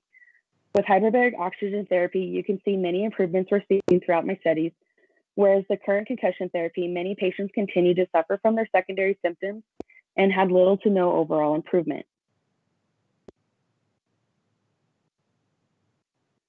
With one of the clinical trials that I assessed, they completed a cognitive intensity assessment scores where each patient in the group was assigned a score at baseline and within the control and treated group. The control group is going to be current concussion therapy offered as a treatment versus hyperbaric oxygen therapy. This figure is shown the mean scores and the standard errors for the two groups at each stage of the 4 cognitive incidences. In graph A, we have information processing speed. In graph B, we have attention.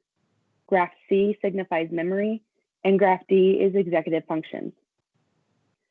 From these graphs, you can see in comparison that within the treated group of the drastic difference between the cognitive scores at baseline in comparison after receiving hyperbaric oxygen therapy, as seen throughout all of the treated groups.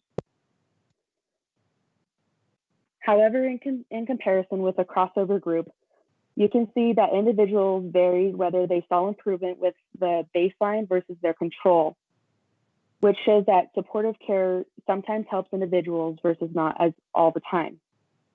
However, after receiving the controlled treatment of concurrent concussion therapy, they also underwent hyperbaric oxygen therapy and had overall improvement in all of their cognitive scores. This is important to illustrate that an individual can receive hyperbaric oxygen therapy even after other treatments completed for their traumatic brain injuries, and they can also see immense improvements in their cognitive scores after additional treatments are given. This is another clinical trial that was evaluated where it evaluated the enhanced blood flow within the brain after receiving hyperbaric oxygen therapy. Within the top, in the top row, you can see small condensed red spots within the brain indicating very low or limited blood flow. Whereas in the bottom row, you can see larger areas of red coloration signifying the enhanced blood flow within the brain after receiving 40 sessions of hyperbaric oxygen therapy. This is a huge improvement because this helps induce cellular repair, tissue repair, and growth within the brain tissue. One of the important case studies that I looked at was dealing with a retired national football player who endured multiple traumatic brain injuries over his career. Decades after his injuries occurred, he underwent hyperbaric oxygen therapy and showed immense improvement. Within the SPECT scan to your left, you can see pre and post hyperbaric oxygen therapy images, which was illustrated overall improvement according to Daniel Amen, who was the provider during the case study. In addition to the SPECT imaging, a cognitive assessment was compared and completed with prior to hyperbaric oxygen therapy and post hyperbaric oxygen therapy. The blue coloration depicts prior to hyperbaric oxygen therapy, whereas the red is indicated to after. In most of the cognitive assessments, we see improvements within the cognitive score with receiving hyperbaric oxygen therapy, even years after the initial injuries occur, indicating that hyperbaric oxygen therapy can be given at any time after the traumatic injury occurs, even if the patient will still show improvements even decades after the injury. One thing I would quickly like to point out with this slide, with at first glance, you can assume with the reaction time that the blue is a better score due to the bar being higher. However, with reaction time, it's better to have a lower score as indicated here. So this also shows improvement with receiving hyperbaric oxygen therapy. If hyperbaric oxygen therapy is so great, why is it not completed more often? Unfortunately, at this time, hyperbaric oxygen therapy is not FDA approved for the use of concussions or traumatic brain injuries. And due to it not being FDA approved for concussion treatment, there is no insurance coverage, which makes it very costly for out-of-pocket pay. There's also current stigma with the treatment within the medical field being considered a newer form of treatment. Unfortunately, agreement on hyperbaric oxygen therapy as positive effectiveness on treating traumatic brain injuries has not yet been reached due to the differences in external conditions. One, with the lack of conformity within the patient's clinical data in the literature may affect the judgments of the therapeutic value of hyperbaric oxygen therapy. Another external condition is the non-standard innervation methods used in primary healthcare, which increases the risk of complication. And obtaining a large sample population is extremely costly, especially within smaller research facilities. Excuse me. Some additional cons have also been found with hyperbaric chamber therapy, where most secondary symptoms with hyperbaric oxygen therapy self-resolve after the session is completed. Examples of these symptoms can include ear blockage, headache, or mild chest pain.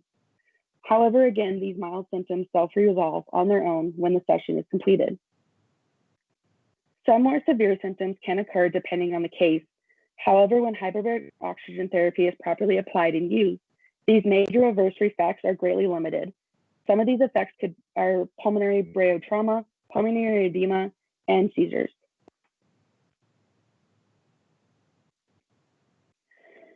In conclusion, hyperbaric oxygen therapy can change individuals who suffer from traumatic brain injuries by improving their overall quality of life, by resolving their secondary symptoms, improving cognition, and improving their emotional state after suffering a traumatic brain injury.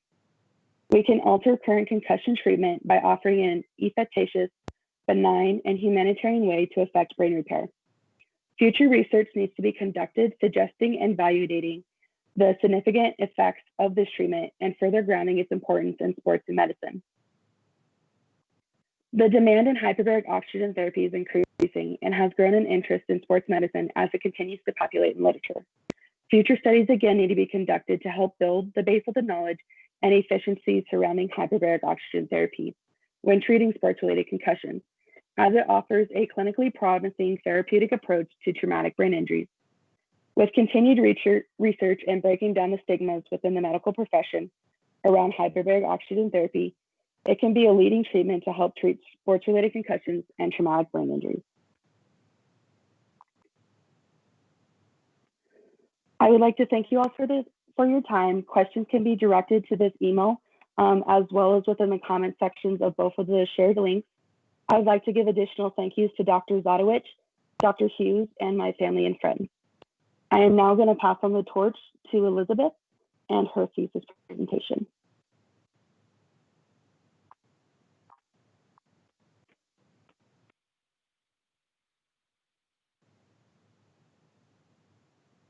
Good job, Brianna.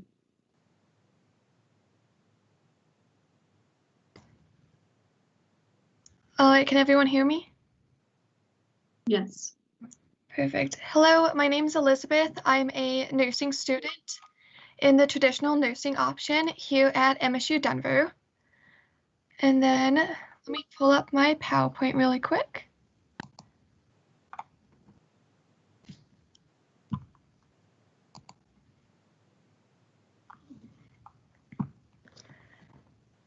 So I wanted to start off with a little story. I've been working as a certified nursing assistant and an emergency medical technician for quite a few years now. I currently work with hospice and terminally ill patients.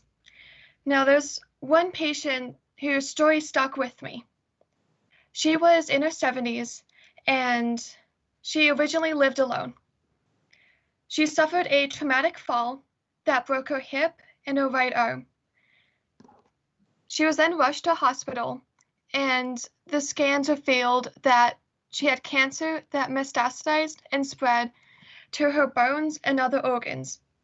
This meant that she was terminal. There was nothing that medicine could do for her at that point. She was then placed on my hospice care, and I had the honor of working with her for quite a few months before her death. We originally talked about how she needed to be on constant pain medications.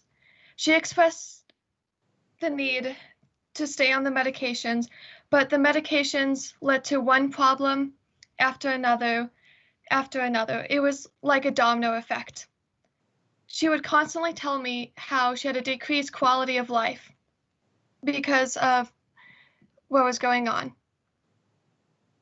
I wanted to try and boost her mood, so we started talking about her past and reminiscing about her life.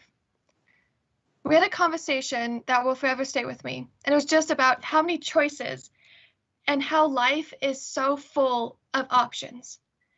What food to eat, what shoes to wear with outfits, where to go with friends, what activities to do.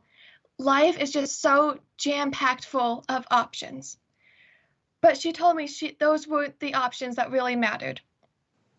She told me she knew she wanted a peaceful death, but neither of us knew what a peaceful death actually meant. She never looked into end-of-life options. And those were the options she told me were really important. Now, at the time, I never knew about end-of-life options. I wasn't taught in either of my certifications just how many end-of-life care options there were. So I wanted to focus my thesis on expanding the concept of care for terminally ill patients and how the healthcare teaching curriculum should be changed to holistically accommodate all end-of-life care options, including medical aid in dying. Now, I understand that the majority of people are not in the medical profession, so I wanted to provide some terms so that you can have a better understanding. The first term is hospice. Now, hospice is a caring environment for someone who is terminally ill. In hospice, care is provided both pain management and symptom management, holistically involving spiritual, physical, and psychological needs. Now, terminally ill refers to someone who has less than 6 months to live due to a negative diagnosis. This is usually along the lines of terminal cancer. Palliative care is very similar to hospice, but people on palliative care have longer than 6 months to live. With palliative care, there is no cure for the diagnosis, but it's focused on symptom management for that diagnosis. Next is death. Death is officially referred to as the cessation of vital signs. Now, death is different for everybody. It's influenced by social and personal values, as well as personal experiences. Lastly, we have medical aid in dying. Medical aid in dying is typically used with phenobarbital and secobarbital, which are barbiturates. With medical aid in dying, it's not only providing someone with the means to die when they have a terminal diagnosis, but also counseling them on all other end-of-life care options. Now, starting my thesis, I knew that there needed to be more education, and I found some shocking statistics. I found a poll that was conducted in 2020, and it revealed that nearly 3/4 of Americans support the option of medical aid in dying, yet no one is talking about it. Education can and must do better. I also found out that hospice and palliative care, they're not required courses for healthcare professionals. Referring to CNAs, they are not provided adequate information on end-of-life care. The only care that they are given with reference to death is how to care for a body post-mortem. They're not educated on the conversations to have with patients, local and state laws about end-of-life options, or anything along those lines. In addition, nurses and doctors are not required to do hospice rotations. Hospice and palliative care are critical to healthcare, and experience and information are needed for healthcare professionals. Back to medical aid in dying. It's currently legal in about 9 states, and there's many more states that are legalizing it. There's a lot of different safeguards that are in effect to protect patients from coercion and abuse. I'm going to briefly go over some of these safeguards so that the audience can have a better understanding. With the safeguards, the first one is that the patient must be mentally sound and capable of making their own decisions. This means that patients who are suicidal, have delirium, dementia, or Alzheimer's, or anything along those lines that impairs their judgment cannot get medical aid in dying. Next, patients must have a terminal prognosis of less than 6 months to live.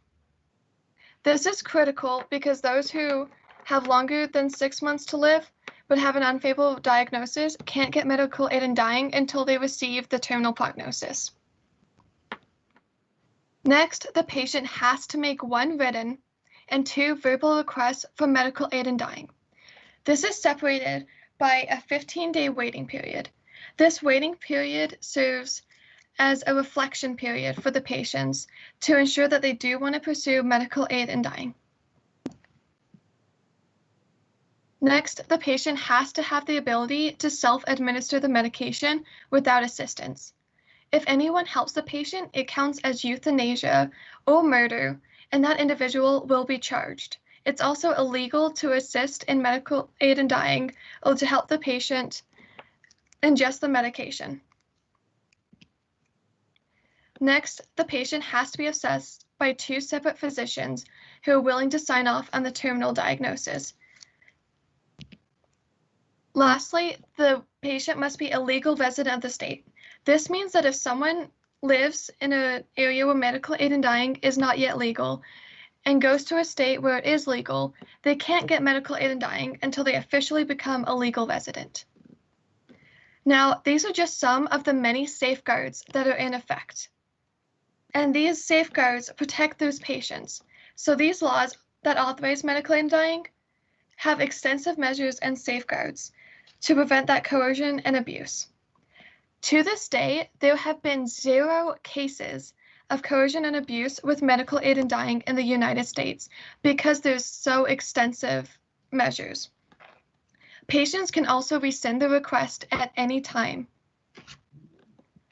Next, medical aid in dying has actually improved end-of-life care across the spectrum. This is because in order to get medical aid in dying, all other end-of-life care options have to be discussed. This has improved communication with patients and also education, so patients know just how many options are available to them.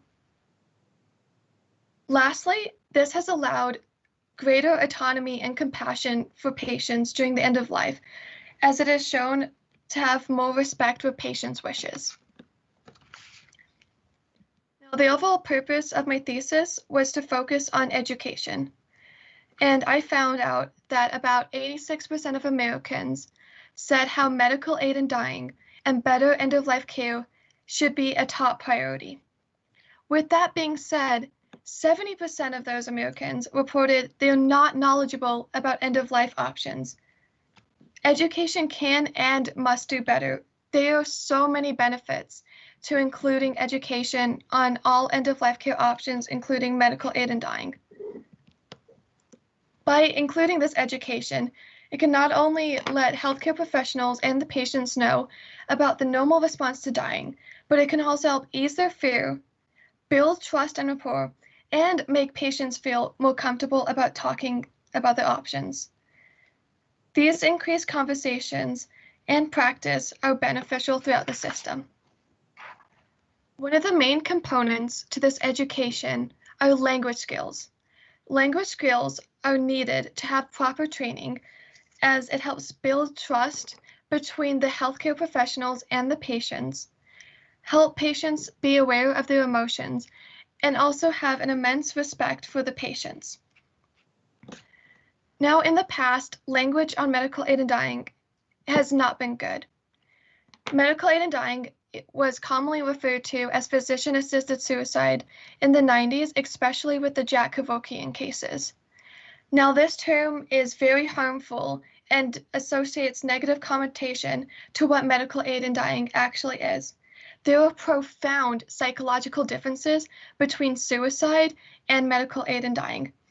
With suicide, there is only the belief that there is no hope, but there's treatment to help the patients. With medical aid in dying, the patients are terminal. They're not choosing to die, but they have a terminal prognosis that is unfortunately ending their life. And there is no hope for a better outcome for terminally ill patients. Medical aid in dying is also not euthanasia, because as previously stated, euthanasia is when someone else administers the medication to a patient. That still remains illegal in all 50 states, as the patient must self-ingest the medication. Instead of using those terms, it should be educated to use medical aid in dying or death with dignity, as they are more neutral terms that avoid those negative connotations and biases. Next, the term hastening is used when referring to death. So again, it's not called suicide or murder. The correct neutral term is hastening. This is only some of the plethora of value-neutral terminology that is used with end-of-life education, and it avoids some of the negative biases. These language skills go on to communication with healthcare professionals, as the communication will help healthcare professionals examine their own attitudes towards death so that they can address anything that needs before caring for terminally ill patients. Next, the language and communication will help with practice before actually talking with terminally ill patients. Healthcare professionals can practice these communications to know what to say, how to say it, and ensure that they're accurate.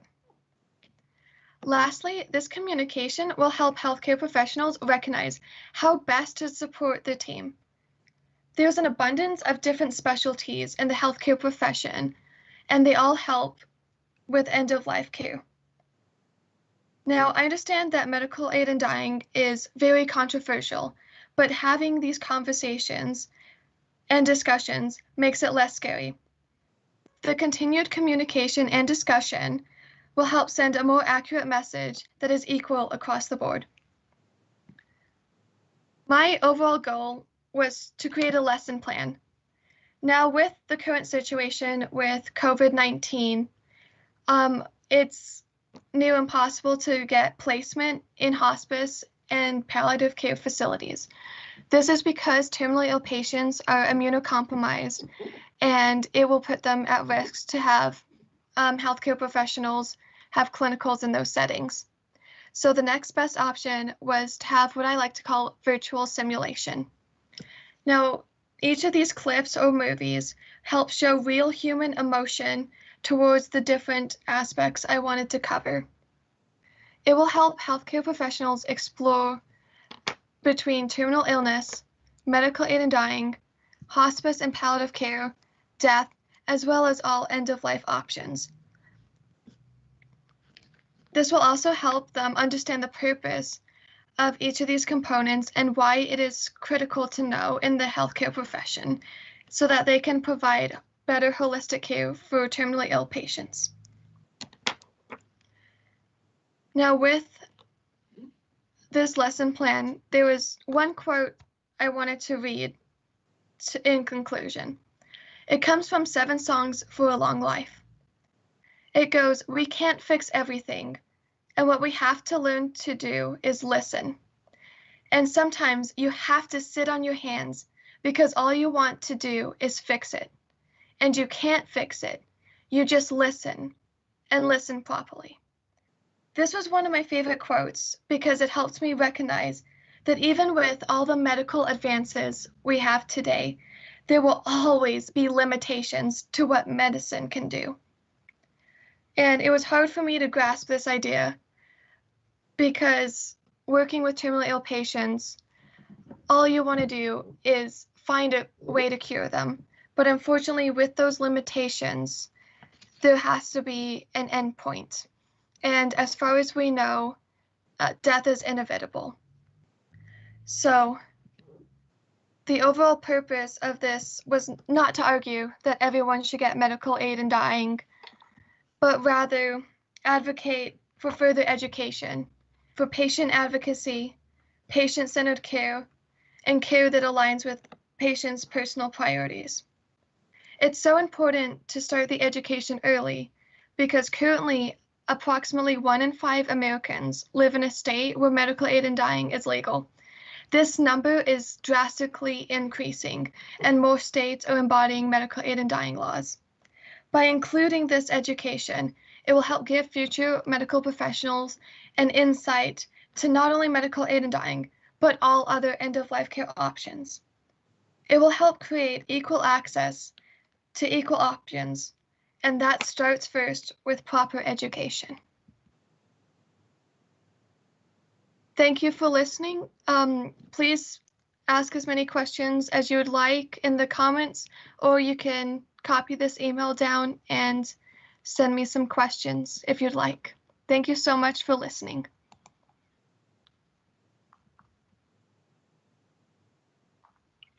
Thank you, Elizabeth.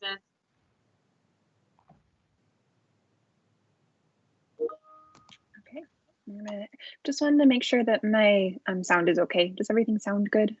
Sounds great. Awesome.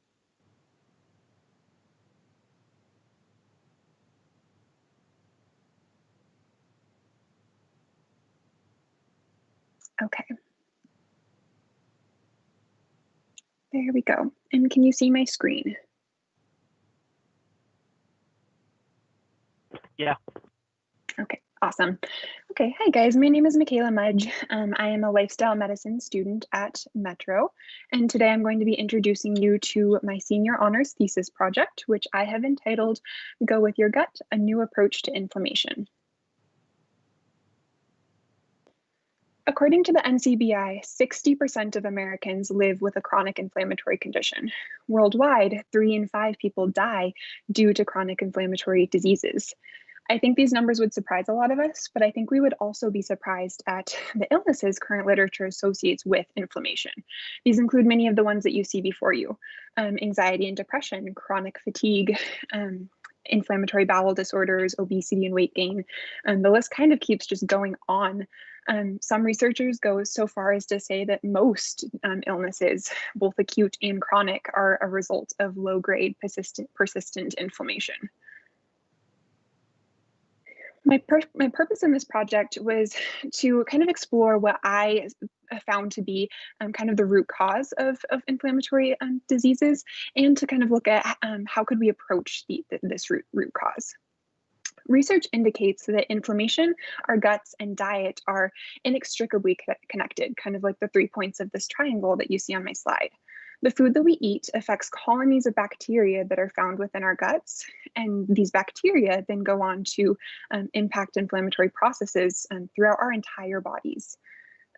Utilization of diet is increasing in clinical settings. It's kind of amazing to see this growth, but I still believe that it's often overlooked and really could be used as a first approach in many cases regarding inflammatory conditions and symptoms. So let's look a little bit closer at the immune system. Inflammation is a normal, healthy, physiological process that's designed to protect us from injury and infection. Inflammatory stimulus, such as a pathogen, is detected by special receptors on macrophages and dendritic cells. These cells then go on to release pro-inflammatory molecules called cytokines. And these cytokines induce inflammatory symptoms such as fever or swelling, but also recruit other immune cells to the site of inflammation. These other immune cells have the ability to phagocytose or phagocytose pathogenic or damaged cells, as well as secrete toxic chemicals with the purpose of fighting off some sort of infection. This is a vital process. We need this to survive, but it also results in collateral damage of surrounding tissue. In a normal system, that's completely fine. Once inflammation resolves, healing is allowed to occur. But in a system that has become dysregulated, or when inflammation is for any reason unable to resolve, either autoimmunity or chronic inflammation can occur. So how does this relate to the gut? This entire process is actually very highly regulated by gut-derived compounds. So we're going to look a little bit closer at the gut itself. Our bodies are home to approximately 3.8 trillion bacteria. Without counting red blood cells, that's about a 1-to-1 ratio of bacteria to human. It's kind of crazy when you really think about it. But what's even more surprising is a large majority of these bacteria actually reside within our gut, and this is what we call the gut microbiota. We really don't know what a healthy gut composition looks like. We're starting to recognize possibilities of healthy patterns. For example, increased diversity has been correlated with healthier health outcomes or better health outcomes. Whereas we're also starting to recognize some of these not as beneficial patterns, and this is a state that we call dysbiosis. Dysbiosis is highly correlated within the literature to allergic, autoimmune, and inflammatory conditions. And so let's look at first, we're going to look a little bit further into this, but let's look at first what a healthy gut looks like. So this is a very accurate picture of our guts. As you can see, the bacteria that we've been discussing reside here.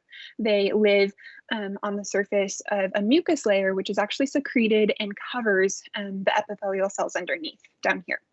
The epithelial cells themselves are held together by tight junction proteins and create this strong monolayer of cells.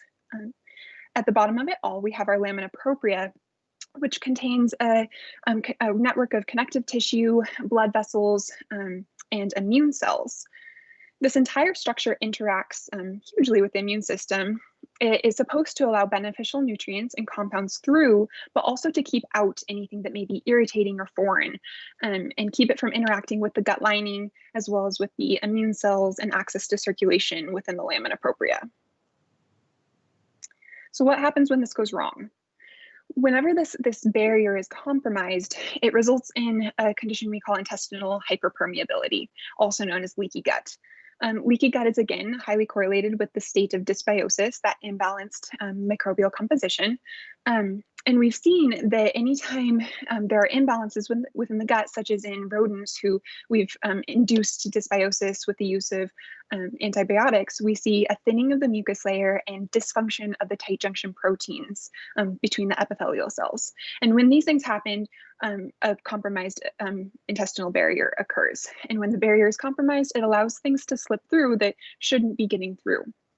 When these compounds from the gut lumen get through to the lamina propria, they either interact with the immune cells located there, which causes local inflammation, or they have the ability to diffuse into circulation, to diffuse into those blood cells, which causes systemic inflammation.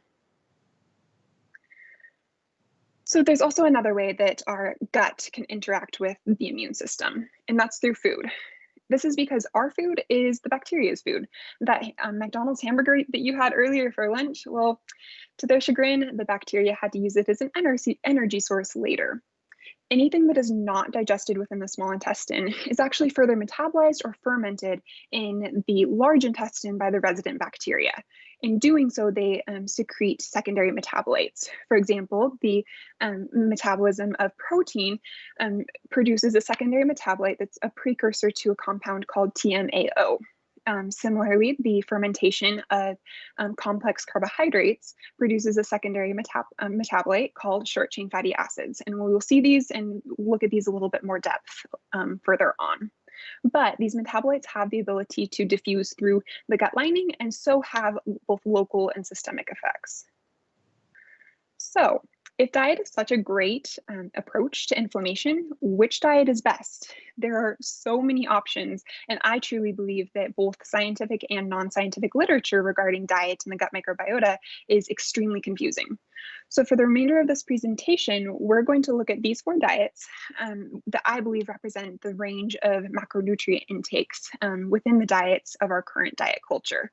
I'll be pulling out the major anti and pro-inflammatory effects that literature has indicated these diets may have, as well as highlighting a lot of the variabilities in the current literature. So we'll start with the standard American diet. Sad. This diet is marked by refined grains, processed sugars, processed foods, additives, and trans fats. It's really the only diet that there is very conclusive evidence in correlation with inflammatory diseases. It's pretty much bad. And as you can see, there really are no anti or variable questionable effects on inflammation that I could find. 2 of the most inflammatory substances were sugar and trans fatty acids, but we also see an increase in dysbiosis and an increase in intestinal permeability, along with increases in these pro-inflammatory markers that I have listed there. A plant-based diet is kind of a diet that our current culture is leaning towards, which is really interesting. It's marked by an increased intake of complex carbohydrates from produce and whole grains. It avoids animal products completely, and instead focuses on nuts, seeds, and soy. So the short chain fatty acids that we talked about earlier have been shown to have anti-inflammatory effects. And so with an increase in complex carbohydrates, we also see an increase in these beneficial short chain fatty acid producing species. Similarly, with the increased nutrient intake that coincides with increased intake of plants, we also see these antioxidants and inflammation fighting effects. However, some point to anti-nutrients as a possibility of causing inflammation. Anti-nutrients are found in grains and are compounds that resist digestion and do have the possibility of causing inflammation or causing symptoms in individuals who are prone to inflammation. There are variable effects on inflammatory markers, as we see here, as well as bacterial composition and diversity. Some also indicate that there is a beneficial impact by reducing our meat consumption, although recent evidence has actually started to question this assumption, which is really interesting. But overall, the plant-based diet seems to have preventative effects against inflammatory diseases, especially cardiovascular disease. The paleo diet is kind of in the middle. It focuses on both plant and animal products. However, it has a complete avoidance of both grains and legumes, and is actually meant to kind of mimic the diet of our hunter-gatherer ancestors, which is interesting because with individuals following a paleo diet, we see an increase in diversity similar to that of what our ancestral microbial composition would have been. We also see overall, we see a decrease in these pro-inflammatory markers. I found no conclusive evidence showing that this diet would be pro-inflammatory. However, there were variabilities with fat intake, especially that of saturated fat. There's increased consumption in a paleo diet, and it's been shown to correlate with chronic inflammatory illnesses, but this is something that's also been questioned in the current literature recently. There are similar variabilities regarding protein intake. And then also some have indicated that decreased grain intake allows for an increase of TMAO production, which is that metabolite that has been implicated in inflammatory processes. But again, these conclusions are currently in question. So overall, with a paleo diet, interventional studies have indicated beneficial impacts on both intestinal and systemic inflammation. And finally, the Paleolithic ketogenic diet. This is the complete opposite of a plant-based diet. It focuses 100% on animal proteins, fats, and organ meats. It has been criticized for its impacts on diversity, saying that there is a decrease in diversity. But one very recent study has shown that after that initial decrease in diversity, there may also be a coinciding increase to or a recovery to at or above baseline. There are similar contradictions with protein, fat, TMAO, grains, and legumes, as you see. And then I was also able to find no significant pro-inflammatory effects. However, overall as a diet, we often saw decreases in these inflammatory markers. And there were specific case studies that indicated its success in treating both Crohn's disease and type 1 diabetes. So as you can see, there's so much variability in diet-related literature.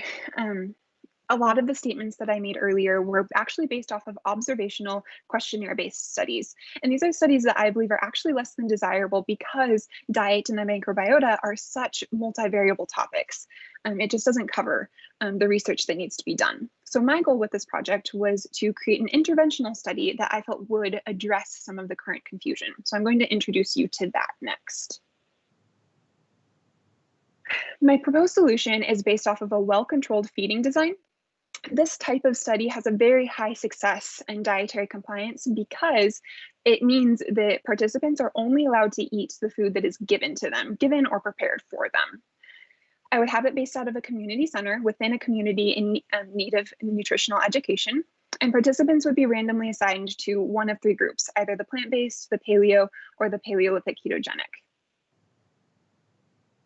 Patients would be, or participants would be required to follow this diet for a total of 1 month for the length of the intervention.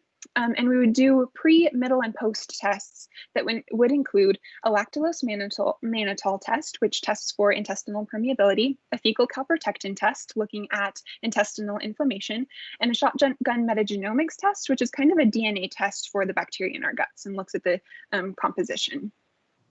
We would also do some blood tests looking at systemic inflammation. So in conclusion, I really believe that an interventional study is necessary to address the current issues in diet and diet-related literature. Diet is an extremely practical and even cost-efficient approach when addressing both inflammation and issues with the gut. And while dietary approaches are increasingly becoming the norm, hard scientific evidence really is needed for effective utilization and acceptance of this modality within a conventional medical field. I also believe that individual awareness and advocacy, as well as practitioners who are willing to partner with their patients in a lifestyle medicine approach, are just as vital. We really need both. So now a little bit of personal application. What we put in our bodies matters. It has lasting effects on our overall health and well-being. For me personally, that means more of a paleo diet. But the microbiota is a very dynamic and adaptive organism. It's unique to every one of us. And for most of us, just the intentionality and awareness is enough to allow for our little bacterial friends to thrive. Thank you so much.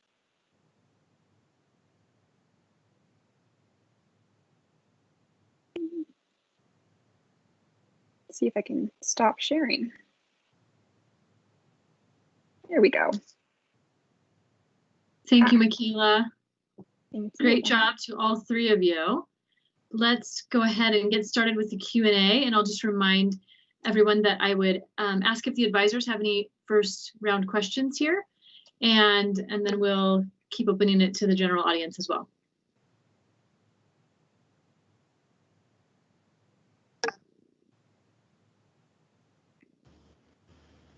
Megan, should we just unmute and ask our questions? Yeah, go for it. Hi, Mikaela. Really nice job. It's Dr. Melvin. I'm wondering, I have two kind of related questions. Was there anything what did you learn from this whole process? And was there anything that really surprised you as you did all of this research? So I would have to say that, thank you so much for your question, Dr. Melvin. I'm so glad you're here. It's good to see you. I think one of the biggest things that I learned is kind of the workings of the immune system. That was something that I really wasn't familiar with at all. And just how I think I've always had this idea of the multiple systems of the body are so interconnected and impact each other, but I'm not sure I ever actually realized the extent of that. And I think doing this research has kind of shown that there's so much overlap. We can't just treat one system hoping for the rest of the issues to kind of resolve.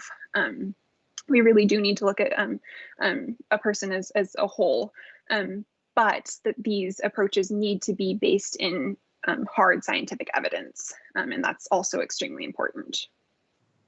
Thank you.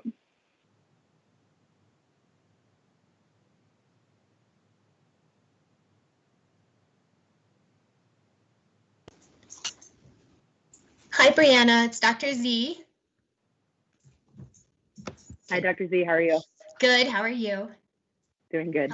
Probably much more relieved, right? Yes. So I'd like to congratulate all of the panelists in this section. Y'all did a fantastic job. I'm going to ask Brianna a question, even though I'd love to ask Mikaela some more because, immunology is my thing.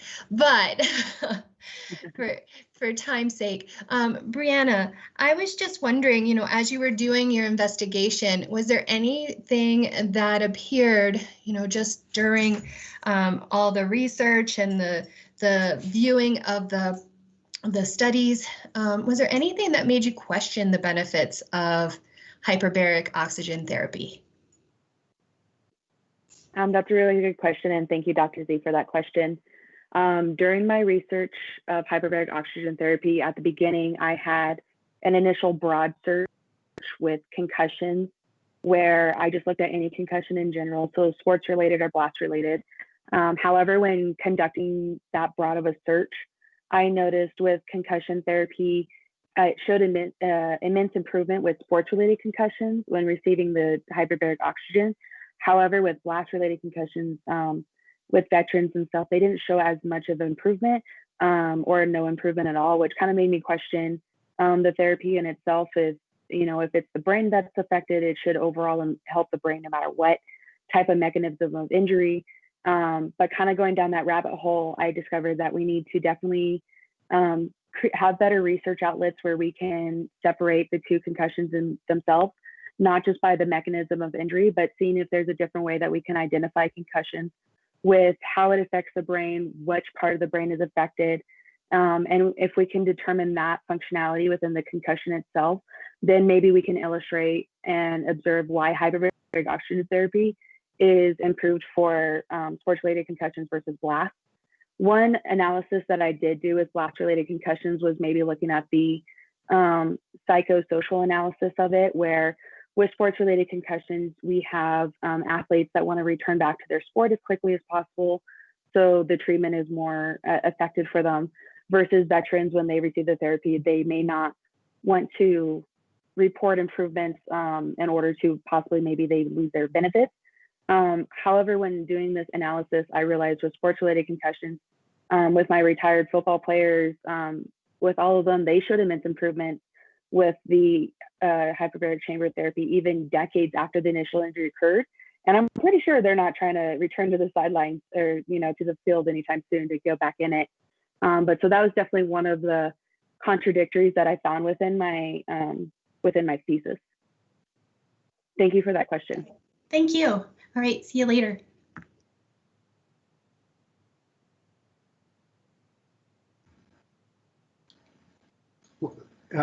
This is Dr. Ricardo Gonzalez Fisher. I'm just here to, well, congratulate everybody because you did a beautiful, beautiful job.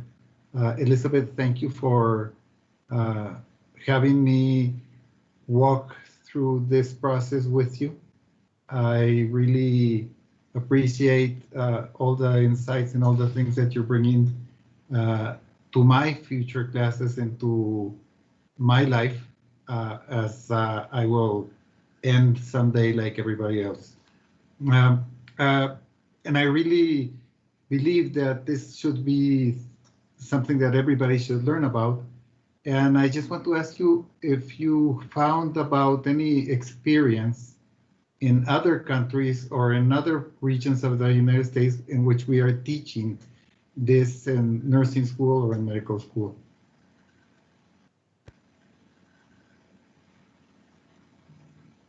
Thank you for sharing. So I actually found some really interesting information about that. So when I was creating my lesson plan, I was looking and I saw that the Netherlands, who kind of set the path for medical aid in dying in the world, they started quite a few decades ago. Their education system was very informative, but over there they have a lot more legal options and a lot less safeguards for medical aid in dying, such as those under 18 can get medical aid in dying. They have what's called a completed life bill, where if you feel your life's completed and you're over the age of 75, you can get medical aid in dying. Theirs was a lot more education that was given. I also found out that Oregon teaches their physicians. They have a beautiful system for teaching their physicians in Oregon, and that's what I try to base part of my education lesson plan on. Since Oregon was the first in the United States to legalize medical aid in dying, and they had kind of all eyes looking on them, so they wanted to incorporate the best education they could.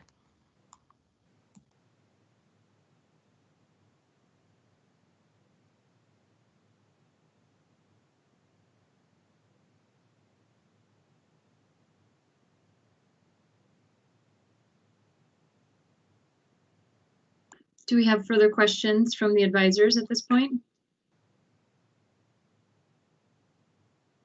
I have a few in the chat. I'm going to go ahead and start with the first one from Christopher Erickson for Brianna.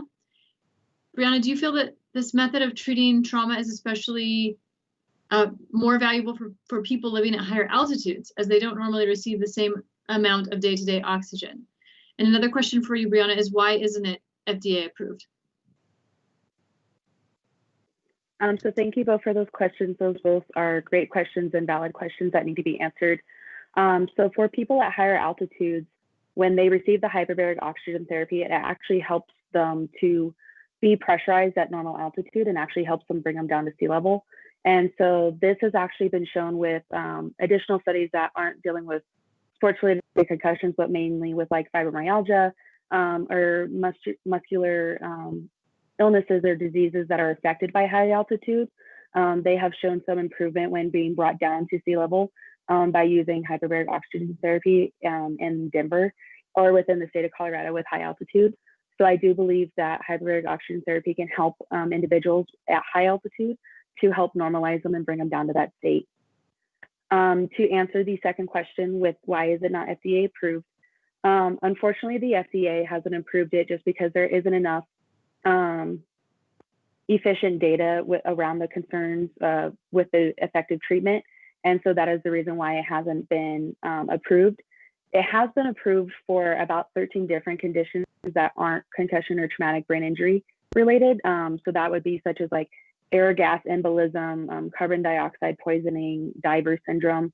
Those are just a few of the ones that are FDA approved. In order for it to become FDA approved, we just have to continue doing clinical studies and move through all the phases of clinical studies to show the efficiency of hyperbaric oxygen therapy. But thank you both for those questions.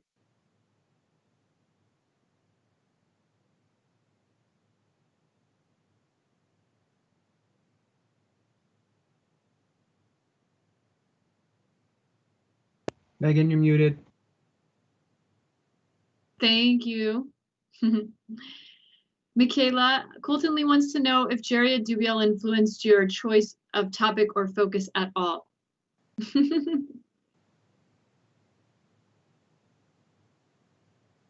No, you're muted, Mikaela. We both did it. It's my turn. It's way too easy. It feels like at this point I should be able to, but no. Good question, actually. Actually, a little bit, but quite a few people have. I seem to have a lot of people that I know with inflammatory conditions of some sort. So there's a lot of people kind of mixed into this entire project and presentation, which is really cool. But it's also been really interesting to have some of those conversations. So good question.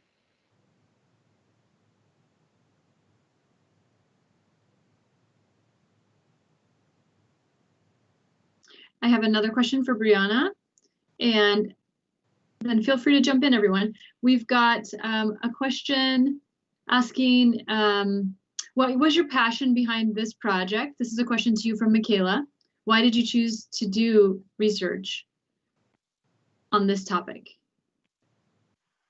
So thank you, Mikaela, for that question. That's a really good question and one that I love to answer.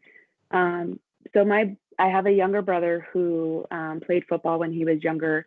And unfortunately, within 7th grade, he endured multiple concussions, where for that season, he ended up not playing football. In the long run, had to quit football because if he endured another concussion, they just basically said it was going to be detrimental to his overall health and well-being. And within that time frame of not playing football, over the course of about 2 years, my brother started showing significant signs of change where it was like a 180-degree change of who he was personally, had a very different emotional state and changes in his well-being. So it was very concerning for me and my family, and through multiple providers, we finally came across hyperbaric oxygen therapy. And it was a blessing in disguise because it was able to help my brother through these 40 sessions. And when he received the treatment, he completely reverted back to his normal self. All of those secondary symptoms that were proven or that were induced from the concussion improved with the hyperbaric oxygen therapy. So that helped introduce me to it. And it helped open my eyes, being like, why is this not a therapy that is offered to all concussion patients or traumatic brain injuries? Like, why is this not FDA approved? So that my younger brother definitely helps me feel that drive for the for my thesis. Thank you for that. I actually didn't know that part of the story. Thanks for sharing that, Brianna. So I have a question for all three of you, and it's kind of relating your panel back to the panel from this morning as well. The education panel that we started off with this morning made me think a lot about how many students that I have the opportunity to work with in thesis are doing research on aspects of their field before they even get into the field, and things that they feel are important areas to understand, to study, and to perhaps change as they move into the field, even before you're there, right? Even before you're part of this profession, you're already studying things about it that you care about and that you hope to be actively pursuing and thinking about and working on. And my question to you all is, do you see yourselves continuing to do research as you move into those professional capacities? Because I think it's such an amazing thing that you bring to us in this conversation, and I wonder about how you see that aspect of your life and your projects going forward.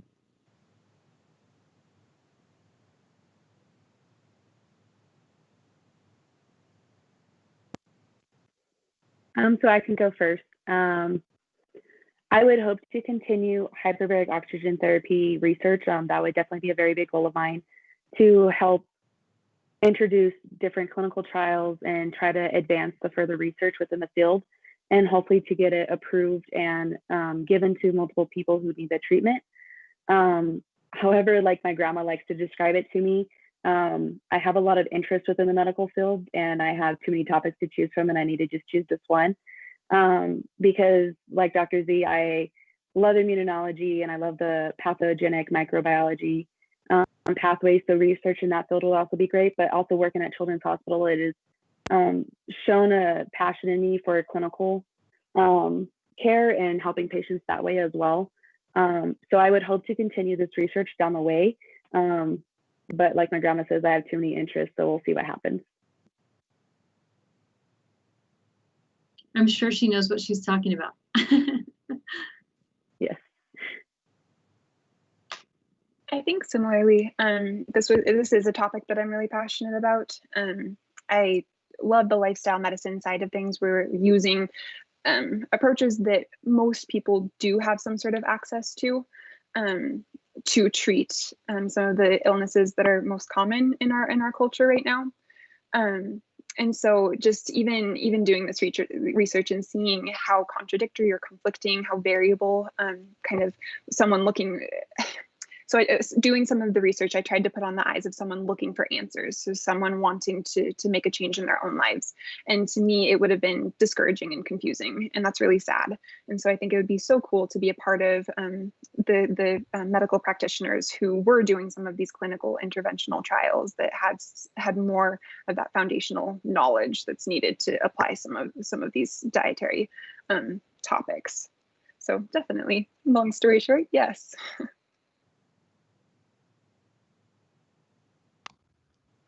So for me, I would definitely continue researching, and I do want to eventually publish some more work.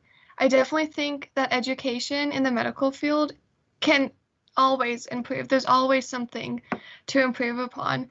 And I would definitely still continue the research that I'm doing now with end-of-life care, just because there's so much that hasn't been taught and that needs to be taught. And it's constantly evolving. That's the joy of medicine. It's constantly changing, constantly evolving. And there's always going to be something that needs to be educated on. And I look forward to where my journey goes and continuing down the path. Thank you all for those answers. Let's give this panel a round of applause if everyone wants to unmute. Good job. Killed it.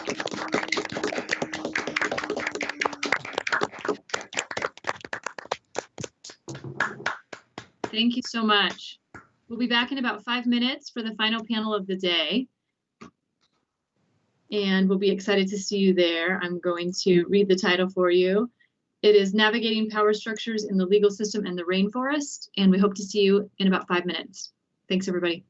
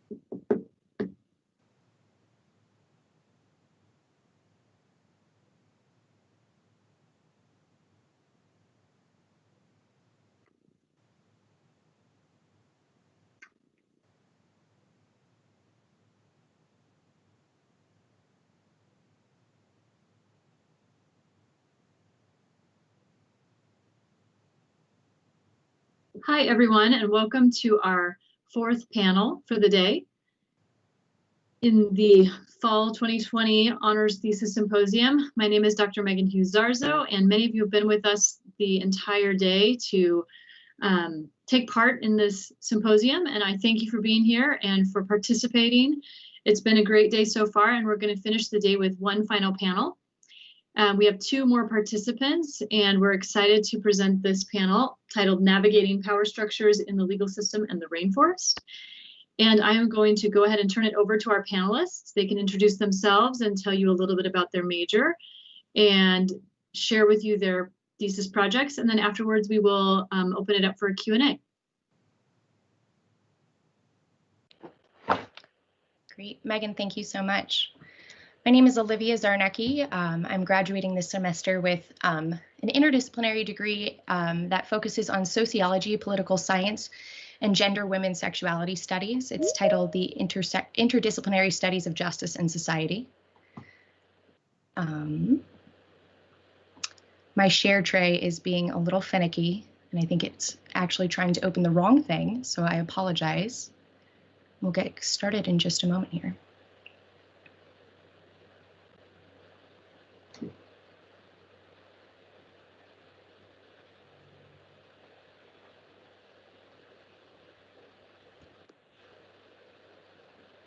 We can see your screen now.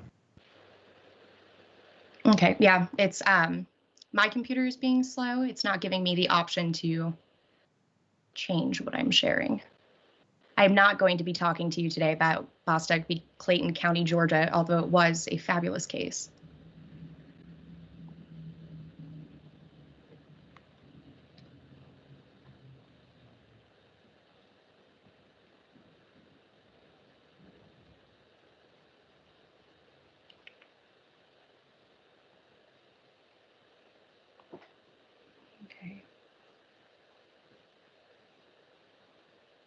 Is the video up for all of you? Okay.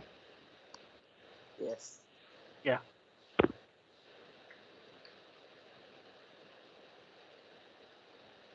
Is the sound playing?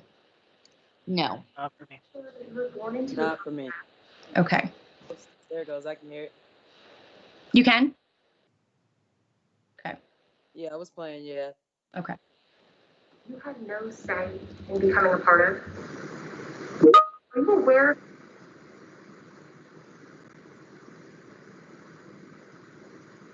Okay, thank you.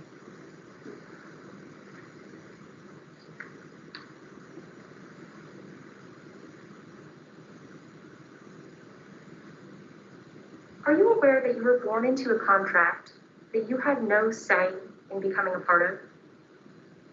Are you aware of the trade-offs that you make on a daily basis for life to maintain some semblance of order and normalcy? Have you ever considered what the alternative may be?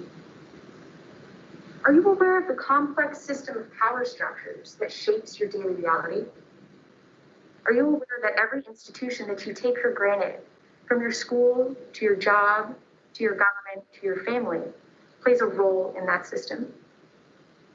In the 1600s, Thomas Hobbes infamously described the system as the Leviathan. Drawing on the Hebrew myth of the great sea serpent, Hobbes imagined an omnipresent monster to whom we trade our lawless behavior for its protection, to whom we trade our right to enact violence.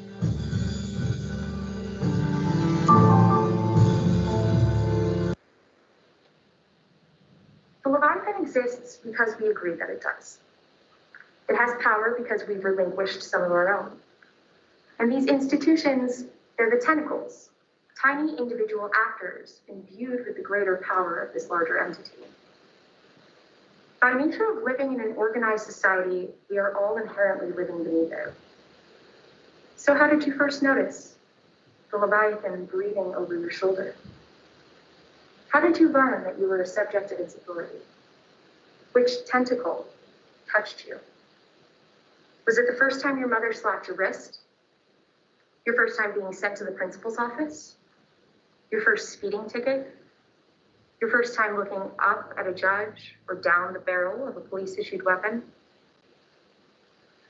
The process of becoming aware of the Leviathan is called legal socialization. Today I'll discuss how the process looks different for individuals based on who they are and what they've experienced. My name is Olivia Czarnecki, and I'm graduating this semester with my Bachelor's of Arts in the Interdisciplinary Studies of Justice and Society. For the past 16 months, I've dedicated myself to this study as a culmination of my interests of sociology, political science, and feminist studies. But over the course of those 16 months, this topic has taken on a newfound significance in light of current events.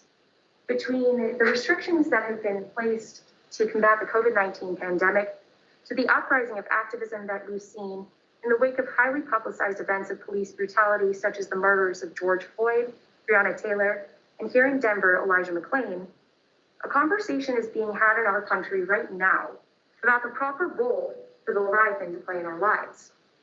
And as that conversation unfolds, it's becoming more and more evident that the vantage point from which you view the Leviathan matters greatly as to whether you will see a monster or whether you'll envision it more as Hobbes did. This is the original front cover to Hobbes's work that was drawn by Abraham Boss with Hobbes's input. It imagines the Leviathan as a benevolent patriarch made up of the people who he's watching over. Through this study, I will examine that difference in vantage. I'll begin by discussing the background of the theory of legal socialization and how it's progressed over the past several years, before describing the methods of the survey that I conducted. I'll then present two regression models, one that examines the relationship between trust and demographic positionality, and one that examines the relationship between trust and experiences. I'll then discuss the potential that this research has to enact change in our society.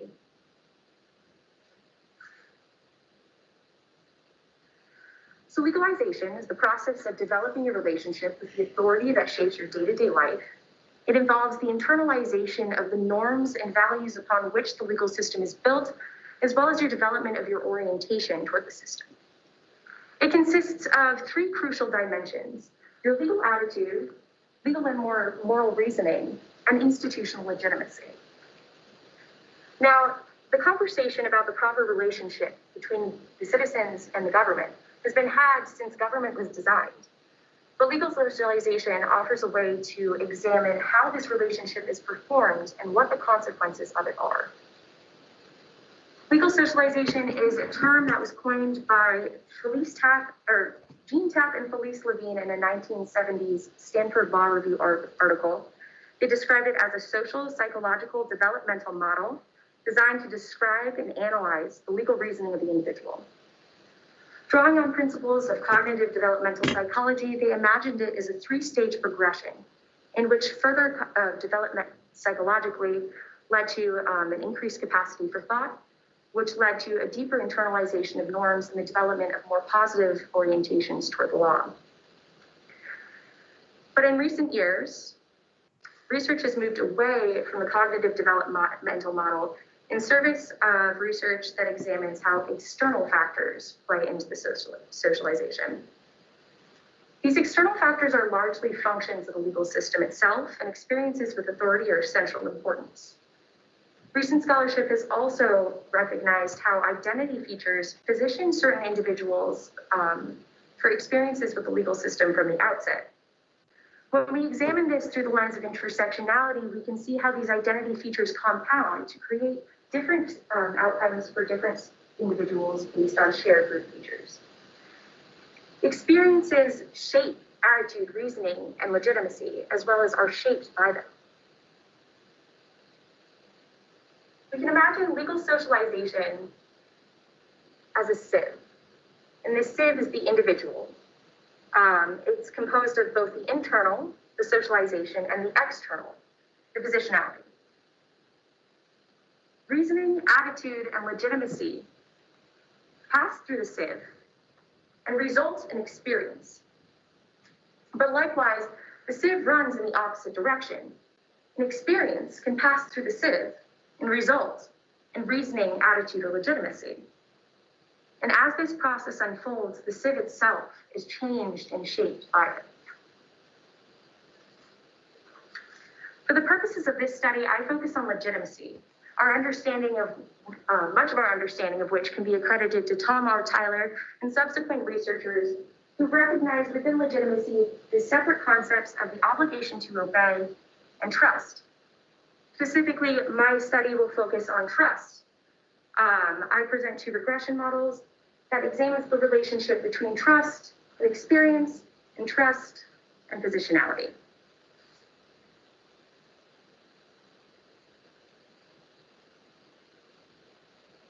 So my survey was conducted online.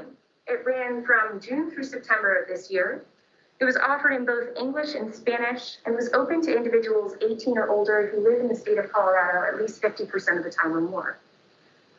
Recruiting for the survey was a challenge in the times of the pandemic, but occurred mostly online through email, social media, and text messaging amongst my professional, academic, and personal circles. It was a mixed method study in which I used the qualitative results to build narrative and understanding around the quantitative data that I derived from the models. In the models, trust is used as the dependent variable. It is a factored variable made up of 7 questions that exhibit an internal reliability of 0.879 using Cronbach's alpha. To measure for positionality, I used the demographics of age range, education level, white and non-white identity, heterosexual and non-heterosexual identity, and financial insecurity in the past 3 years and in youth. For the race and sexual orientation questions, I had originally offered a much wider array of options, but due to limitations of the sample size, they were dummy-coded back into dichotomous variables for analysis. The financial insecurity measures were based off of questions relating to food and housing insecurity rather than income level to account for the disparate income landscape, or to account for the disparate financial landscape of the state of Colorado. To measure for experiences, I presented a list of 25 common interactions with the legal system that range in severity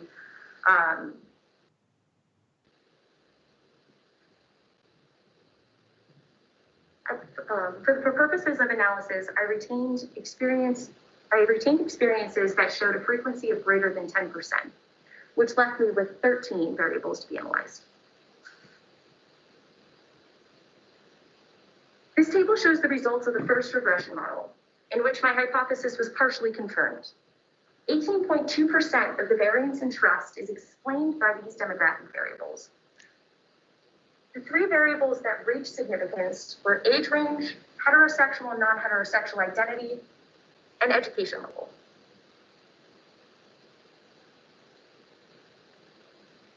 Age range showed the strongest relationship amongst the 3 variables, a positive relationship with a coefficient of 0.354.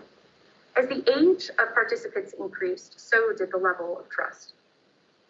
It's possible that this is because minors have a very different relationship with the legal system. They're having formative interactions that happen from a very decreased place of self-efficacy. For example, one respondent wrote, "My friend ran away from her abusive father 3 times and the police always brought her back to him, no questions asked. They never questioned her father and seemed to ignore the many cuts and bruises on her body." But as age increases, so does the opportunity for positive interactions, and positive interactions that happen from a more equal position of power. For example, another respondent wrote that they had had positive experiences at age 45 to 50 partnering with law enforcement and government agencies to work side by side for the good of the community. The second strongest relationship was between non-heterosexual identity and trust, which exhibited a negative relationship with a coefficient of negative 0.212. It's possible that this reflects the history of the relationship between authority and the LGBTQ community. It is no secret that the thrust of the gay rights movement in the United States was started by a police raid at the Stonewall Inn. It is also likely that this reflects the still pervasive mistreatment of the LGBTQ community that literature establishes occurs at every level of the legal system, from policing to punishment. One respondent wrote of a situation in which they were pulled over, but I felt there was no reason for him to treat me so harshly except for a dislike of my culture or sexual orientation. Education level exhibited the third strongest relationship, a negative relationship with a coefficient of negative 0.167. As education level increased, trust level decreased. It is possible that this is due to the very different roles that education institutions play in our society. Public schools are responsible for the indoctrination of young people and preparing them for civic life by instilling with them norms and values, a positive perspective of history, and respect for authority.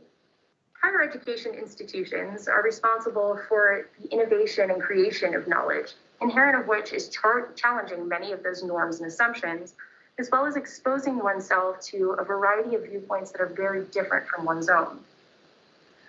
One respondent wrote, "When I was in school, it was very apparent that right or wrong does not matter. It is about your ability to convince a judge or jury. For that reason, I would not feel comfortable taking someone to court on a personal matter."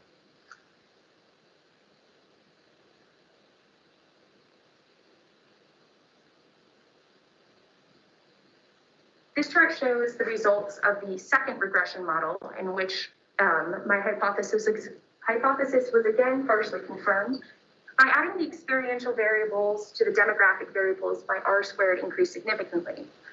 32.6% of the variance in trust is explained by the variables presented here. Of these experiential variables, 4 reached significance, 2 secondary experiences. I'm related to a police officer or law enforcement official, and I'm related to a lawyer. These showed opposite relationships with one another, with the experience of having been related to law enforcement having a positive relationship with trust, the experience of being related to a lawyer having a negative relationship with trust. The other 2 variables that reached significance showed stronger relationships and were primary contact experiences. Individuals who identified that they've experienced unfair treatment by law enforcement showed a negative relationship with trust, with a coefficient of negative 0.164. So as the presence of unfair treatment increased, the value or the level of trust decreased. Within the qualitative data, stories of treatment that is perceived to be unfair abound, but they range in severity from being ticketed on a bicycle as if you were a motor vehicle to situations with potentially lethal consequences. One respondent wrote, "When 19 years of age, after getting off a late shift, I chose to lay down in a public place near the light rail station. Multiple officers approached and questioned me. When they asked for my ID, I moved to grab it, and they pulled their guns on me. I froze. They told me to move slowly. I did. They took my ID, continued to question me, gave me my ID back and told me to leave. I did."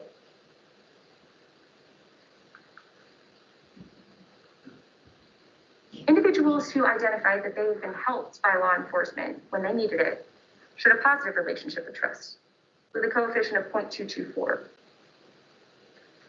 As the presence of helpful experiences increased, so did levels of trust. Again, amongst the qualitative data, stories of being helped by police officers and other law enforcement officials abound, ranging in severity from being a lost child at an amusement park and finding a police officer to help you find your way to your parents, from again, situations with potentially lethal consequences. One respondent wrote, "A police officer has saved the lives of my 5 siblings on separate occasions by saving them from abusive family members and protecting them, often by putting his or herself in harm's way. And I'm incredibly grateful for that."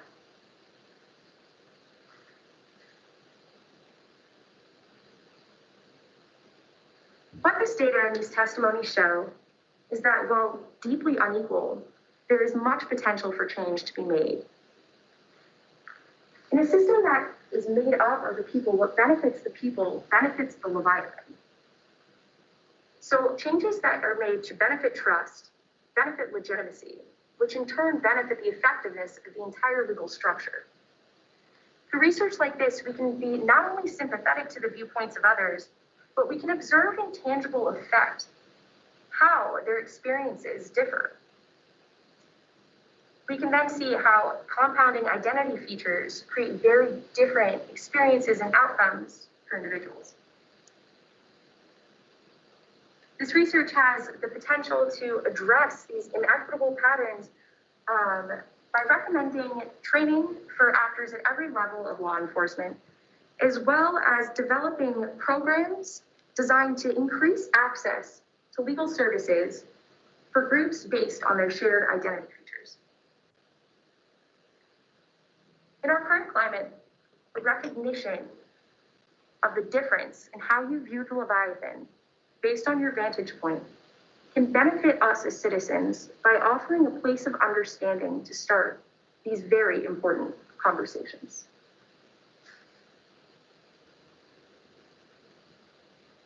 In this presentation, I've described the opportunity that legal socialization offers researchers to examine the relationship between citizens and the legal system. With my research, I showed that there is a relationship between trust and positionality and trust and experiences. It is my hope that this and future research can be used to create lasting change for our legal system and to our discourse around it. My sincerest gratitude to all of you for logging on to watch me present today. I cannot thank enough the amazing team of advisors for this project and in this program that have gotten me to where I am now.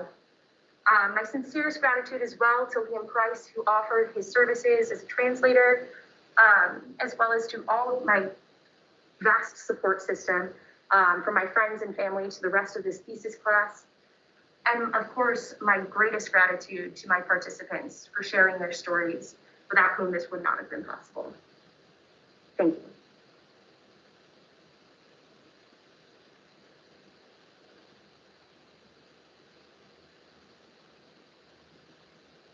Thank you, Olivia. Yes, I'd just like to add, if it's okay, there are two very important people who I forgot to thank.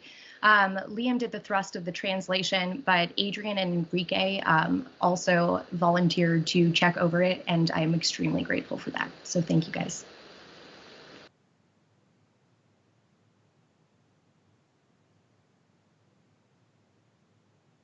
Chelsea, are you ready? I'm ready to go. All right. Thanks everybody for sticking around. I'm gonna close it up here. So today I am going to be speaking about oil palm in Indonesia and how agricultural expansion fuels poverty and deforestation. My name is Chelsea Smith, and I am a biology minor with a biology major with an anthropology minor here at Metropolitan State University of Denver. So two of the great global challenges of the 21st century are deforestation and poverty. But there's little recognition for how the two are related, even though they have reciprocal effects on one another. And there's one contributing factor that fuels both issues that's worth examining, and that's agriculture. 78% of the world's impoverished population relies on farming and agricultural practices to make an income, while agricultural expansion is responsible for 40% of all deforestation worldwide. And if we are going to combat deforestation and poverty, it's important to understand how these three factors are linked. Indonesia in particular has prevalent deforestation and poverty, as well as a widespread agricultural system. And understanding how successful resolutions have worked in this pocket of the world may be able to assist us with generating solutions on a global scale. So the archipelago of Indonesia has 18,000 islands, and contains the third largest rainforest in the world. And this rainforest houses a vast array of plant and animal species. And the unique ecosystems here are Kelsey? relied on. I'm going to go ahead and interrupt you for a second because I don't think your slides are advancing for us. Oh, you're kidding. I thought maybe it was just my view because that's happened a couple of times. Can you also go to your full screen mode? That is also not, yeah, it's not. Several people in the chat are also saying that, Kelsey. Okay. Sorry to interrupt you. There you go. Can you see that? Yes, now we can. I want you to see my other slides. It's okay if you back up just a little bit. We want to see it too. That's okay. I just wasn't sure if it was just mine. So go ahead. Okay, sure. Sorry about that. Let's see, third largest land area. And the forest ecosystems support about 50 million Indonesians, but there's a staggering loss of 2.4 million acres of forest cover every year. And this deforestation is having devastating effects on the plants and the animals and the people who live here. Indonesia has a population of about 274 million people who live in urban cities, in rural farming communities, as well as isolated indigenous villages. And there's a significant income gap between these populations. Right now, about 26.42 million people live below the poverty line, and that's about 9.8% of the total population. But rural communities are significantly worse off, and about 29% of these populations experience poverty. And the Indonesians who are experiencing the highest rates of poverty are also those who are relying on the natural resources within the country's rainforests. So we can see that Indonesia experiences both deforestation and poverty, and agriculture is also a significant contributor to both issues. Expansive palm plantations in particular have crept across the archipelago for over a century. And the industry has transformed the landscape and the livelihoods for Indonesians. Oil palm trees were introduced to Southeast Asia in 1911 at a time when the Dutch colonial empire had political power over the region. And this gave them full control over all agricultural processes. And the Dutch often practiced violent land appropriation against indigenous people in order to expand palm plantations. And by the time Indonesia had gained independence from the Dutch rule, the palm industry had already become a vital component of the country's economy. And so the newly formed government continued to invest heavily in the monocrop. And by 1960, Indonesia was a powerhouse in palm cultivation and was supplying 40% of the global supply. And in the following decade, Indonesia established over 2.7 million acres of palm crops and continued expanding across Indonesia, replacing 27 million acres of rainforest with palm plantations. And this map showcases how widespread palm plantations are. The pink areas indicate where the monocrops have been established, where the green indicates where rainforests still remain. And the rainforests that still stand are vulnerable because 9.8 million acres of land have been designated for conversion by the year 2040. Palm oil is the most commonly used vegetable oil globally and can be found in a wide range of products from laundry detergents to dish soaps and deodorants and cosmetics. It's commonly found in most of our snack foods, and almost all peanut butter, if you don't have to stir it, has palm oil in it. And it's honestly become unavoidable, and it can be found in 50% of all packaged goods on supermarket shelves. So Indonesia currently supplies 55% of all global demand, and it's become absolutely vital to the region's economy. In 2019 alone, palm exports contributed $15 billion to the country's GDP and had a total output of 42 million tons of palm oil. And the consumption rate is projected to continue rising, and demand worldwide could reach 100 million tons by the year 2025. So it makes sense to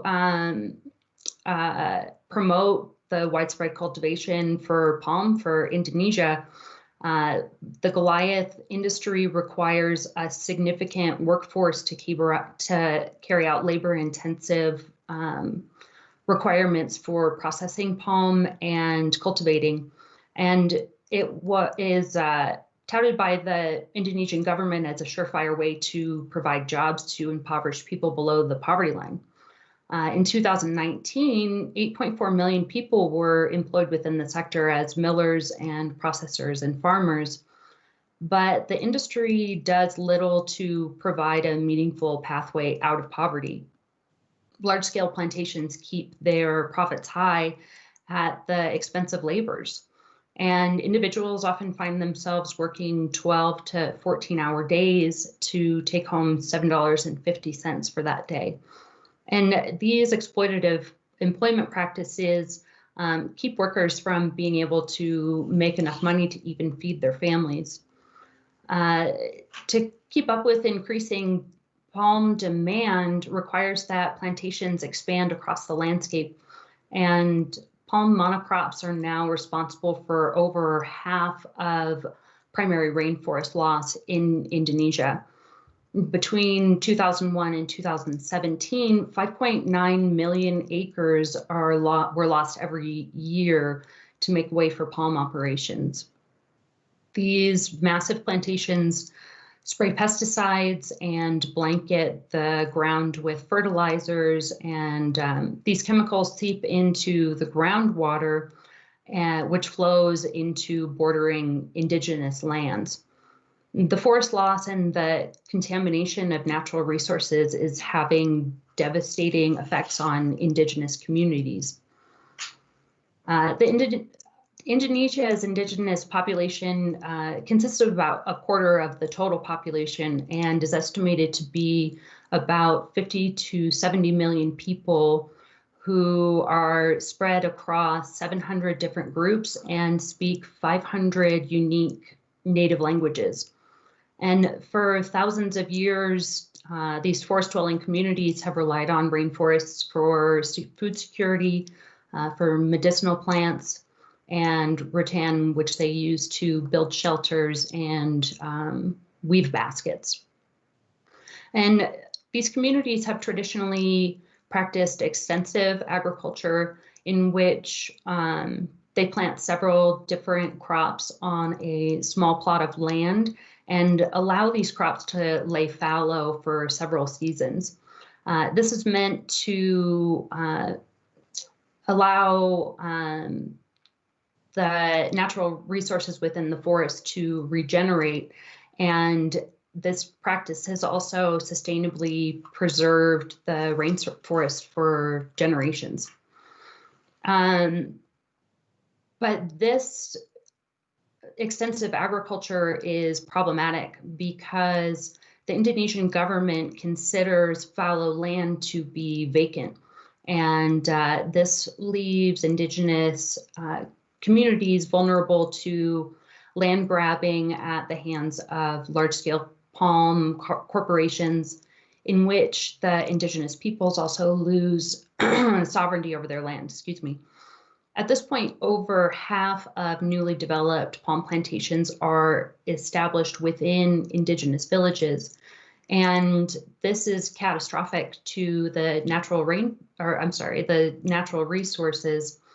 And it often leads to tribes participating in palm cultivation in order to gain sovereignty over their lands. These small-scale farmers generally own less than 3 acres, but now account for 40% of all of Indonesia's palm plantations. Not only are they incentivized by their ability to lay claim to their land, but they're drawn to the industry with promises of higher incomes and lower labor requirements, as well as higher yields per acre compared to traditional rice and rubber crops. And it is possible to make a significant income off of palm plantations if you can get the crops started in the first place, and that requires a significant amount of money. It's estimated that converting 1 acre of palm is equivalent to a family of 4's living expenses for an entire year. And most small farmers don't have this cash on hand, so they have 2 options. They can sell their land to large corporations and receive a small portion of the profit, or they can obtain large high-interest loans from large corporations or from the government. And there are also significant maintenance costs as well, and farmers often have to take out additional loans in order to just keep these palm plantations going. So these small-scale plantations rely heavily on uncontrollable factors like rainfall. And during an underproductive season, farmers who are cash-strapped will often cut back on fertilizers, reduce their soil conditioning practices, or they don't replant underproductive palm trees. And this results in even lower palm yields and lower income availability.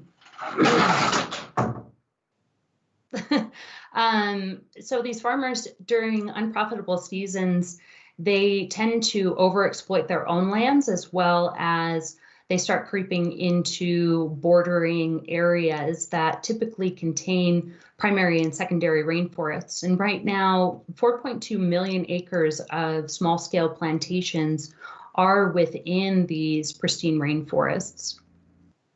So we can see how these 3 factors are linked and how they feed into one another.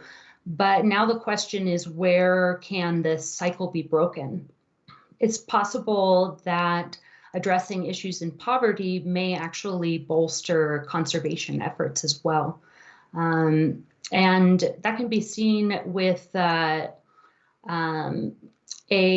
cash payment scheme implemented by Indonesian governments in the form of universal income payments. And within this scheme, there were monthly cash payments that were distributed to 7,500 forest villages between the years 2008 and 2012. And these payments were generally going to farmers who tended to overexploit their land during unprofitable seasons. And this resulted in the poverty rate in Indonesia being cut in half to under 10%. And it was not implemented with the goal of being a conservation program, but the villages who participated and received these monthly payments ended up reducing their forest cover loss by 30%. So it's thought that reducing poverty or universal basic income may serve as an insurance during these unprofitable seasons. And it also gives small-scale farmers an opportunity to improve their agricultural practices by being able to buy better seeds. They're able to consistently fertilize, and they can replant underproductive palm trees.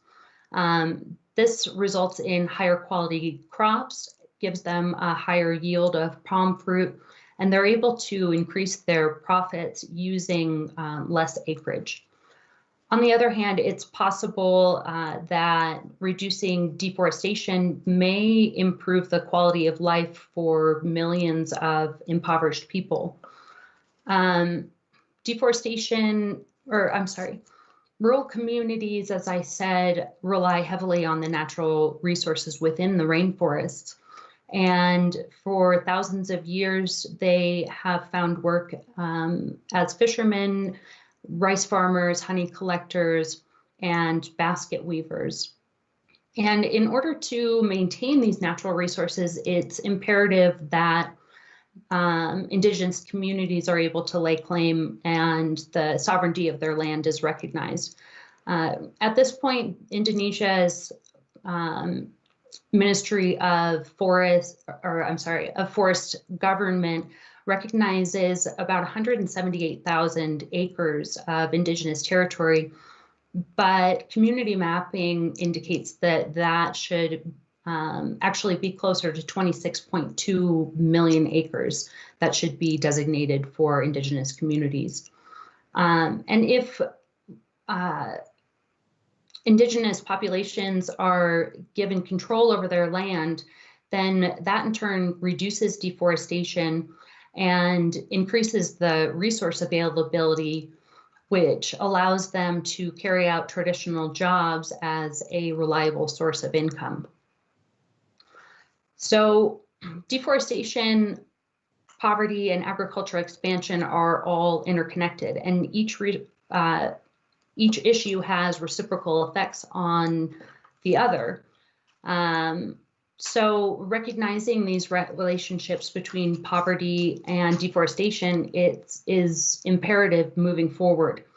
And examining how these issues are intertwined gives us an idea of how to combat them. Anti-poverty programs may reduce deforestation by a lessened need to overexploit forests for income, whereas reducing deforestation also strengthens local economies by ensuring that there are natural resources available for job security. And tackling these great global challenges relies on the acknowledgement of how the two are interconnected. And efforts to combat these issues should take a holistic approach that addresses both poverty and deforestation under one policy umbrella.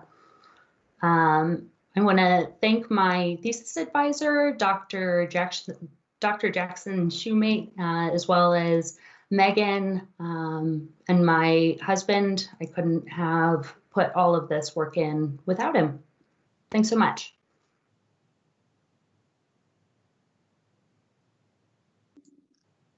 Thank you, Chelsea, and thank you both. This has been another great panel so far. Sarah, that's great. So let's get into the questions. So I want to open it up for advisors to ask the first few questions, and then we will bring everyone else in too.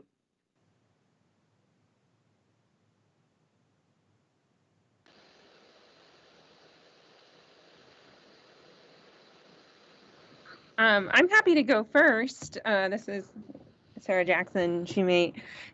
Great job, both of you. My question is for Chelsea, if that's okay, if I go first. Really appreciate all the work you've put in, even from when we did the practice run the other week. Like, I see those minor tweaks that you made, and it's a really excellent project. And one of the things I think is so powerful about it is the showing that addressing this economic need is really what we need in order to address environmental situations. So I'm wondering, I guess, in this, it's this interesting thing where, so basically from what you found, the universal basic income experiment, there's no effect on the palm oil supply. Like, it doesn't decrease. It almost seems like it maybe makes it even the supply go up. Well, the universal income, it's basically allowing these farmers to increase the yield so that they can produce more palm, but they don't require as much land. So they're essentially able to cultivate more product, but while not needing to expand their operations. So it is increasing how much they're able to supply, but the difference is that they're not needing to utilize as much of the landscape in order to produce that amount. Yeah, it's a really fascinating example of how if you have less worker exploitation, you have less environmental exploitation. Right. It's just a really surprising, I think, outcome, and I really appreciate how well you've highlighted that issue, and then that complicated role that Indigenous people play in this situation. Right. Yeah, it's great. Thank you. Awesome. Thanks so much.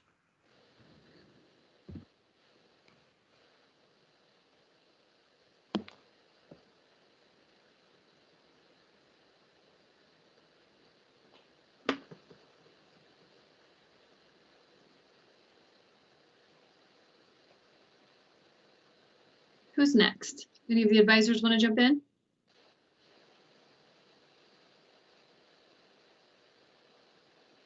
I have a quick question, actually, for Olivia. Olivia, thank you so very much for that lovely presentation. And I know that I've worked with you quite a while on this project, as well as with your other advisors.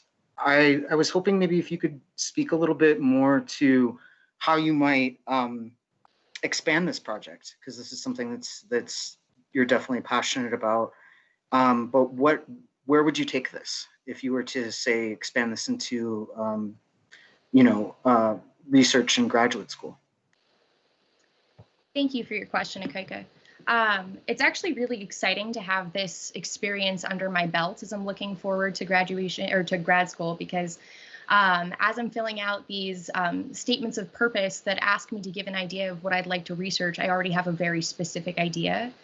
So in the future, one thing that I did not mention in the presentation is that those three levels of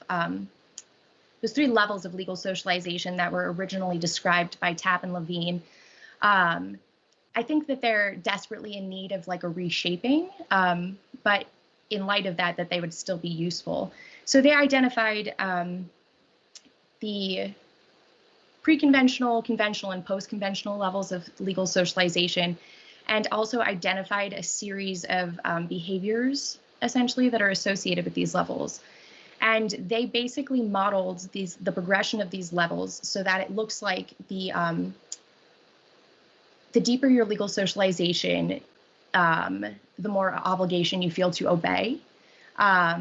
And I argue that for marginalized and oppressed communities within the legal system, it might actually run quite the opposite. So I would like to see how post-conventional expressions of legal socialization emerge in marginalized communities, and whether that does look more like obedience or if that possibly looks more like civil disobedience. And I'd like to take a qualitative route toward that study. Thank you for your question.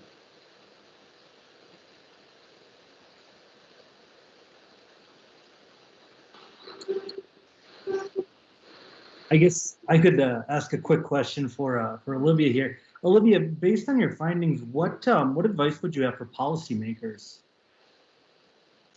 Thank you for that question. It's very academic, and so if somebody that was a practitioner were listening, what would be some bullet points you would have for them?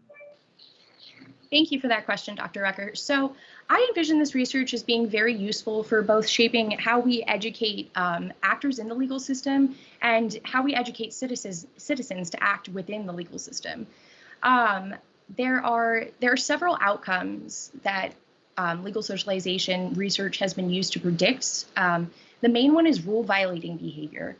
And so this has really real consequences. Basically, if you have had this, if you're positioned and have had the experiences that lead you to lower levels of legal socialization, if you're more positioned for rule violating behavior and then also recidivism, a lack of belief in a just world, and don't participate civically, you occupy a very different position. And so I suggest that this research can be used to identify trends to try to target populations for education programs, for legal education programs, to increase their access to legal services, so that they're interacting with the system not just as people who are being policed, but as people who are being served by the legal system. And then on the flip side of that, I also would suggest that this research be used to give more informed perspectives on how legal authorities can interact with populations that don't have as much access to the legal system. Olivia, can you just continue just for one minute more on this? My question to you is, and maybe you're already answering it, but what is the one thing that you think would most increase trust? Thank you for that question. It's a loaded one. I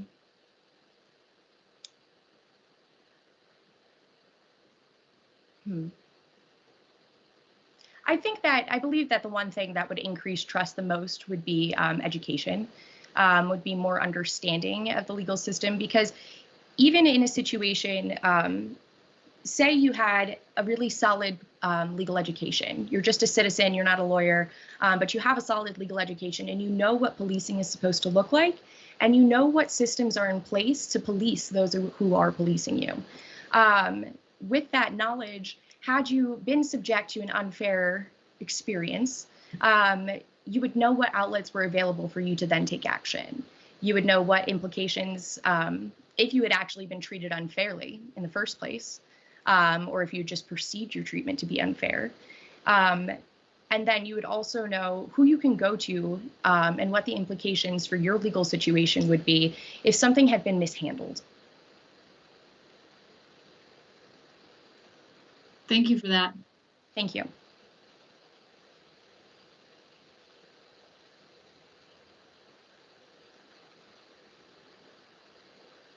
Chelsea, I have a question for you from Colton Lee.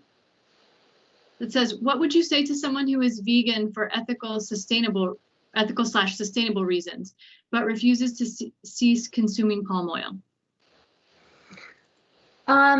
You know, I mean, I'm not even necessarily anti-palm oil.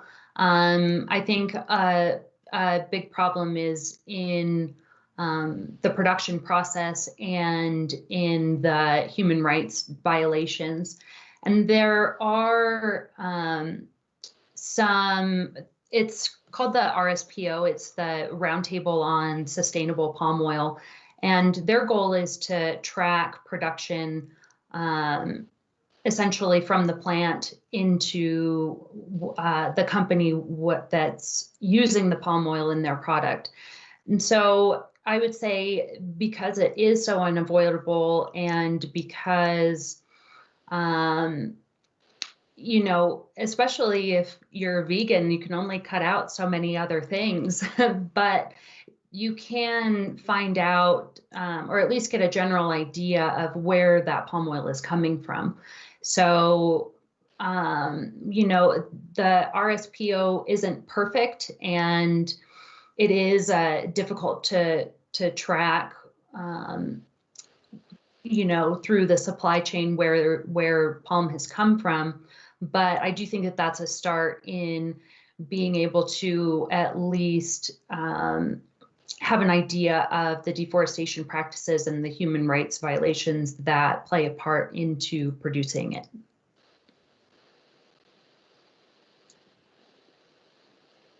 Thank you. Thanks.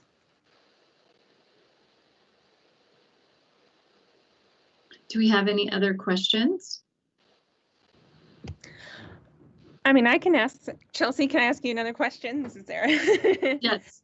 What about something too that I'm wondering, you know, there's so much controversy, especially right now, about the Amazon, which, I mean, deforestation, it's not necessarily for palm oil there, but for similar, I mean, you know, for cattle and sugarcane. And the current administration there is encouraging it, but do you think that just like, do you think that what's happening in Indonesia might be spread to other places as well? Where, I mean, anywhere where there's mining or you know, I'm even thinking about like cobalt mining and all the horrors and things with that. If what they're doing to try to be more sustainable in Indonesia could be modeled in some way in other places with other extractive industries.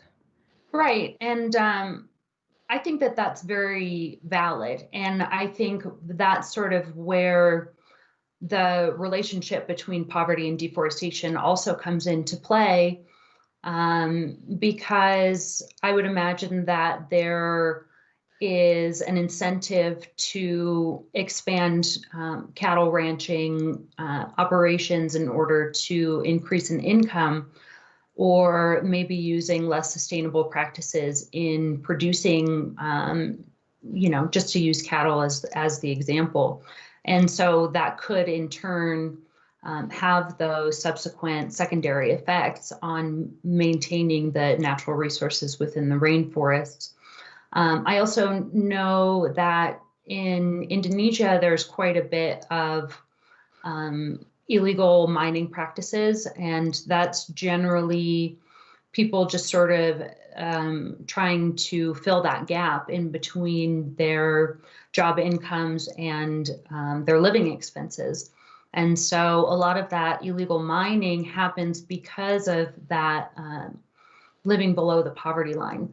And so I think that just kind of addressing more of a holistic approach and understanding how poverty encourages a lot of people to either carry out illegal, you know, income methods, or being able to more sustainably utilize their farming practices or agricultural practices rather than exploiting the land. Yeah, it'll be interesting to see what develops in a lot of places. So now you need to buy your post-COVID round the world ticket for your family to explore all these different places. Thank you so much. Great work. Thank you. Thank you for that response, Chelsea. Olivia, I have another question for you from Colton Lee, and you may have to unpack the question for us a little bit, but I'm going to read it, okay? It says, can you provide an idea of what textualism and statutory interpretation are? In addition, to the best of your understanding, are you aware if a constitutional originalist argument may be used or is viable to state that my employer has the right to fire me for suggesting a gay softball team at work? Yes, thank you, Colton, for your question. For everybody else in the room who has no idea what's going on, when I originally pulled up this presentation, I accidentally pulled up a presentation on a case that was decided this year called Bostick v. Clayton County, Georgia. And that's what Colton is referring to. So to answer your first question, textualism and originalism are both theories of statutory interpretation. Textualism bases the interpretation on the literal meaning of the words in the law. Originalism bases the interpretation on the original intent behind the words in the law. So it turns on a hair, but it results in some really different interpretations of these laws. Statutory interpretation is as you know, I've described basically how the law is read and how it's implied. It seems inconsequential until you realize that who is reading the law has a great impact on how it is read, which is why we have such controversies such as the recent nomination of Amy Coney Barrett. In Bostick, what was at issue was, I'm trying not to go too deep. Basically, Title VII of the Civil Rights Act extended a series of rights to individuals based on what we call protected categories. These are categories such as race, class, and one thing that they threw in there was gender. They actually threw gender onto the bill, hoping to tank it. To their surprise, it passed. So what Bostick v. Clayton County was arguing was that protected under that category of gender should be LGBTQ rights. The originalist constitutional claim against this was that, did they mean that they meant to protect LGBTQ rights when they added gender to Title VII? So how this case was decided was basically, if you don't know the gender of a person who is saying the following words, "Hi, I'd like you to meet my wife," what are you going to assume? So if it is a man saying, "Hi, I'd like you to meet my wife," fine and dandy. If it's a woman saying, "Hi, I'd like you to meet my wife," are you going to fire her? And so Bostic extended that, the protections of Title VII as they pertain to gender to LGBTQ people. Now, relating that back to my project here, Wendy Smooth noted that these legal apparatuses, through their policies, through their actions, give meaning to individual subjects by either extending or rescinding rights to them. And so the entire concept of homosexuality being deviant may very well be related back to these 1800s anti-buggery laws, as they were called, by legalizing this identity. And also, I should note that under Bostic, it was a collection of cases. Another case was decided. It was actually decided for a person who who had passed. Her name was A.V. Stevens, and it also extended the the protections of Title VII to people who are trans. And so by saying, you're not protected by discrimination in your employment because of this, that, or the other, we're giving meaning to that identity. We're saying, no, that's less than, no, that's other. But when we pull those identities back in under the circle of what we consider to be hegemonic or normalized, or in this case, even legal, we're reshaping how we conceive of that identity, but also how we conceive of the people who occupy that identity in our society. Hopefully that wasn't too esoteric. Colton and I tend to go down those routes. Thank you for that explanation. That was great. Thank you. And thank you, Colton, for your question. There's another question from Mikaela in the chat. And for those who are on the YouTube live stream, I'm happy to read it, or I'm happy to have you verbalize the question, Mikaela. I'll unpack it a little. Olivia, this is kind of a follow-up question to the question that Megan had asked earlier about education, and also your observations pertaining to the responses that you received from schooling, right, K through 12 versus higher education, and some of the data that came out of that. So I was thinking about both extending this project with regards to research, but also thinking through this idea a little bit more. I was curious, my questions are, have you come across any research to indicate how we might cultivate educational programming for legal socialization in a manner that is not biased in favor of problematic policing practices? In other words, how might we advocate for education programs on a policy and curriculum level that opens up other avenues of criticality? So I was thinking about this. Sometimes it's hard to do assessment of best or poor practices when we are constrained within an organization, an institution, et cetera. And so I was thinking about this with regards to the education component. Would community-based education programming perhaps be more favorable over more formal institutionalized frameworks of education, since so much of the education, especially K through 12, is about being properly oriented as a citizen, right? Where you had remarked then in higher education, you start to question those norms. So I know it's like 3 questions rolled into one, but if you could address any one of those, that would be lovely. Thank you. Yes, I'm going to do my best to unpack that. And thank you for the question. So I'm going to refer back to those 3 levels that I discussed earlier. And at the pre-conventional level, citizens are operating in compliance with the government because they fear external consequences. That's pretty basic. Kids know that if they hit their sister, they're going to be in timeout, right? Fear of consequences. At the conventional level, there's more of an understanding of, if I behave, everyone else behaves, and things just go better. And that is a conventional understanding of, if I'm not going to steal from my neighbor's not going to steal from me, we're all good. Now, at the pre-conventional level, citizens have an understanding of the fact that this authority exists only because we say it does. They have an understanding of how their participation in the civic realm shapes authority and how authority is performed. And so I would suggest that education that centers your understanding of how you actually can affect the system is of central importance. Now, to address your question about formal and informal institutions of education, legal teaching in schools versus legal teaching in communities. I think both are necessary, absolutely.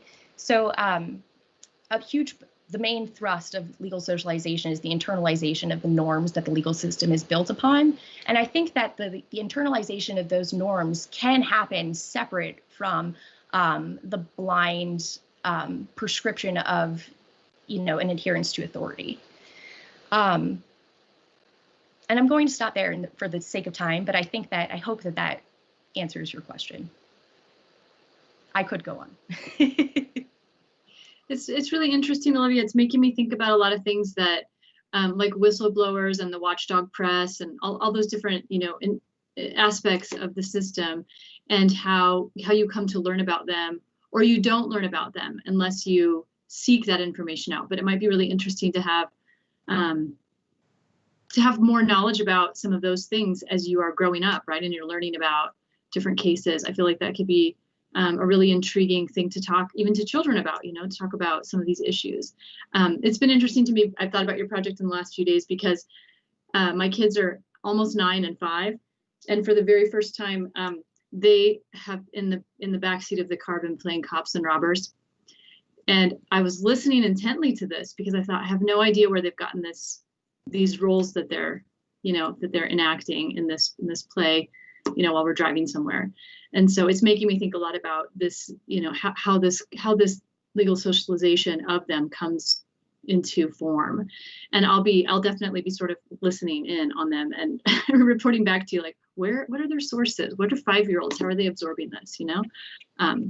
Thank you for making me think, all of you, all day, every day, about things. It's so amazing. I know we're 10 minutes over and we probably need to end this conversation, but this was another wonderful panel. I thank both of you. Let's unmute ourselves and give our panelists an applause.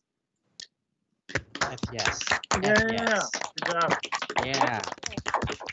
All right.